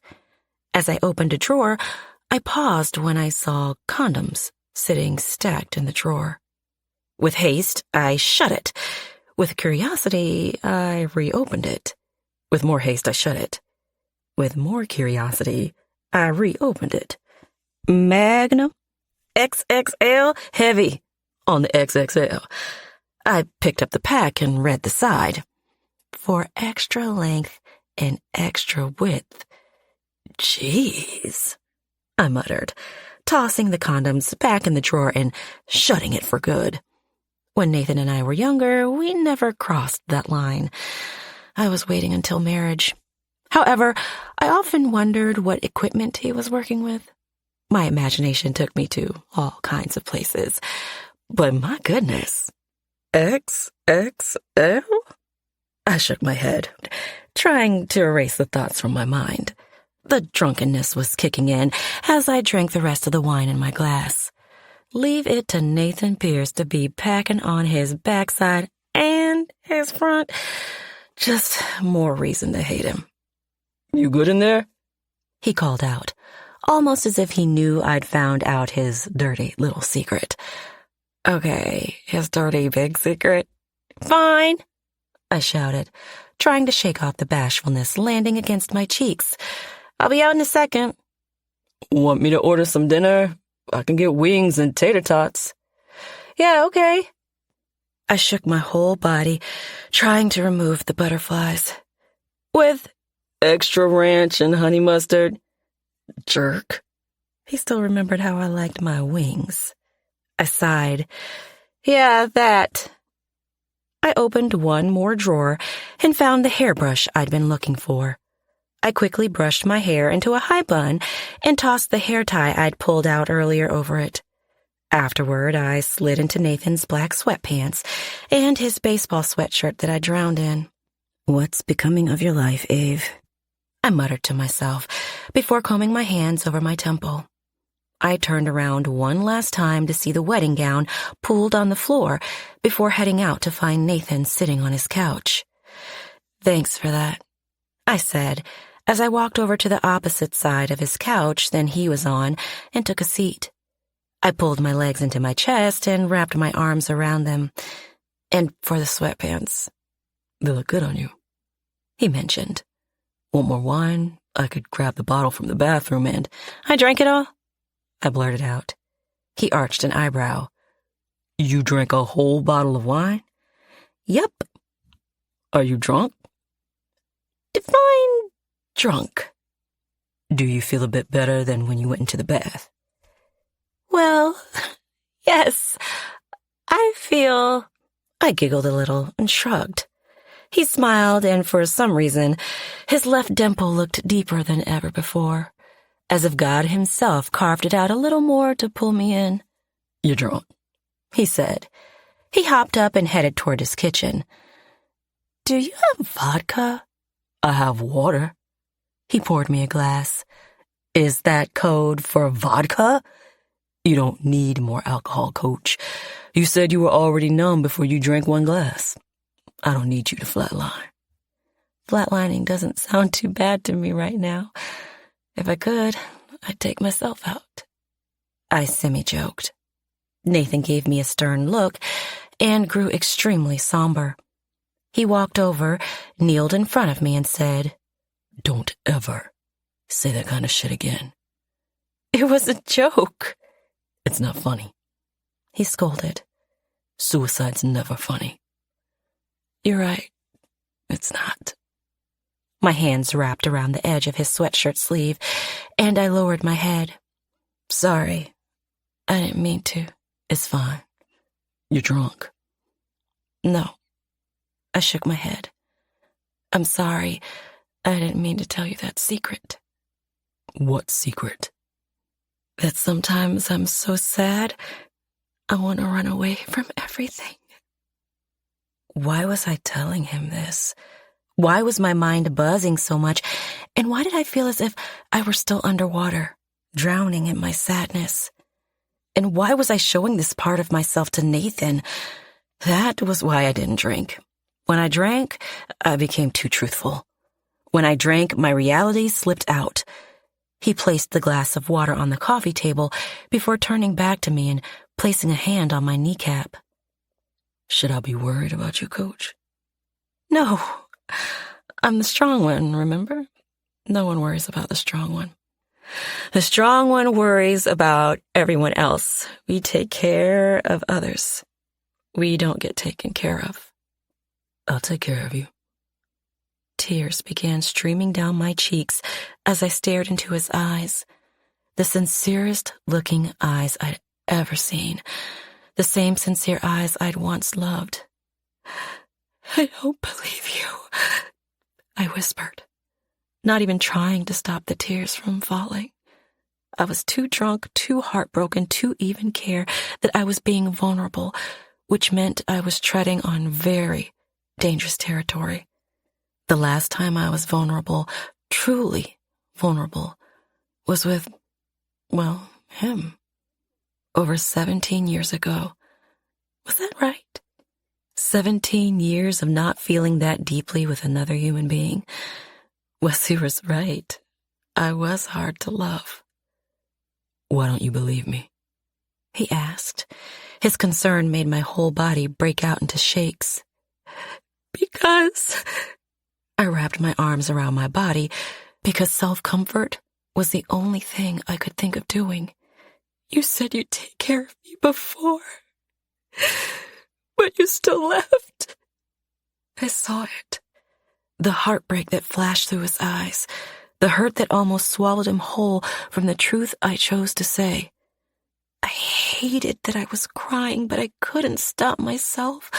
I couldn't stop the tears from gliding down my cheeks at an annoying speed. I was drunk and sad and drunkenly sad. His hand caressed my cheek, and I shut my eyes. His fingers swallowed up the tears that kept flowing. "Eve, if I could go back in time, I would have never left you. I've regretted that decision every single day of my life." "Then why?" I asked. "Why what?" I opened my eyes and stared into his. "Why didn't you ever come back? I needed you, Nathan. I needed you to come back for me, and I waited, and waited, and oh my gosh!" Reality stumbled back into me as a moment of soberness snuck in. I shook his touch away from my skin and hopped up from the couch. "What am I doing? I can't do this. I can't." "Oh gosh. Pull your drunk self together, Avery. We can't do this, Nathan." He stood. "Do what?" "This," I urged, gesturing between him and me. "We can't be close like this, physically and mentally, especially when I'm drunk and sad, especially on my wedding day." "Why not?" "Because we aren't us anymore. We haven't been us for 17 years, and we can't be us. Not again." "Exactly," he said as he stepped closer to me. "We aren't the same stupid kids who made the same stupid mistakes. We're grown now, Avery. I'm grown, and I wouldn't hurt you again. Trust me, I wouldn't hurt you." "That's what he said, too," I whispered, as the ache in my heart only intensified. "Because that's what you men do. You lie to get what you want. And then a better opportunity comes around and you leave. And then my mind will try to move on while my heart keeps breaking in the silence, wondering why I was never good enough to stay for. You left me for baseball. He left me for space. And here I am once again, alone with the pieces of my heart that I have to repair on my own." "Avery, can I go to bed?" I asked, still crying, still breaking, still drowning. "Please," I whimpered, nodding down the hallway. "Can I sleep in your spare room?" He hesitated for a moment before surrendering. "Yeah, sure. Second door on the left." I hurried down the hall into the bedroom and shut the door. I crawled into the bed and wrapped myself in the blankets. I hugged the pillow and cried into it, having the first emotional release I could remember. I fell apart completely on his satin pillowcases as all of my heartbreak caught up with me. Years of hurt wept out of my eyes. Years of pain that I kept stored deep within myself poured from my spirit. I wanted it to stop. I wanted the tears to stop falling. But that was the issue with holding so much in for so very long. Once the walls began to crack, a deluge was released and there was no turning back. I had to feel everything, even if I didn't want to do so. And the only thing that kept crossing my mind as I sobbed into the pillowcase was how deeply I wished Mama was here to hug me, to hold me, to tell me everything would be fine. I deserved more time with her. I deserved more comfort through heartbreaks and more laughter during the happy days.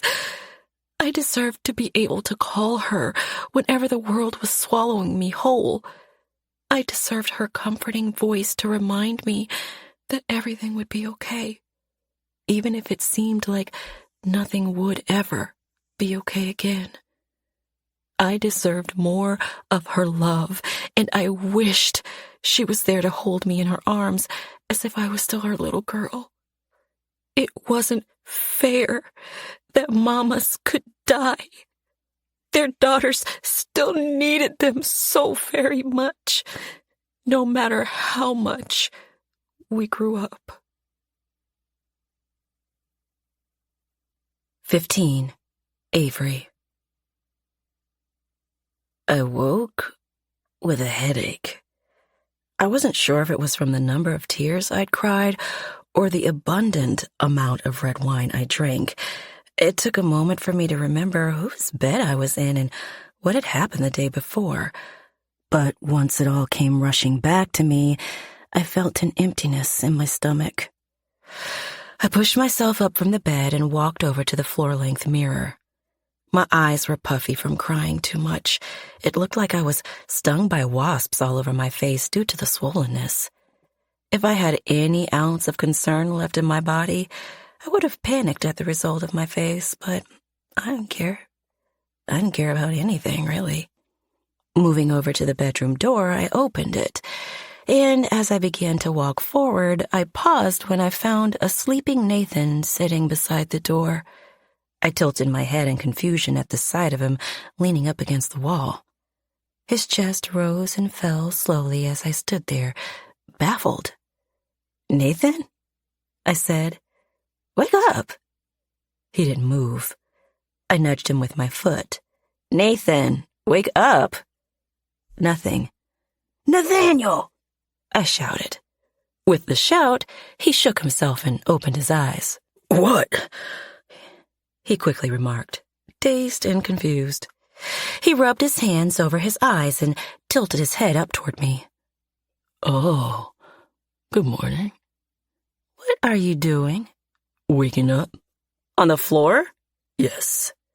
"Why are you waking up on the floor?" He pushed himself up to a standing position and stretched his arms to get the knots out of his body.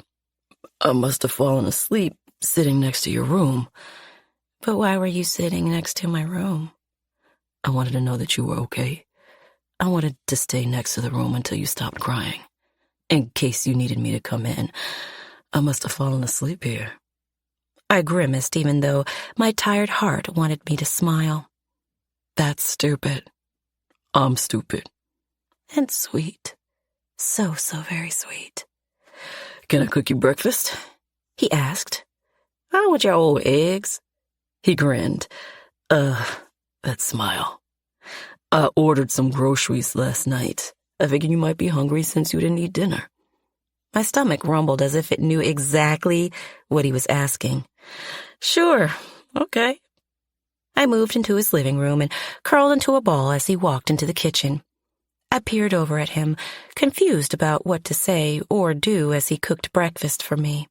So I figured it was a good time to check my text messages, which wasn't the best idea. 43 new messages from Willow, Yara, Tatiana, and my father. Daddy's texts were very sweet. "Dad, just checking in, baby girl. I hear Nathan's looking after you. Always liked that boy. Call me when you're ready. Dad, I love you, Avery. Dad, I love you so much, baby girl. If you need me, call me day or night. Dad, I love you." Leave it to Daddy to make my eyes almost tear up from his love. I knew he told me he loved me repeatedly because he knew how much my heart was hurting, and he knew how hard it was to say those same words to myself. Sometimes those 3 words made things a little easier to digest. Sometimes those 3 words from Daddy were the only thing that made me able to get up each morning and keep myself going after this thing called life. A father's love was just as important as a mother's. I was lucky I still had Daddy around to give me said love. Tatiana's messages were packed with love and a bit of revenge. Tatiana, I love you, Ave. Let me know if you want Wesley to go missing. I've listened to enough murder mystery podcasts to know how to get away with murder. Tatiana, call me when you're ready. I'll stay in the loop with your dad and your sisters. No pressure, just love. Willow and Yara's group chat messages, on the other hand, were a little more chaotic. I didn't expect anything else, truthfully. Yara, Avery, where are you? What's going on? Willow, I'm sensing that something major happened, but I can't pinpoint it. Yara, do we need to kick Wesley's ass? I'll kick his ass. Willow, I'm more of a lover, not a fighter, but I will whoop someone's butt if they hurt you. Yara, why did Nathaniel Pierce just call Alex and say you're with him? Willow, oh my gosh, what? Are you two having a runaway bride moment? Yara, is he your Richard Gere? Willow, did you touch his penis? What is happening? Call us now. Yara, like right now. Right now, Avery Harper Kingsley. Willow, I knew the 2 of you were twin flames. Yara, don't make the group chat hippy-dippy, Willow. You know hippy-dippy keeps Avery away from engaging. Willow, that's because she has an avoidant attachment style. I do not. Okay, I did. Avoidance was my favorite hobby. I truly wished I could have avoided having my mental breakdown last night, too. Yara, great. Now Avery will never come back to the group chat. You can't just call people out like that. Willow, sorry. I met a therapist on a hike in Japan last month, and he told me all about attachment styles. Like you, Yara, you were previously an anxious attachment style that slipped into a secure attachment style after Alex and you got together. Yara, what's your style? Willow, well, therapist man said I was an avoidant too, so I blocked him. I snickered lightly, shaking my head. Yara, we love you, Avery. Call us. Willow, we love you so much, sister. Please, call us. I began to text back, finally. First Daddy, letting him know I was okay, then Tatiana, then my sisters. Avery, I love you too. I'm okay, just processing. I'll be back in Honey Creek on Monday night. They both instantly texted me back, as if they'd been waiting by their phones. Yara, we'll be here with hugs. Willow, and wooden baseball bats if you want us to take out Wesley's kneecaps. Avery, I thought you were a lover, not a fighter. Willow, yeah, well, I go to war for my sisters. I know if it was the other way around, you'd take out someone's kneecaps with a bat. Love you big, sis. Avery, love you too. At the same time, 2 messages came through. Yara and Willow. But Nathaniel Pierce! I chuckled again and placed my phone down. Talking to your sisters? Nathan asked from the kitchen as he whipped eggs in a mixing bowl. How did you know? Because you laughed a few times. They were always able to make you laugh no matter what. I smiled at the thought of it. It was true. Whenever I was at my lowest, my family had a way of making it seem as if the sky was no longer falling. And if the sky were falling, they'd toss themselves beneath it and hold it up as long as they could before it could crash over me. They want to kill him, I confessed. Or, well, at least take out his kneecaps. With a metal baseball bat? They said wooden. He grimaced as he kept whipping those eggs. I would have gone metal. A lazy smirk fell against my face, but it faltered quickly. Thanks again for letting me crash here for the weekend. I needed to get away, and this actually worked out very well. Not a problem. And I know you probably thought I was shitting you, but you can stay with me in Honey Creek, too. I have a whole house to myself. Nathaniel, I scolded. That's a terrible idea. Why is it a terrible idea? It's a whole house. You won't even see me if you don't want to. Or we could go over stats for our players and all the baseball stuff. Or again, you cannot see me at all. Whatever you need, I got you. It's a terrible idea because, well, I hate you, remember? Oh, the lies I told out loud. He smiled the smile that made me want to blush. I know, and I love your hate, but I want to make sure you have somewhere to land while you figure everything out. I can get an apartment. You shouldn't be alone. I'll be fine alone. His stirring stopped, and he set the bowl down on the counter. He walked over to me, pulled his coffee table closer to the couch, and took a seat. His brown eyes locked in on mine, and he shook his head. You shouldn't be alone, Ave. A nervous chuckle escaped my lips. Why would he be concerned with... The pieces started collecting in my head as to why he was so deeply concerned with me being alone and why he had slept outside my door last night. I started to recall the conversation the night prior, and a pit of nervousness slammed straight into my stomach. I took a deep exhale and released it slowly as I started fidgeting with my hands. I stared down at them because looking into his eyes felt too intense. Listen, Nathan, I was drunk last night. Drunk people tell the truth. Yeah, but they don't mean to. You don't have to worry about me. I'll be fine. I'm always fine. You're not always fine. Yes, you're right. I shrugged. But I'm a good actress. Not with me, Coach. I see you. I know, I whispered, tugging on the sleeves of his sweatshirt. I always hated that you could see me. I kind of loved it myself. He clasped his hands together and tapped his feet against his living room rug. I'm worried about you. Don't be. Can't help it. Why not? Because I care. Well, stop caring, Nathan. Seriously, this is ridiculous. You're my coworker, not my friend. We could be friends, though, he offered, and roommates. Nathan? Avery? Why are you pushing this? I questioned. Why are you being so damn pushy about this topic? His shoulders rolled back, and the corner of his mouth twitched. There was a heaviness in his stare that made me want to know his thoughts. What was it that was eating at him so much? You said you were extremely sad, Eve. That scares me. Mickey Ray Phillips. He cut in. Did you know him? I tilted my head and nodded. Yeah, of course I knew him. He was one of the best baseball players in the world. Wasn't he your teammate? Yeah. And one of my best friends. My stomach knotted up, knowing where this was going. Mickey Ray was one of the best Major League Baseball players of our time. He was one of the happiest seeming individuals out there, too.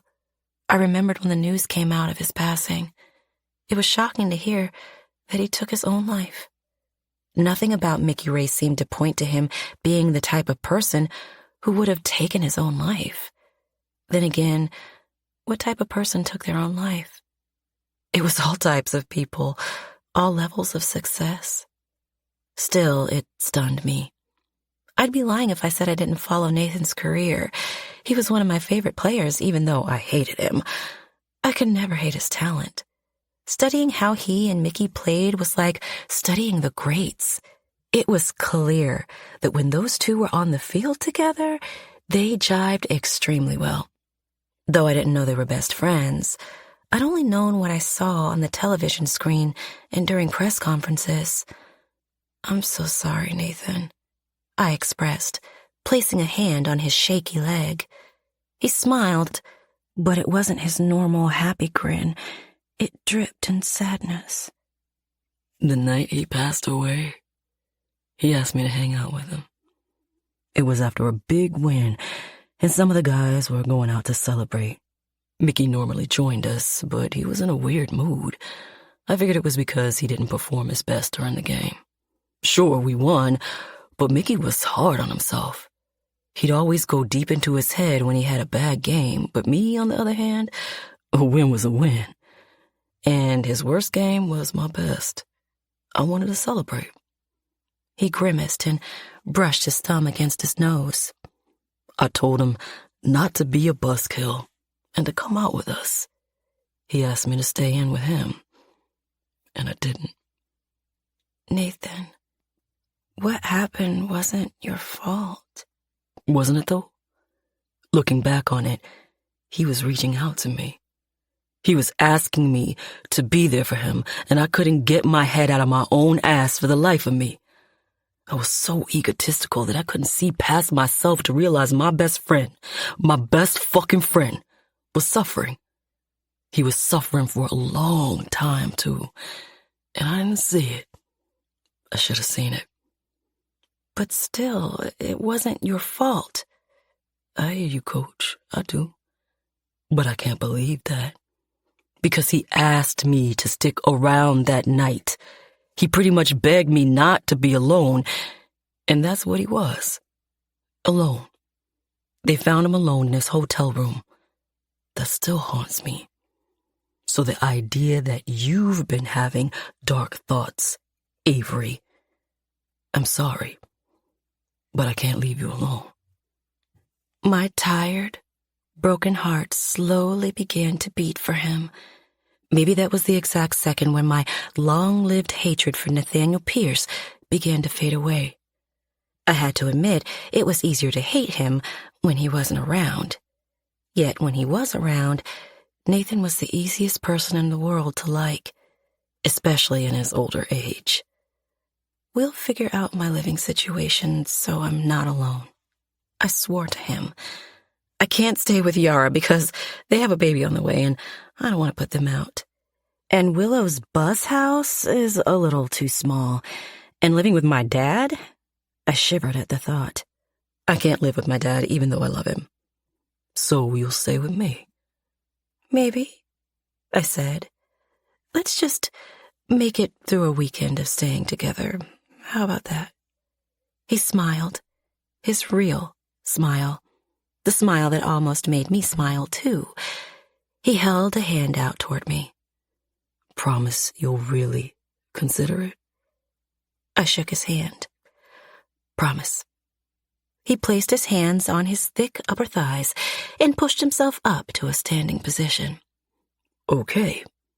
Let me finish your breakfast. Then we can figure out what to do for the day.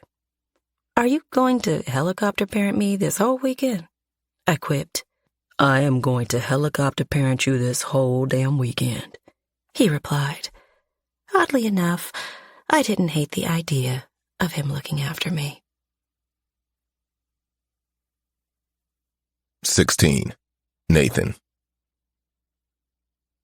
Instead of eating our meals at the dining room table, we sat on the floor of my living room, eating at the coffee table as we watched ESPN for hours. Avery hadn't brought up the wedding over the past 9 hours that swept past. Instead, she talked about everything else under the sun. We talked about our team stats and how we'd tackle next week's games. She went over our practices and how we should switch things up. She even talked about how to make the best chicken wings. Anything and everything but the wedding. It was going on so long that I finally burst while we were eating Chinese food for dinner. What the hell happened yesterday, Avery? She turned to me and hesitated before placing her fork down. What do you mean? With the wedding. What happened? Oh, that. Well, I'm cursed. Cursed? Yep. When I was a kid, Betty Stevens read my tarot card on the playground. She told me all men would choose their careers over loving me. I figured when you ditched me for baseball, it was just a coincidence, but then having Wesley leave me for the same reason made it clear as day. I'm cursed to be second string in men's lives. That's ridiculous. Maybe, but true. If it wasn't, I would have been married today. Instead, he showed up to my dressing room to tell me he got a new job and no longer wanted to get married. What a dick. I loved him. Or love him. I don't know. I don't even know what love is. All I know is I'm 2 strikes down. 2 strikes down? Well, Wesley was leaving me for a job opportunity. You did the same thing. 1 more strike and I'm out. The amount of guilt that hit the pit of my stomach was enough for me to want to crawl into a hole. I wanted to explain to her why I'd left all those years before. I wanted her to understand that leaving her was the hardest and worst decision of my life. But that didn't matter in that very second. She didn't need my excuses. She needed comfort. Men are idiots, I murmured. You don't have to tell me twice, she huffed. But still, it would be nice to be someone who people stayed for. I hate that he did that to you. Did you hate that you did that too? That felt like a stab to my chest. Avery, sorry, she shook her head. I didn't mean to say that. I want to leave us, whatever we were, in the past. What happened with Wesley just triggered something in me. We can talk about it if you want. I have no issues talking about us, but it won't change anything. It is what it is.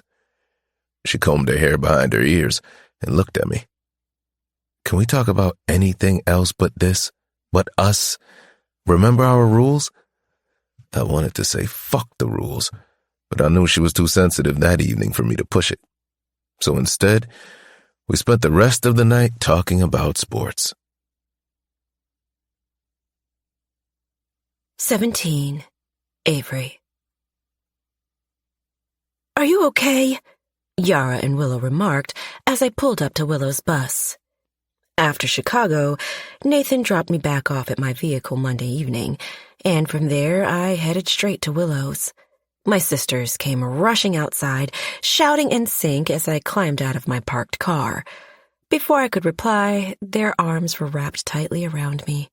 Their embrace made me want to melt into them more than ever before.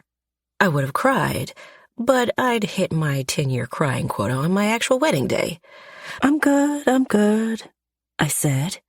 I felt emotionally spent, but it felt good to be back with my sisters after spending a long weekend with Nathan. A concept I was still making sense of. Even worse, I was considering living with him. How could a life turn so far upside down in the span of 72 hours? I made some herbal tea for us. Let's go inside, Willow offered, wrapping her arm around my waist and guiding me to the steps of her mobile home. Willow's home was beautiful. It was a school bus that she and some guy she randomly knew transformed into a mobile home. It had everything a single girl could want, space-wise, including a living area, a kitchen, a shower, and a bedroom with a queen-size bed. It was remarkable how much space it seemed to have within it. Before she made the home, she watched dozens of RV and van transformations to make sure she had her dream home. Some people probably judged her for her dream home being a mobile home, but Willow was like the wind and loved to move at her own will. That bus, or Big Bird as she called it, had seen more of America than I had. The 3 of us took a seat on Willow's sectional couch.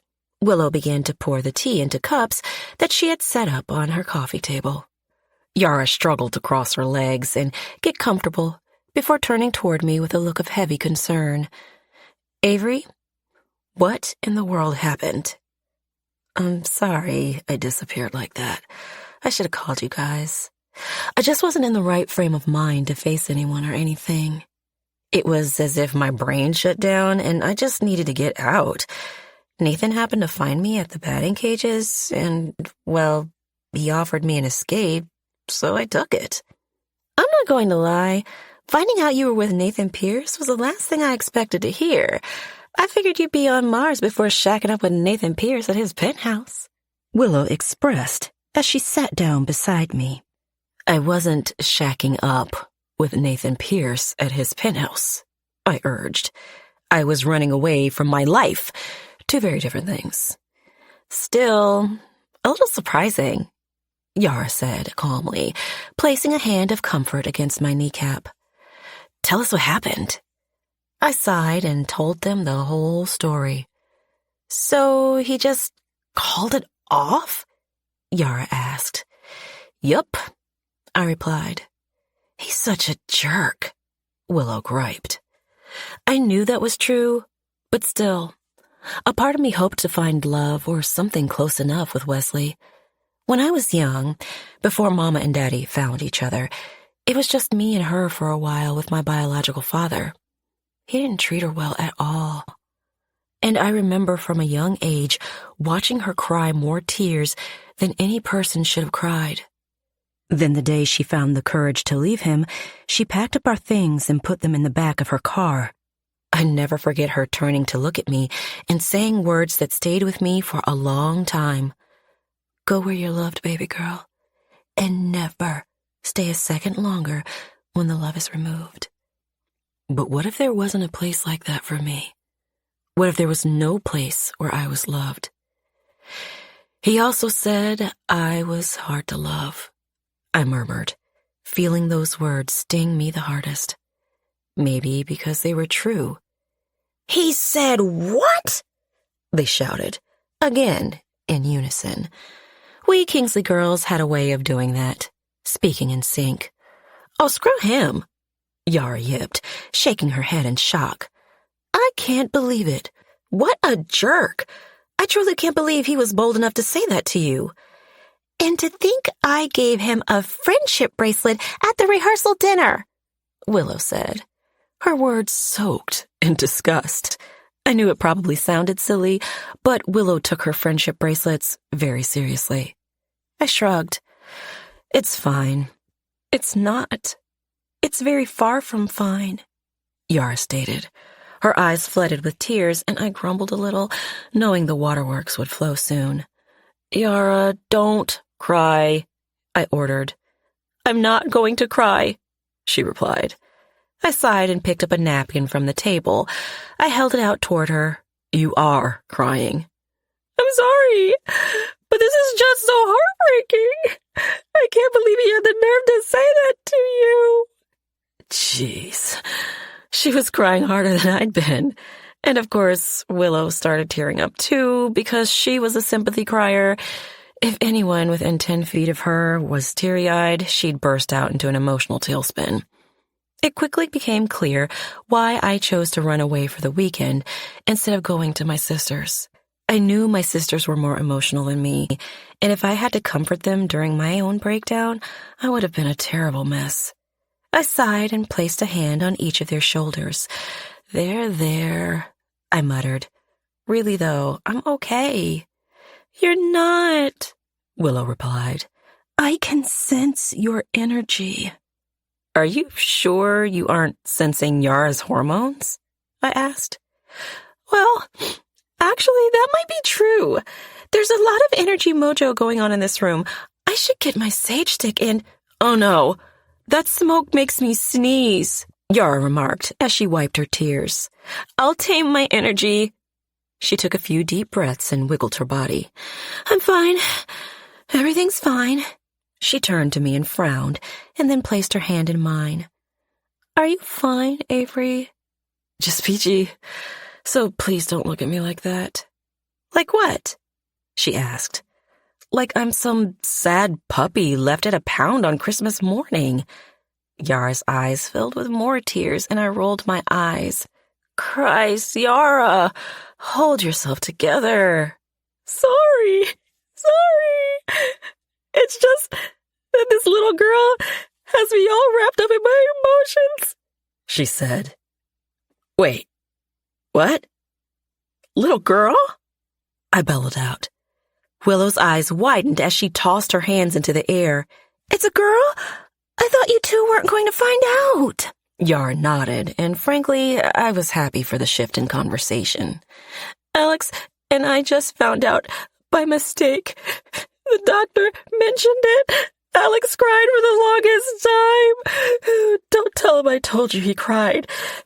It would damage his bad boy persona, she teased. I think I liked Alex because he and I were so much alike. He didn't like people. He didn't like to smile. And he had a steady, resting bitch face. That was outside of whenever he looked at Yara. I'd never seen another person's eyes light up with so much love when they looked at their partner. If it weren't for those two, I wouldn't have even believed love was real anymore. They were the opposite of one another, too. It was as if a golden retriever fell in love with a black cat. As I watched them sometimes, I'd wonder about my relationship. Well, past relationship with Wesley. Wesley and I made sense in a technical matter. He wasn't romantic, and I hated romance. I didn't like grand gestures of love, and he didn't know how to perform any. Therefore, our lives matched up fine. What it lacked was heart. I didn't mind it lacking heart, though. Most things in my life lacked heart, except for my love for baseball and my love for my family. The last time I opened my heart up to another, well, we all know how that turned out. A baby girl, I swooned, placing my hand over my heart. We're gonna have a little niece. Can we revisit doing a water birth in a pool? Willow asked. I know a midwife who would be so good at that. I met her when I was in Peru, and I think no water births, Yara quickly stated. I will be in a hospital with many doctors and nurses around, thank you very much, and they can tap me up with all the drugs. Okay. But holistic births are on the rise as of late. You can be an influential figure by diving in and having our baby girl in a pool, Willow expressed. Willow would always live up to her name and free-spirited beliefs. Congratulations, Yar, I said, taking her hand. Really, I'm so happy for you and Alex. She smiled softly and shrugged. I'm a little scared, if I'm honest. Scared of what? Willow asked. What if I can't do it as well as Mama? What if I'm not a good mother? She quietly questioned. I said the same thing to Alex, and he told me I was wrong, but those thoughts cross my mind sometimes. I wish she was here to help me through this sometimes. I knew that feeling too well. I wish she were here too. Over the weekend, that was my main wish. Sadly enough, wishes like that never came true. Not in the way we'd hoped, at least. Oh, Ave, I can only imagine. I miss her so much, a lot more lately. You'd think it would get easier over time, but... Yara shrugged. Sometimes it feels as if it only gets harder. Tell me about it, Willow murmured, growing somber. My heart ached for my youngest sister. She never even got the chance to know Mama since she passed away during Willow's birth. Sometimes I wondered if that was why Willow was always running off on her adventures around the world. She was always seeking to find something that was missing. Unfortunately, a love like a mother's love couldn't be found in other places. It couldn't be replaced by other forms of comfort. She didn't talk about not being able to have a relationship with Mama, though. Truthfully, her saying, "Tell me about it," was the closest she'd ever come to speaking about her mother. Normally, she was quick to shift the conversation to something that didn't involve Mama in any way, shape, or form. Willow? I started. She hopped up from the couch and clapped her hands together. I have an idea. She smiled brightly, as if her heart wasn't just broken from the conversation. That was the thing with Willow Kingsley. She covered her sadness with smiles and conversation shifts. Maybe I had more in common with my little sister than I thought. Let's hear it, I said. 2 words. Puerto Rico, she exclaimed, wiggling her hips with excitement. I was going to go next week to meet up with this guy I matched with on a dating app. I saw this same plot in a horror movie. I sighed. I swear my littlest sister gave me the highest level of stress from her travels. Anyway, I'm still going, but you girls should come with me. It will be a great 3-month trip. 3 months? Yara and I blurted out in sync. You can't go to Puerto Rico for 3 months with a complete stranger, I scolded. I forbid it. Okay, Mom, she said, rolling her eyes. Besides, it wouldn't only be to Puerto Rico. I'd be going over to Europe to meet with a few of my lovers over there, too. But I want you two to join me. Willow, I know this might come as a surprise to you, but I'll be having a baby next month. I know. I'll be back in town for baby girl. Willow agreed. Yes, but also, Avery and I have these things called jobs that kind of tie us down, Yara explained. Willow made a face. That sounds awful. Trust me, it is. You really should consider getting one, maybe, I mentioned. It wouldn't hurt for you to plant some roots. What? Just for someone to come rip them up? No, thank you. I'd prefer to fly instead of staying grounded. Nothing good comes from being committed and grounded. I wanted to argue with her, but there I was without a home or husband. My life was uprooted within 72 hours. Does Daddy know you're going to Puerto Rico with a stranger? I asked. No, and he doesn't need to know. Not yet, at least. You know how he is. He'd worry. We all worry, Will, I said, shaking my head. I would tell you not to go, but I know that would just make you want to go more. She smiled. At least you have a good idea of the person I am. If you change your mind, let me know. I rolled my shoulders back and stretched. I won't, but thank you for the offer. I have too much to figure out back here. Like where I'm going to live. Oh, crap. I didn't even think about that. You and Wesley lived together, Yara stated. In his house, yeah. So I'm a bit shit out of luck on that front. I have to figure that out sooner than later. Oh, gosh. Stay here. You can have Big Bird, Willow offered. I won't be here anyway. This paradise can be all yours. Plus, having someone watching the place while I'm gone would be nice. I glanced around the bus and had a moment of hesitation. Then I realized it was the perfect idea for the in-between period of my life. Like I said, Willow's place was highly impressive. I didn't hate the idea of it at all, and it took extra stress off me to try to figure out a living arrangement. Even though Nathan ever so nicely offered me to be roommates with him. I'll watch over your place until I can find my own, I said. Better than my other option. What was the other option? Yara asked. Nathan offered me to be his roommate, I nonchalantly stated. What? They remarked. Willow sat back down beside me, her eyes widening with the giddiest grin on her face. Oh, gosh! I can't believe we haven't dove deeper into the Nathan aspect of this whole situation. This is a big deal. It's not a big deal, I disagreed. You're running off with your former secret lover after your wedding was called off? Yeah, that's a big deal, she said. Yara nodded. Sorry, Ave. I gotta agree with Willow. This is wild. Did you two sleep together? Willow asked. What? Oh my gosh, no. I lightly shoved her arm. What's wrong with you? Nothing. I think sex is a beautiful way to release some stress hormones. It's a beautiful, natural act that two people take part in, and it didn't happen. I would never, ever sleep with that man, I sternly said as I crossed my arms. There's no way in hell that would happen. I don't like the guy. I hardly tolerate him. You have to admit, though, it was nice of him to help you when you needed someone. I always liked Nathan, Yara said. And it's even nicer for him to try to help you out with a living arrangement. Though, could you imagine the town's gossip if you moved in with another man after you called off your wedding? I grumbled. I could, and I hate the thought. I bet they are already having a field day talking about me. Oh, it's not that bad, Yara replied in a sing-song tone, which told me it was that bad.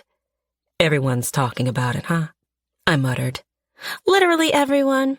Even Mrs. Carpenter, and she hasn't spoken since 1995, Willow said. Splendid, I murmured, pressing the palms of my hands to the back of my neck. Nothing better than a gossiping town gossiping about me. Don't worry. Alex and I had people gossiping about us, too, when we first got together. Now they are in love with us.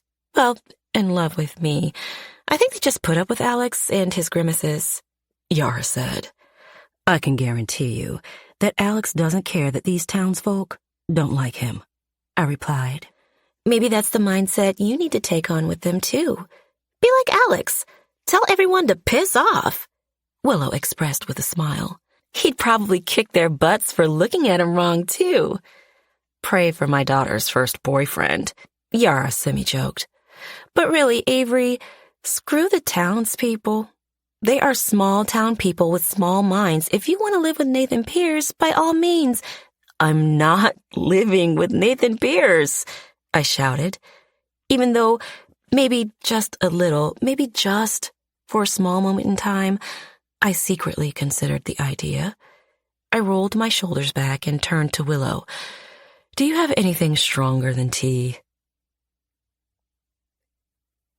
Later that night, I laid in bed beside a sleeping Willow, unable to sleep myself.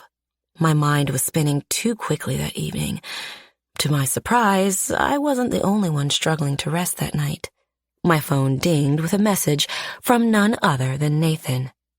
Nathan, I should have asked you this before you left, but what do you want me to do with the wedding dress?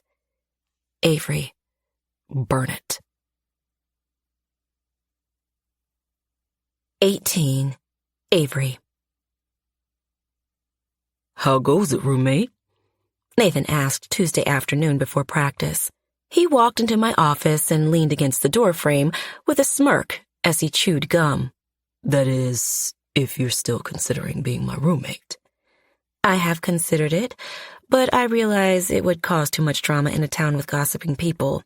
Plus, seeing how we hate each other, it probably wouldn't be the best situation. Who is this we that you speak of? He said with a smile that was so sweet I almost considered not being in a bad mood. I couldn't hate you even if I tried, Avery Kingsley. And who cares what the townspeople have to say? They are already gossiping. Do you know that they were gossiping about the size of the sausage at my brother's butcher shop compared to the grocery store? They spent the past 2 weeks comparing sausage lengths, trying to prove that ours were overpriced. I'm proud to say we won. Us Pierce boys have the biggest and thickest sausages on the marketplace. I blankly stared at him. I'm not going to entertain that comment at all. I'm serious, though. The town's going to talk regardless. Might as well give them something to talk about. He took a seat on the chair across from my desk and tossed his feet up. I shoved his feet off my desk. Willow is going out of town for a little while, so she's letting me stay at Big Bird until she comes back. Her mobile home? Yup. You'd rather stay on a school bus than with your devilishly handsome assistant coach, he semi-joked. Oh, I'd rather stay in a porta-potty than with you. The insult should have offended him, but he chuckled to himself. Must have been that shame kink of his kicking into full gear. But thanks for the offer, Nathan. Truly, and for the weekend. I didn't know I needed someone to take care of me as much as I did. I appreciate it. Of course. He clasped his hands together, and his eyes grew somber as his voice dropped an octave. But about what we talked about, with your negative thoughts, are you sure it's best that you stay alone during all this, Ave? I'd honestly feel more comfortable with you staying with me, but I know it's not about my comfort. It's about yours. Still, my offer stands. I wished he'd stop making my tired heart skip a few beats. I was supposed to still hate him. He was making it increasingly difficult to dislike him, especially after the weekend we'd shared with one another. I think I'm good. Thank you, though, I said, standing up from my chair. He kept sitting and staring at me, uncertain. I released a small laugh. Seriously, Nathan? I'm good. 505 West Chipper Lane, he said as he pushed himself to stand. If you change your mind. I won't, but thanks. Let's get to practice. It was a beautiful spring day in Honey Creek, the perfect weather to get out on the field to run a few drills. Truthfully, I couldn't have asked for better weather over the past few days. It would have been great weather for, say, a wedding celebration. The moment Nathan and I met the players outside on the bleachers, I already hated the looks of pity they were shooting my way. I hated those looks. There was nothing worse in the world than other people feeling bad for me. I cleared my throat and tossed on my baseball cap. All right, team, let's just address the elephant in the room. Was I supposed to get married this weekend? Yes. Did it get called off at the last minute? Also yes. But this should not distract you from the fact that we are in the middle of our season, and with one more win, we will be off to the playoffs. Therefore, we must stay focused on the game. I'm sure you've all heard some rumors about Wesley and me, but I want you to know that I'm okay. I'm fine, and we need to— Coach K? Cameron said, cutting me off. Yeah, Cam? Fuck Wesley. The rest of the guys cheered, agreeing with him. I glanced over to Nathan, who had the tiniest smile sitting against his lips. I could almost hear him silently saying, Fuck Wesley, too. I rubbed my palm against my forehead. No, that's not needed. I know you're trying to make me feel better, but you don't need to. I'm fine and— Coach K? Jason called out. A weighted sigh rippled through me. Yes, Jason. I think Wesley's a dumbass. Yeah! Everyone else cheered. What a dumbass! They echoed, clapping their hands together. I felt a tug against my heart. If you looked up the word loyalty in the dictionary, you'd find a picture of the Honey Creek Hornets baseball team. I placed my hands against my hips. All right, anyone else have any thoughts on my current state of affairs? Let's get it all out so we can move on sooner than later. Everyone's hands shot up to add their commentary on my life. I pointed at Kyle. Shoot, kid. If Wesley was such a great rocket scientist, then why couldn't he calculate the trajectory of the path to keeping a good woman? I smirked a little. That was clever. I pointed at Caleb next. All right, Cal, you're up. I'm trying to figure out how the rocket scientist had a failure to launch. Another good one. Steve, I gestured. What do you got? I hope his love life is like a black hole after you, Coach K. Empty and meaningless, Steve said with a shrug. If I was your type, I'd marry the fuck out of you, Coach K. Eric said. Okay. I think that's enough. I laughed. And it's also highly inappropriate, Eric, so you'll be taking 2 extra laps today on the field. Anyway, now that we got that out of the way, can we get back to the game? Instead of agreeing with me, the guys all rushed over to me and wrapped me in a tight hug. For a moment, I froze, completely thrown off by their embrace. Then I felt myself start to get misty-eyed from the comfort they were showing me as they all whispered their apologies. Those boys meant the world to me, but I couldn't cry in front of them, even though my eyes wanted me to fall apart. I'd already done enough falling apart over the long weekend. I glanced up to see Nathan standing back with the gentlest smile on his face as his arms stayed crossed over his chest. His shoulders rose and fell. I shrugged back toward him. All right, I said in my best Matthew McConaughey voice. I think that's enough of the emotional junk. Get on the field and start to warm up, will you? I playfully shoved them away from me. They began to jog out to the field, leaving Nathan and me there alone for a few moments. Those damn kids, I said, shaking my head. They love you. I nodded. Yeah, I picked up on that. It's kind of hard not to, Coach. My face flashed with heat as I shook my head. Dang it, Nathaniel. You're making it harder for me to hate you. Being on the field and coaching was the first thing that made me feel okay over the past few days. It was a normality that I had been seeking for. I knew that baseball was the one thing outside of my family that could make me feel better about anything that was bringing me down. The diamond felt like my haven, the place I could escape to when the rest of the world was too loud. The guys were playing the best they'd played too during that practice. That felt like a little gift they were giving to me.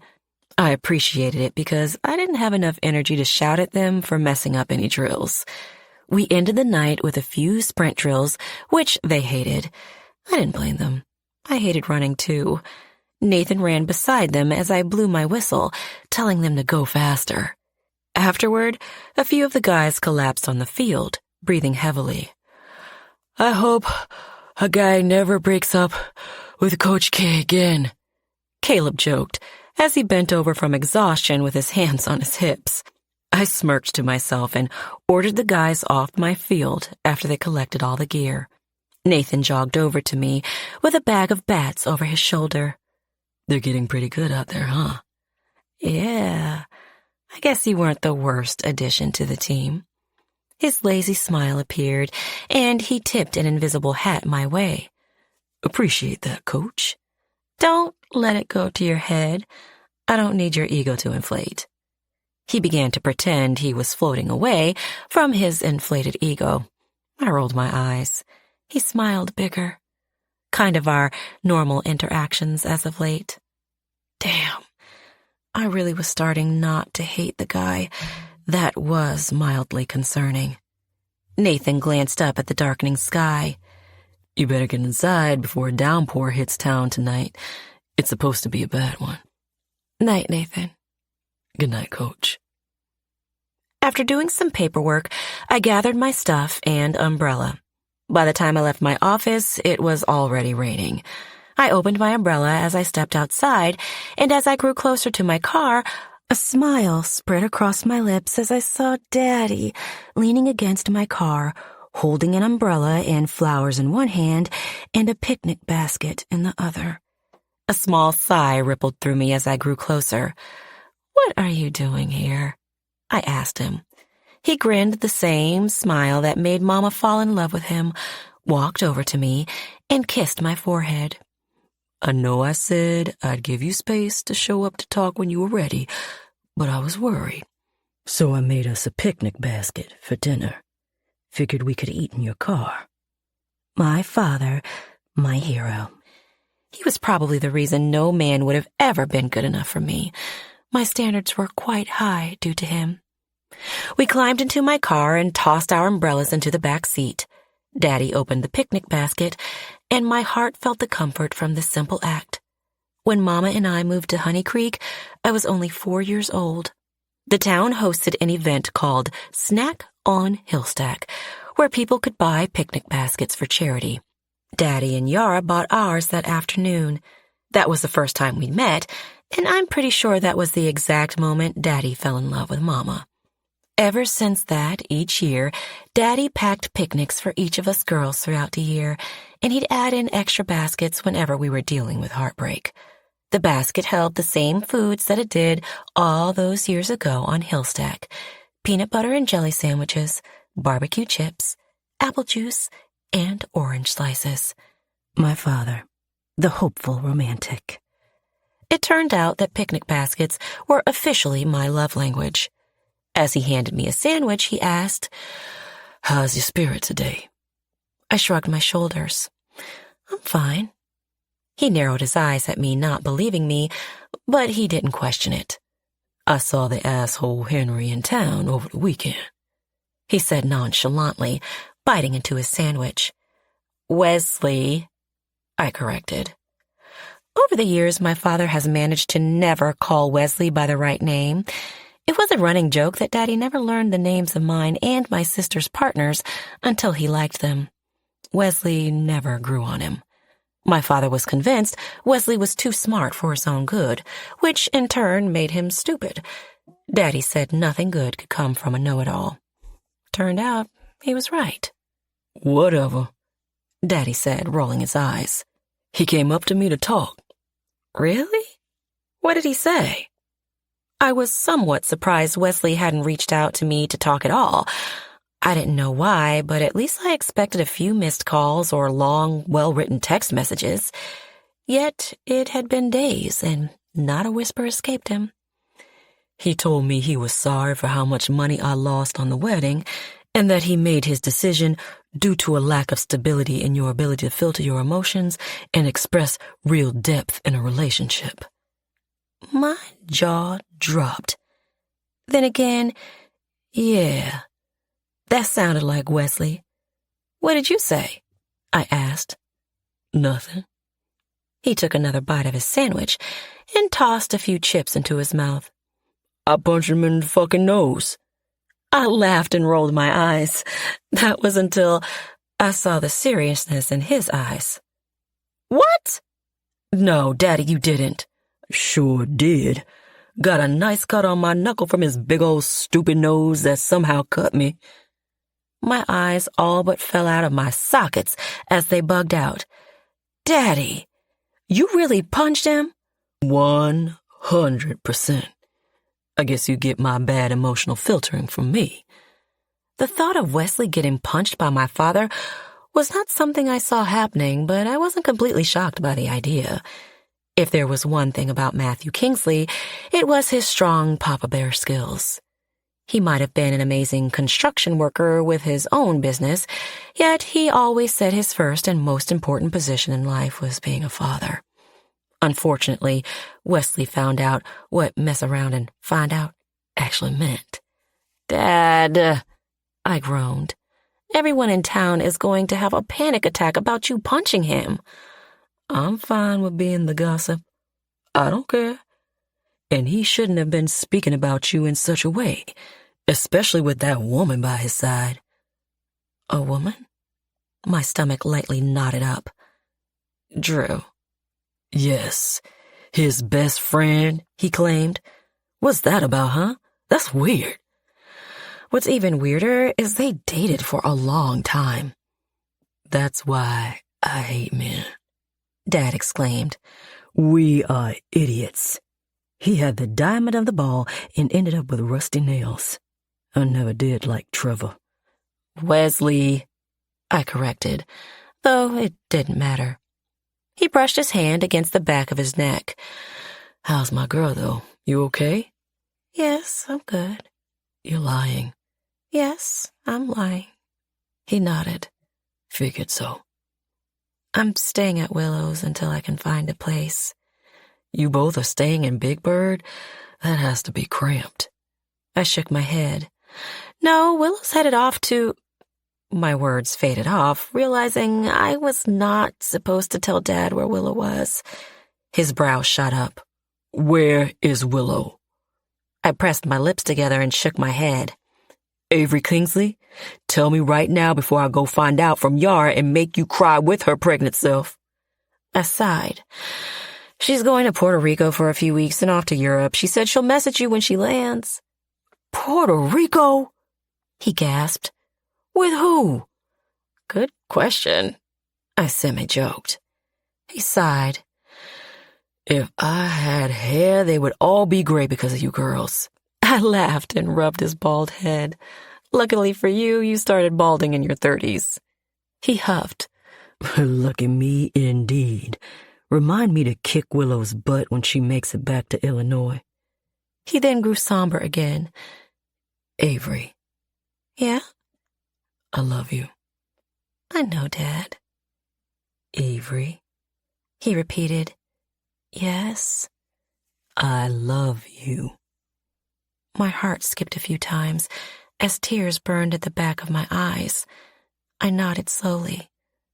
I know, Dad. You know, as a father, you're learning as much as your kids are learning too. And you figure out that each kid needs a little something different because they are all individuals and unique. I think I love that most about you three girls. You are all so different from one another. But sometimes that makes it hard to know how I'm supposed to show up. If this whole situation happened with your sisters, I'd know what to do. What would you do for Yara? Let her cry on my shoulder while I researched becoming a hitman. And Willow? Go skydiving with her. And me? That's the thing, you see. I'm not quite sure. That's what bothers me the most. I think the issue is you've always been the strong one, the one who never seemed to need help. Yet you were always helping others. And I think you hate the attention and people offering help because it makes you feel weak. That's true. Yeah. But baby girl, asking for help doesn't make you weak. Sometimes asking for help is the strongest thing a person could ever do. That was a concept I'd simmer on for a good amount of time. This is enough, I offered, holding up half of my sandwich. You showing up, Dad. That's enough for me. He smiled, and I felt it kiss my soul. That's one thing I'll do for forevermore, my love. I'm always gonna show up for you. We continued eating, and he managed to get a few laughs out of me, too, which made him feel like the biggest success that afternoon. What's this I hear about Nathan Pierce sweeping you away over the weekend? He asked. I heard about it over at the coffee shop. I groaned. People are talking already, huh? You know this town. It's what they do best. What's the deal with you and Nathan? He asked with lowered brows. Is there something there? Gosh, no. Not outside of him coaching with me. He just found me at a bad moment and got me out of town for a bit. Daddy's brows stayed lowered as he studied my face, and I laughed. Seriously, Dad, there's nothing there. It was just a friend helping me out of a hard time. A friend? He questioned. Last I heard, you hated his guts, and he was going to ruin your coaching style. Right. No, I still hate him. I didn't mean friend, I meant coworker. He's fine, it's whatever. He's not that bad of an addition to the team. The guys like him. It's nothing, though. We are strictly professional. Nothing more, nothing less. Dad smiled a bullshit answer, but I'll accept it kind of smile, and we left the conversation at that. After our meal, he headed home and I drove to make one more stop before heading over to Big Bird, my house. Well, my old house.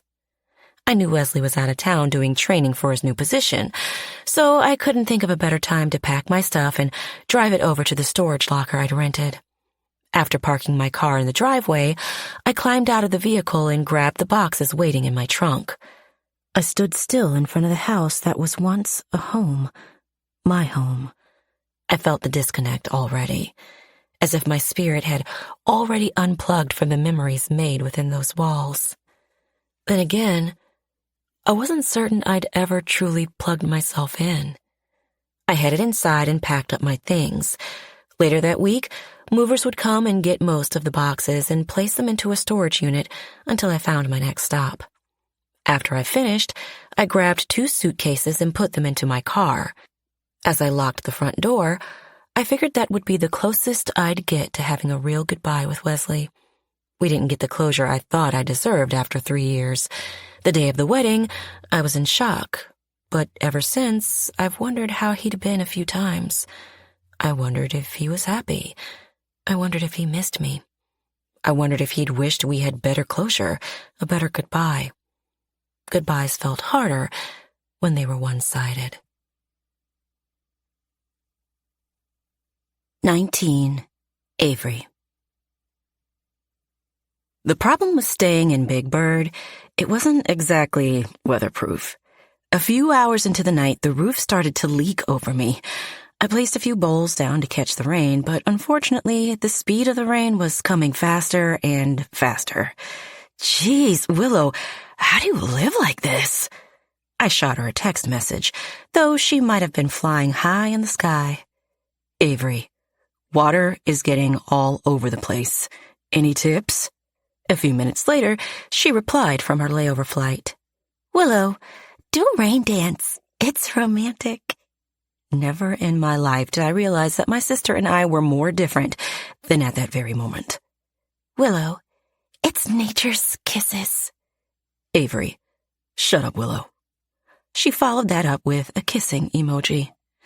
I put my phone away and went to work trying to patch up the ceiling where the water was dripping from. Then I went to the bathroom, and when I tried to flush it, Water began to rise in the toilet instead of going down. No, no, no, I barked as it overflowed. I grabbed the towels from the tiny shower and tossed them onto the floor. Just then, my patch on the ceiling came off and water started rushing in quickly. No! I screamed out, trying to grab everything I could of my stuff and Willow's to avoid too much water damage. I tossed all the important things into my car, then stuffed the hole in the roof with a sheet, which was getting drenched. The floor was flooded with no signs of it getting better. Avery, really bad flooding. Not sure what to do. Willow, maybe take Nathan Pierce up on his offer for the night? Don't worry about Big Bird. She'll dry out when I get back home. The amount of chill my little sister had was enough to give me gray hair. No wonder Daddy was bald. 20. Nathan. There was a pounding at my door a little after midnight, and I was surprised to find Avery standing there with a suitcase sitting beside her. Her eyes looked exhausted and defeated. I could feel the heaviness resting against her soul as she grimaced. "I need you," she said with a weighted sigh. "Is the spare room at 505 West Chipper Lane still available for rent?" she asked shyly, brushing a hand over her soaking wet hair. She then sneezed and shook the rain off her body. "Because I could really use a place to crash for a little while." I grabbed the handle of her suitcase and pulled it into my house. She followed me. "Let me grab you a towel," I said quickly before darting down the hallway into the bathroom. I came back with two and wrapped one around her shoulders as she took the other and began drying her hair. "Thanks. Of course. I already have a room set up for you." I grabbed her suitcase and pulled it down the hallway. I noticed her taking notice of all the family photographs against my wall, but she stayed quiet as she trailed me. Once we reached her room, I flipped on the light, and she tilted her head. "What's that on the bed?" "Oh, it's a welcome basket. I had it made up when I thought you might stay with me. It has all kinds of stuff in it that you might need, including a few snacks. I tossed some towels into the attached bathroom for you, too." She arched an eyebrow. "You had a welcome basket made for me? What if I didn't show up?" "I thought of it as a just-in-case Avery comes over basket. I would have moved it soon enough, but I guess it worked out." She looked perplexed by the idea of it, but didn't argue with me. That was somewhat surprising. Avery's favorite pastime was arguing with me. "Thanks," she murmured. "That's actually really nice." "Don't thank me too much. My mom did most of the work. Perks of living on a family farm with a welcome basket-loving mother." "Your mom knows you were offering me a spot to stay here?" "She asked if you were okay after the wedding situation. I told her how I offered you a spot if you needed it. She got to work on the basket right away. She also made me straighten up my place, too. I'm not this neat on my own." I joked. "I know. I remember sneaking into your place when we were younger. Your room was worse than the pig pens." "I'm glad to tell you I'm not that bad anymore. I'll let you settle in. The fridge in the kitchen is stocked, too, with non-expired food this go-around. Let me know if you need anything. We can check in with one another in the morning." "This isn't going to be a long-term thing," she expressed. "Willow's bus had a leakage issue, and the apartment complex in town is fully booked out until the end of the school year, but I'm going to keep looking for something else." "You can stay here as long as you need, Ave." "I think the last thing you want is to live with a bitter, almost married woman while you're single and, well, mingling." She grimaced and tugged gently on her earlobe. "If you're mingling, that is." "Right," I smirked. "Of course." "Are you?" she asked as she glanced down at the carpet. "Are you currently mingling with anyone?" "Are you asking me if I'm single, Coach?"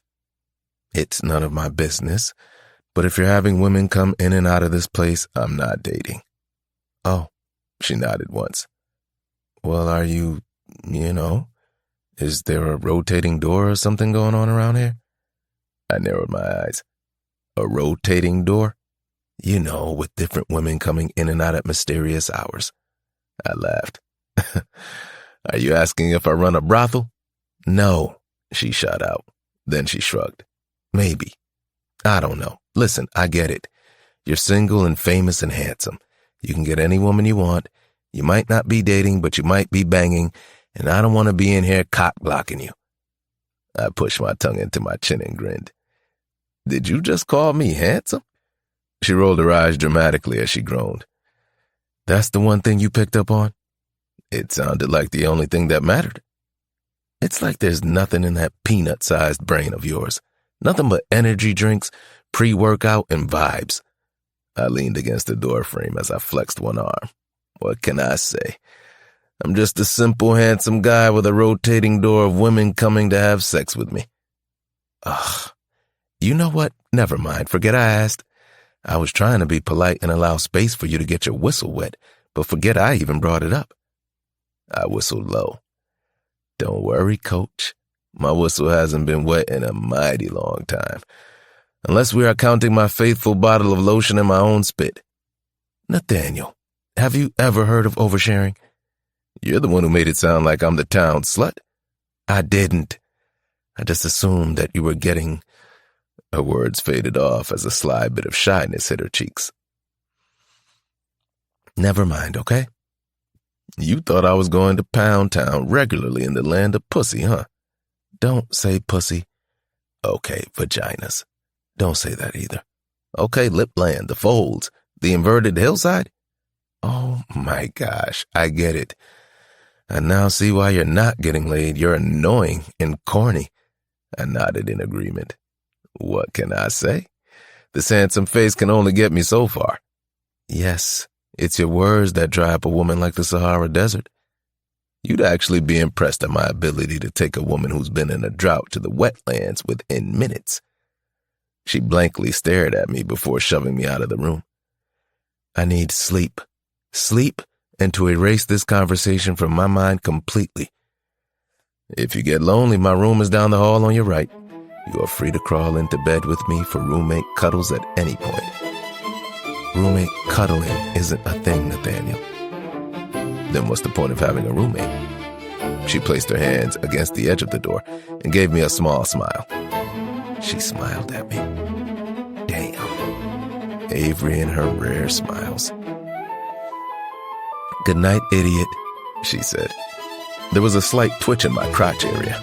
Maybe I did have a real shame kink when it came to Avery Kinsley. Night. Oh, wait, I have something for you. I headed to my room and grabbed an item off my nightstand, then hurried back out toward Avery. I know you said burn the dress, but I saw this stitch to it, and I figured you might want it back. Her eyes glassed over as she studied the ring in my hand with the blue jewel.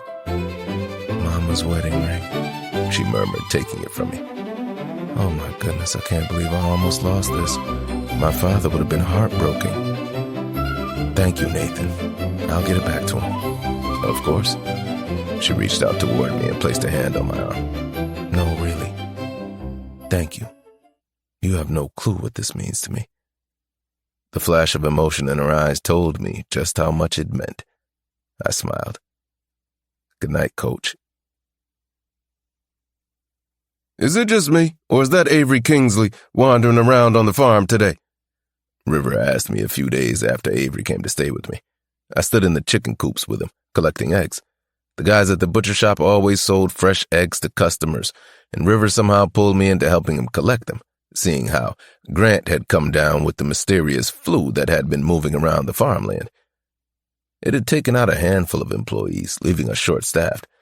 Luckily, somehow, River and I were still free from the illness.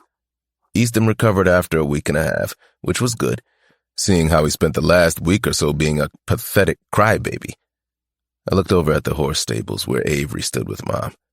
Within seconds, my mind was transported back to the days we used to hang out beside those same stables. I love you too, Nathaniel, Avery whispered, brushing her lips against mine.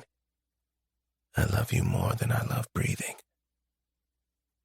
Those words had been etched in my brain ever since she'd said them.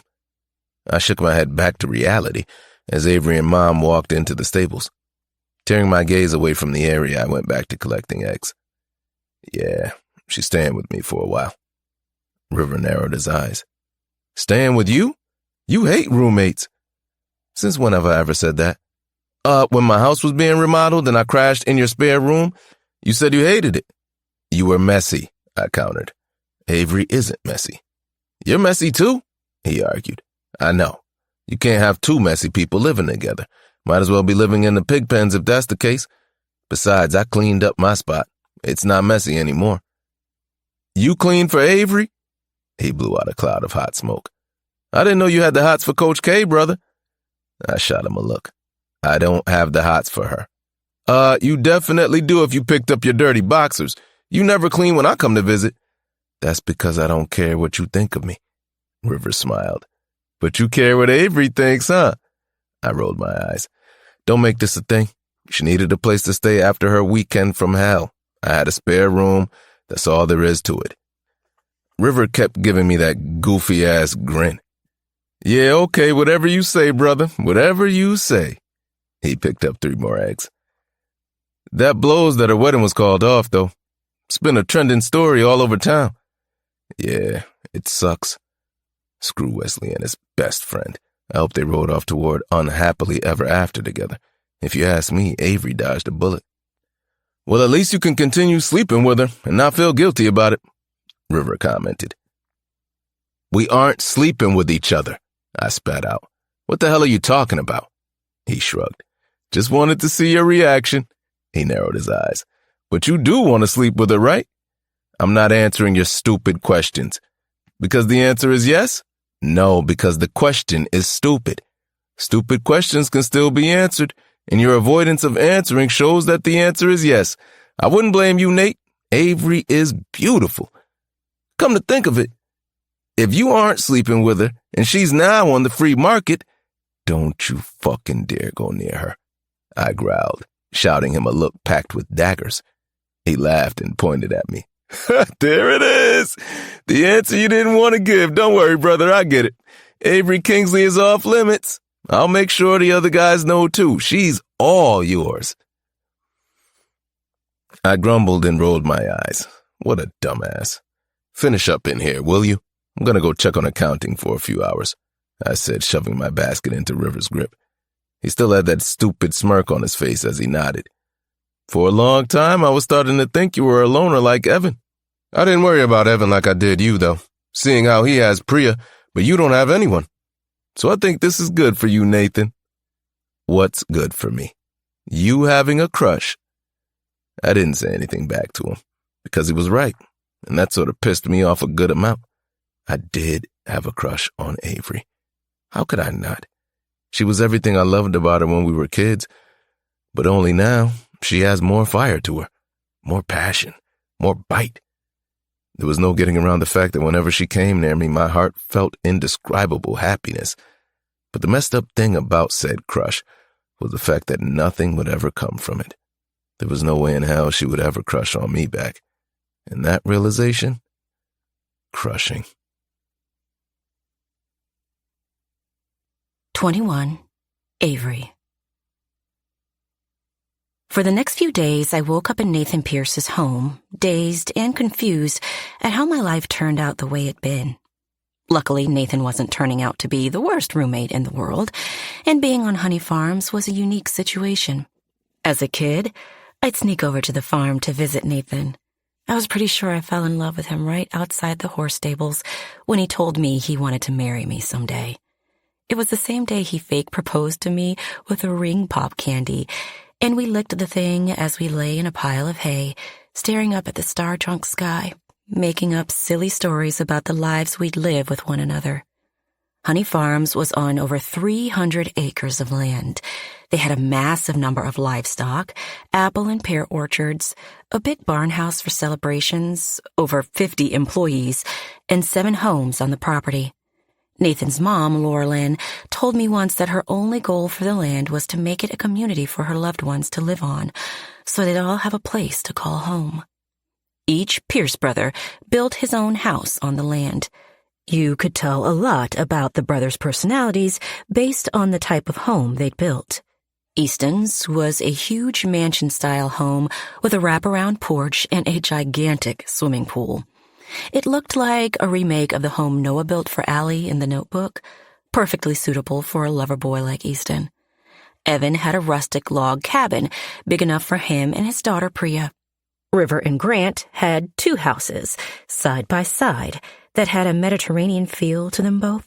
The homes were just like the twins, identical. Even though the brothers all lived on the property, you couldn't even see their houses from the outskirts based on how they were situated. The family used golf carts to get to each other's property. Laura Lynn's farmhouse was at the center of the whole land. Nathan called it the heartbeat of their little community. That was where everyone went when their hearts needed a recharge of love. My favorite aspect of the land, though, the baseball diamond that had the best sunsets. "Welcome back to Honey Farms, Miss Avery," Laura said as she met me at Nathan's place a few days after I settled in. Nathan left me a note that morning stating that he was getting up early to get to work, but I was free to explore the farm if I so pleased, and that his mom would probably stop by to see me since word got around that I was on the farm. The air was humid from the rainstorms that passed through over the past few days, and Laurelyn showed up at Nathan's with a pair of rain boots for me to slip into. I couldn't help but smile when I saw her. I was always happy to see Laurelyn. Laurelyn Pierce was one of the sweetest humans on the planet. And when I was younger, working at the farm, I always remembered her warmth more than anything else. I had a distinct memory of her when I was a little girl, too. It was right after Mama passed away. Laurelyn showed up to our house with a care basket and a few cooked meals for Daddy. She stayed for a few hours helping out with Willow. She cleaned up the house, too, and trimmed the flowers that people in town sent to our house. Then she came into my room and sat with me for a while. She didn't say anything, and she didn't make me talk at all. She simply sat there and smiled at me. She did the same for Yara, too. I didn't know how much comfort it could bring to a person just to have someone else sit beside them. Before she left my room, she walked over to me, knelt, combed my hair behind my ears, and said, "How lucky are you to have your mama's eyes? It's a little gift from God.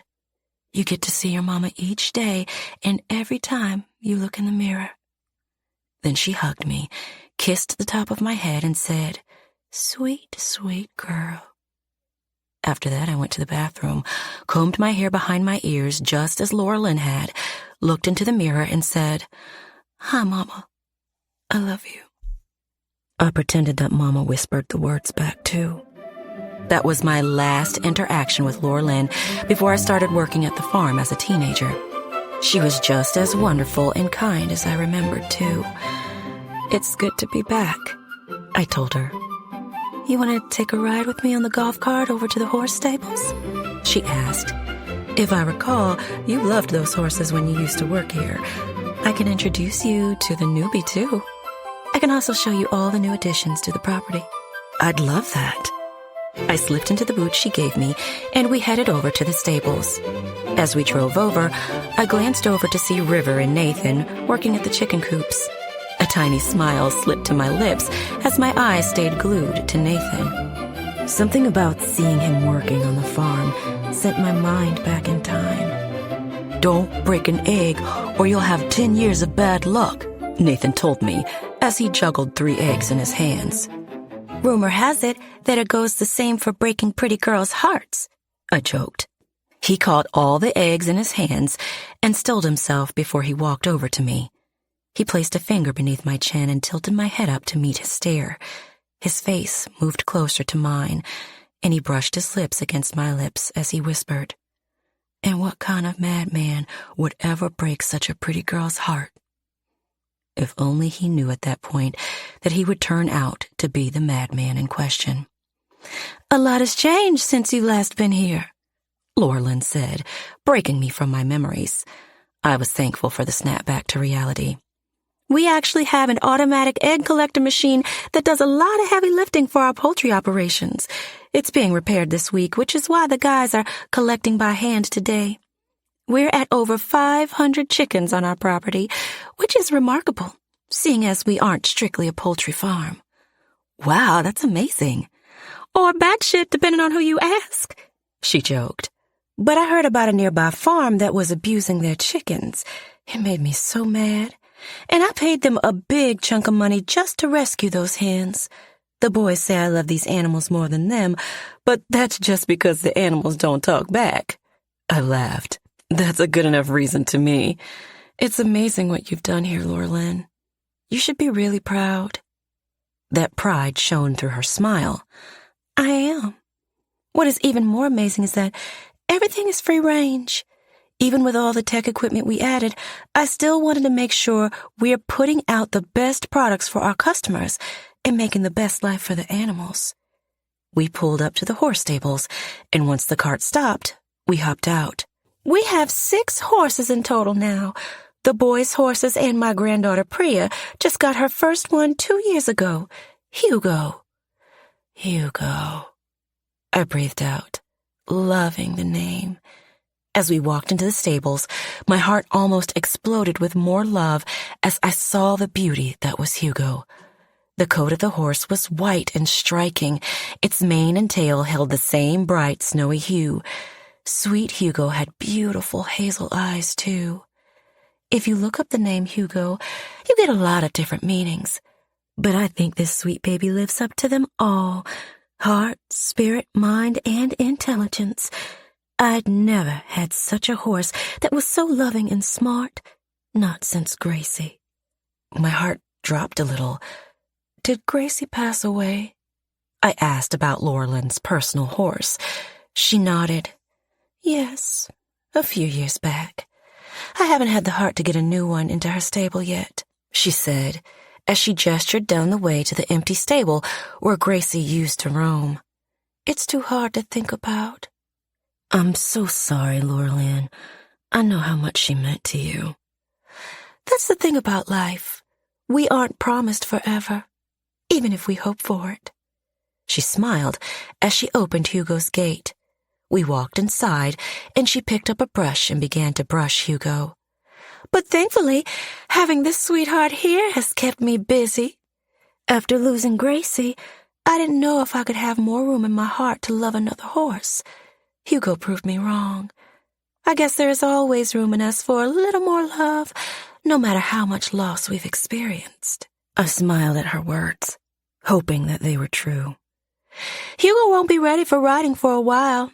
We are thinking 1 or 2 more years so her muscles are stronger. But if I recall, you had a nice connection with Nathan's horse, Lightning. You should go say hi. I think he still needs a good brushing, Lorelyn said.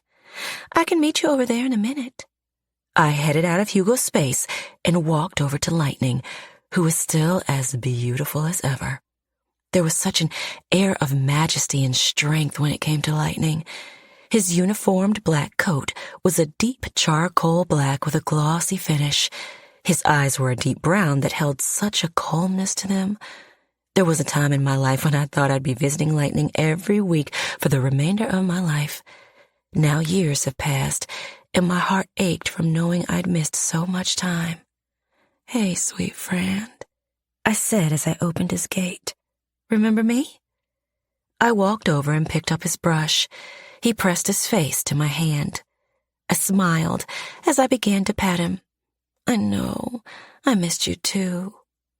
As I began to brush him, a wave of peace washed over me. There was something about Lightning that made me feel so safe and serene. He was a massive horse, yet nothing was terrifying about that beautiful animal.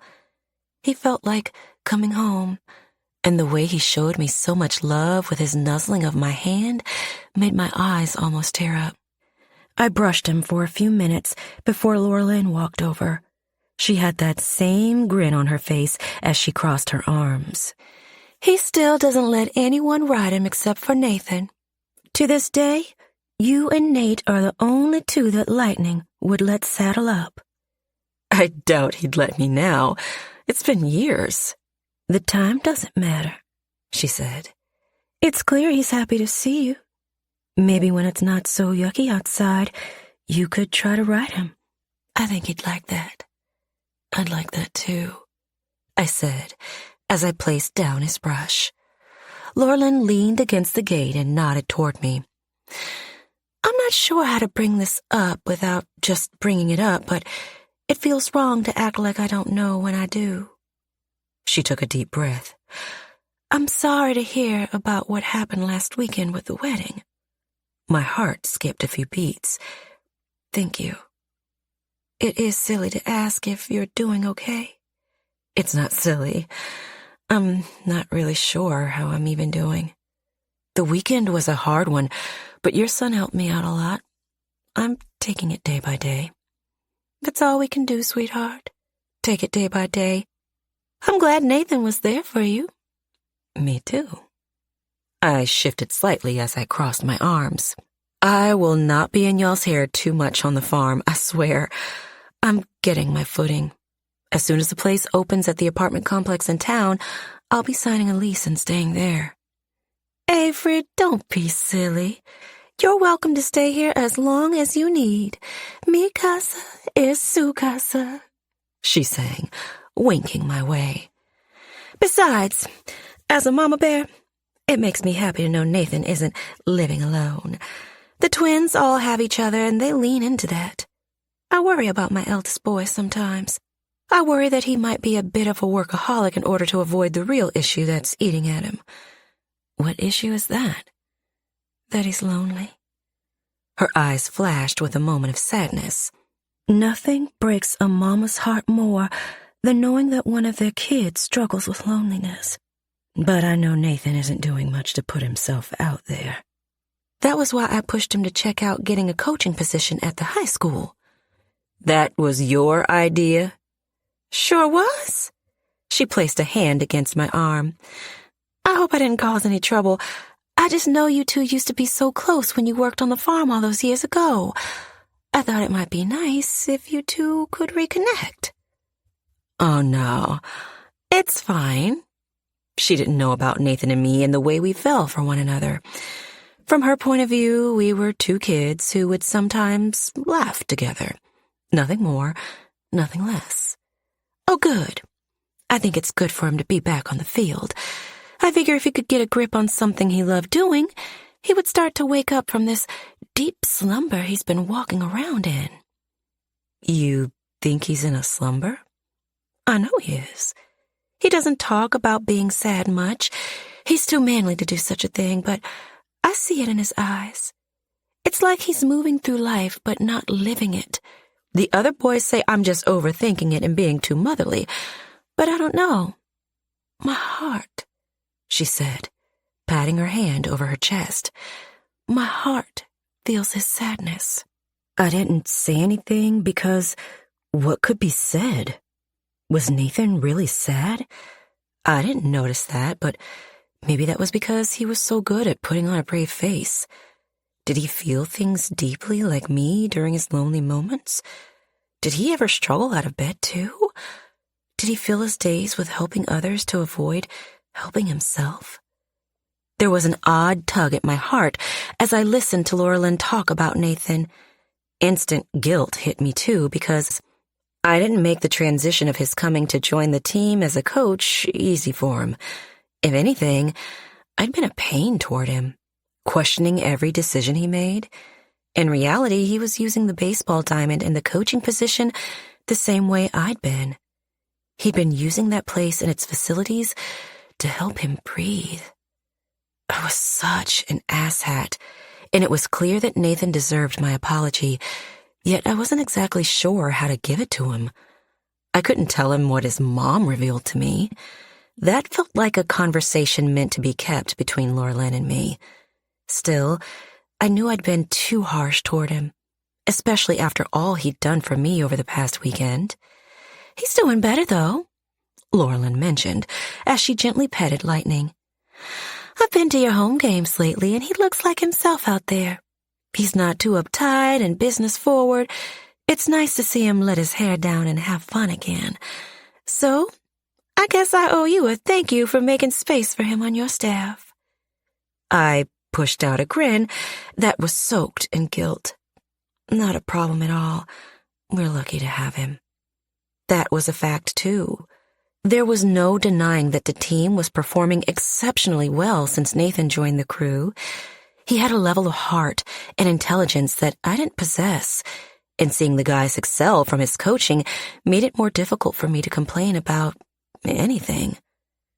Later that night, Nathan came back to the house.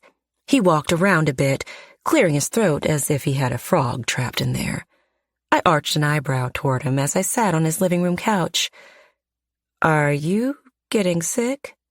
No, I don't get sick. I'm not a wimp like my brothers. He walked over and sat on the other side of the couch from me. He glanced at the television. Are you watching some crappy reality show? There's nothing crappy about the Traitors. It's fantastic. All reality shows are crap, he replied, before once again clearing his throat. I'm gonna hop in the shower and head to bed.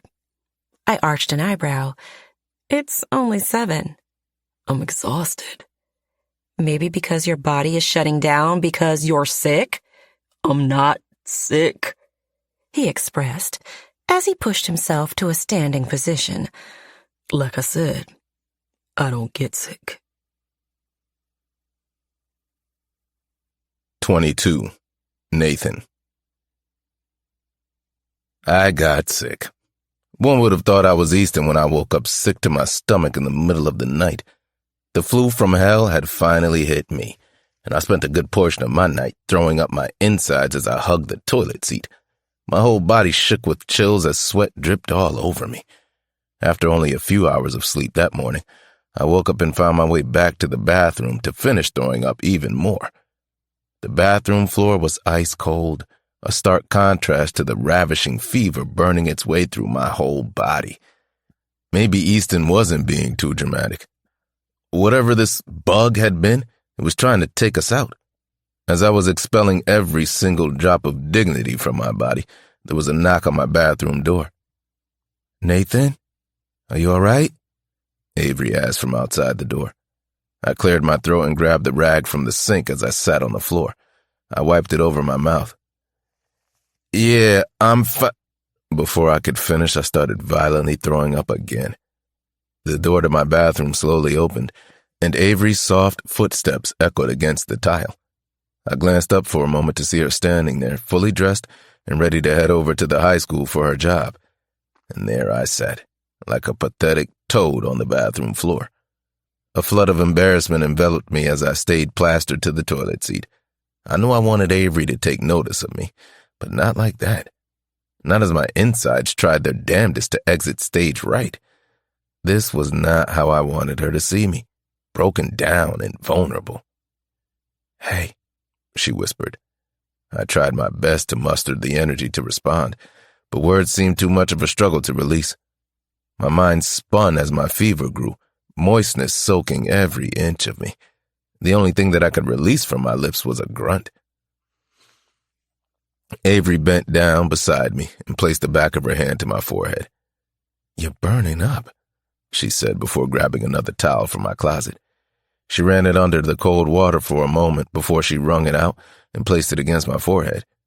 I leaned back against the sink cabinet, exhausted. My knees bent, and I rested my arms against my kneecaps as I closed my eyes.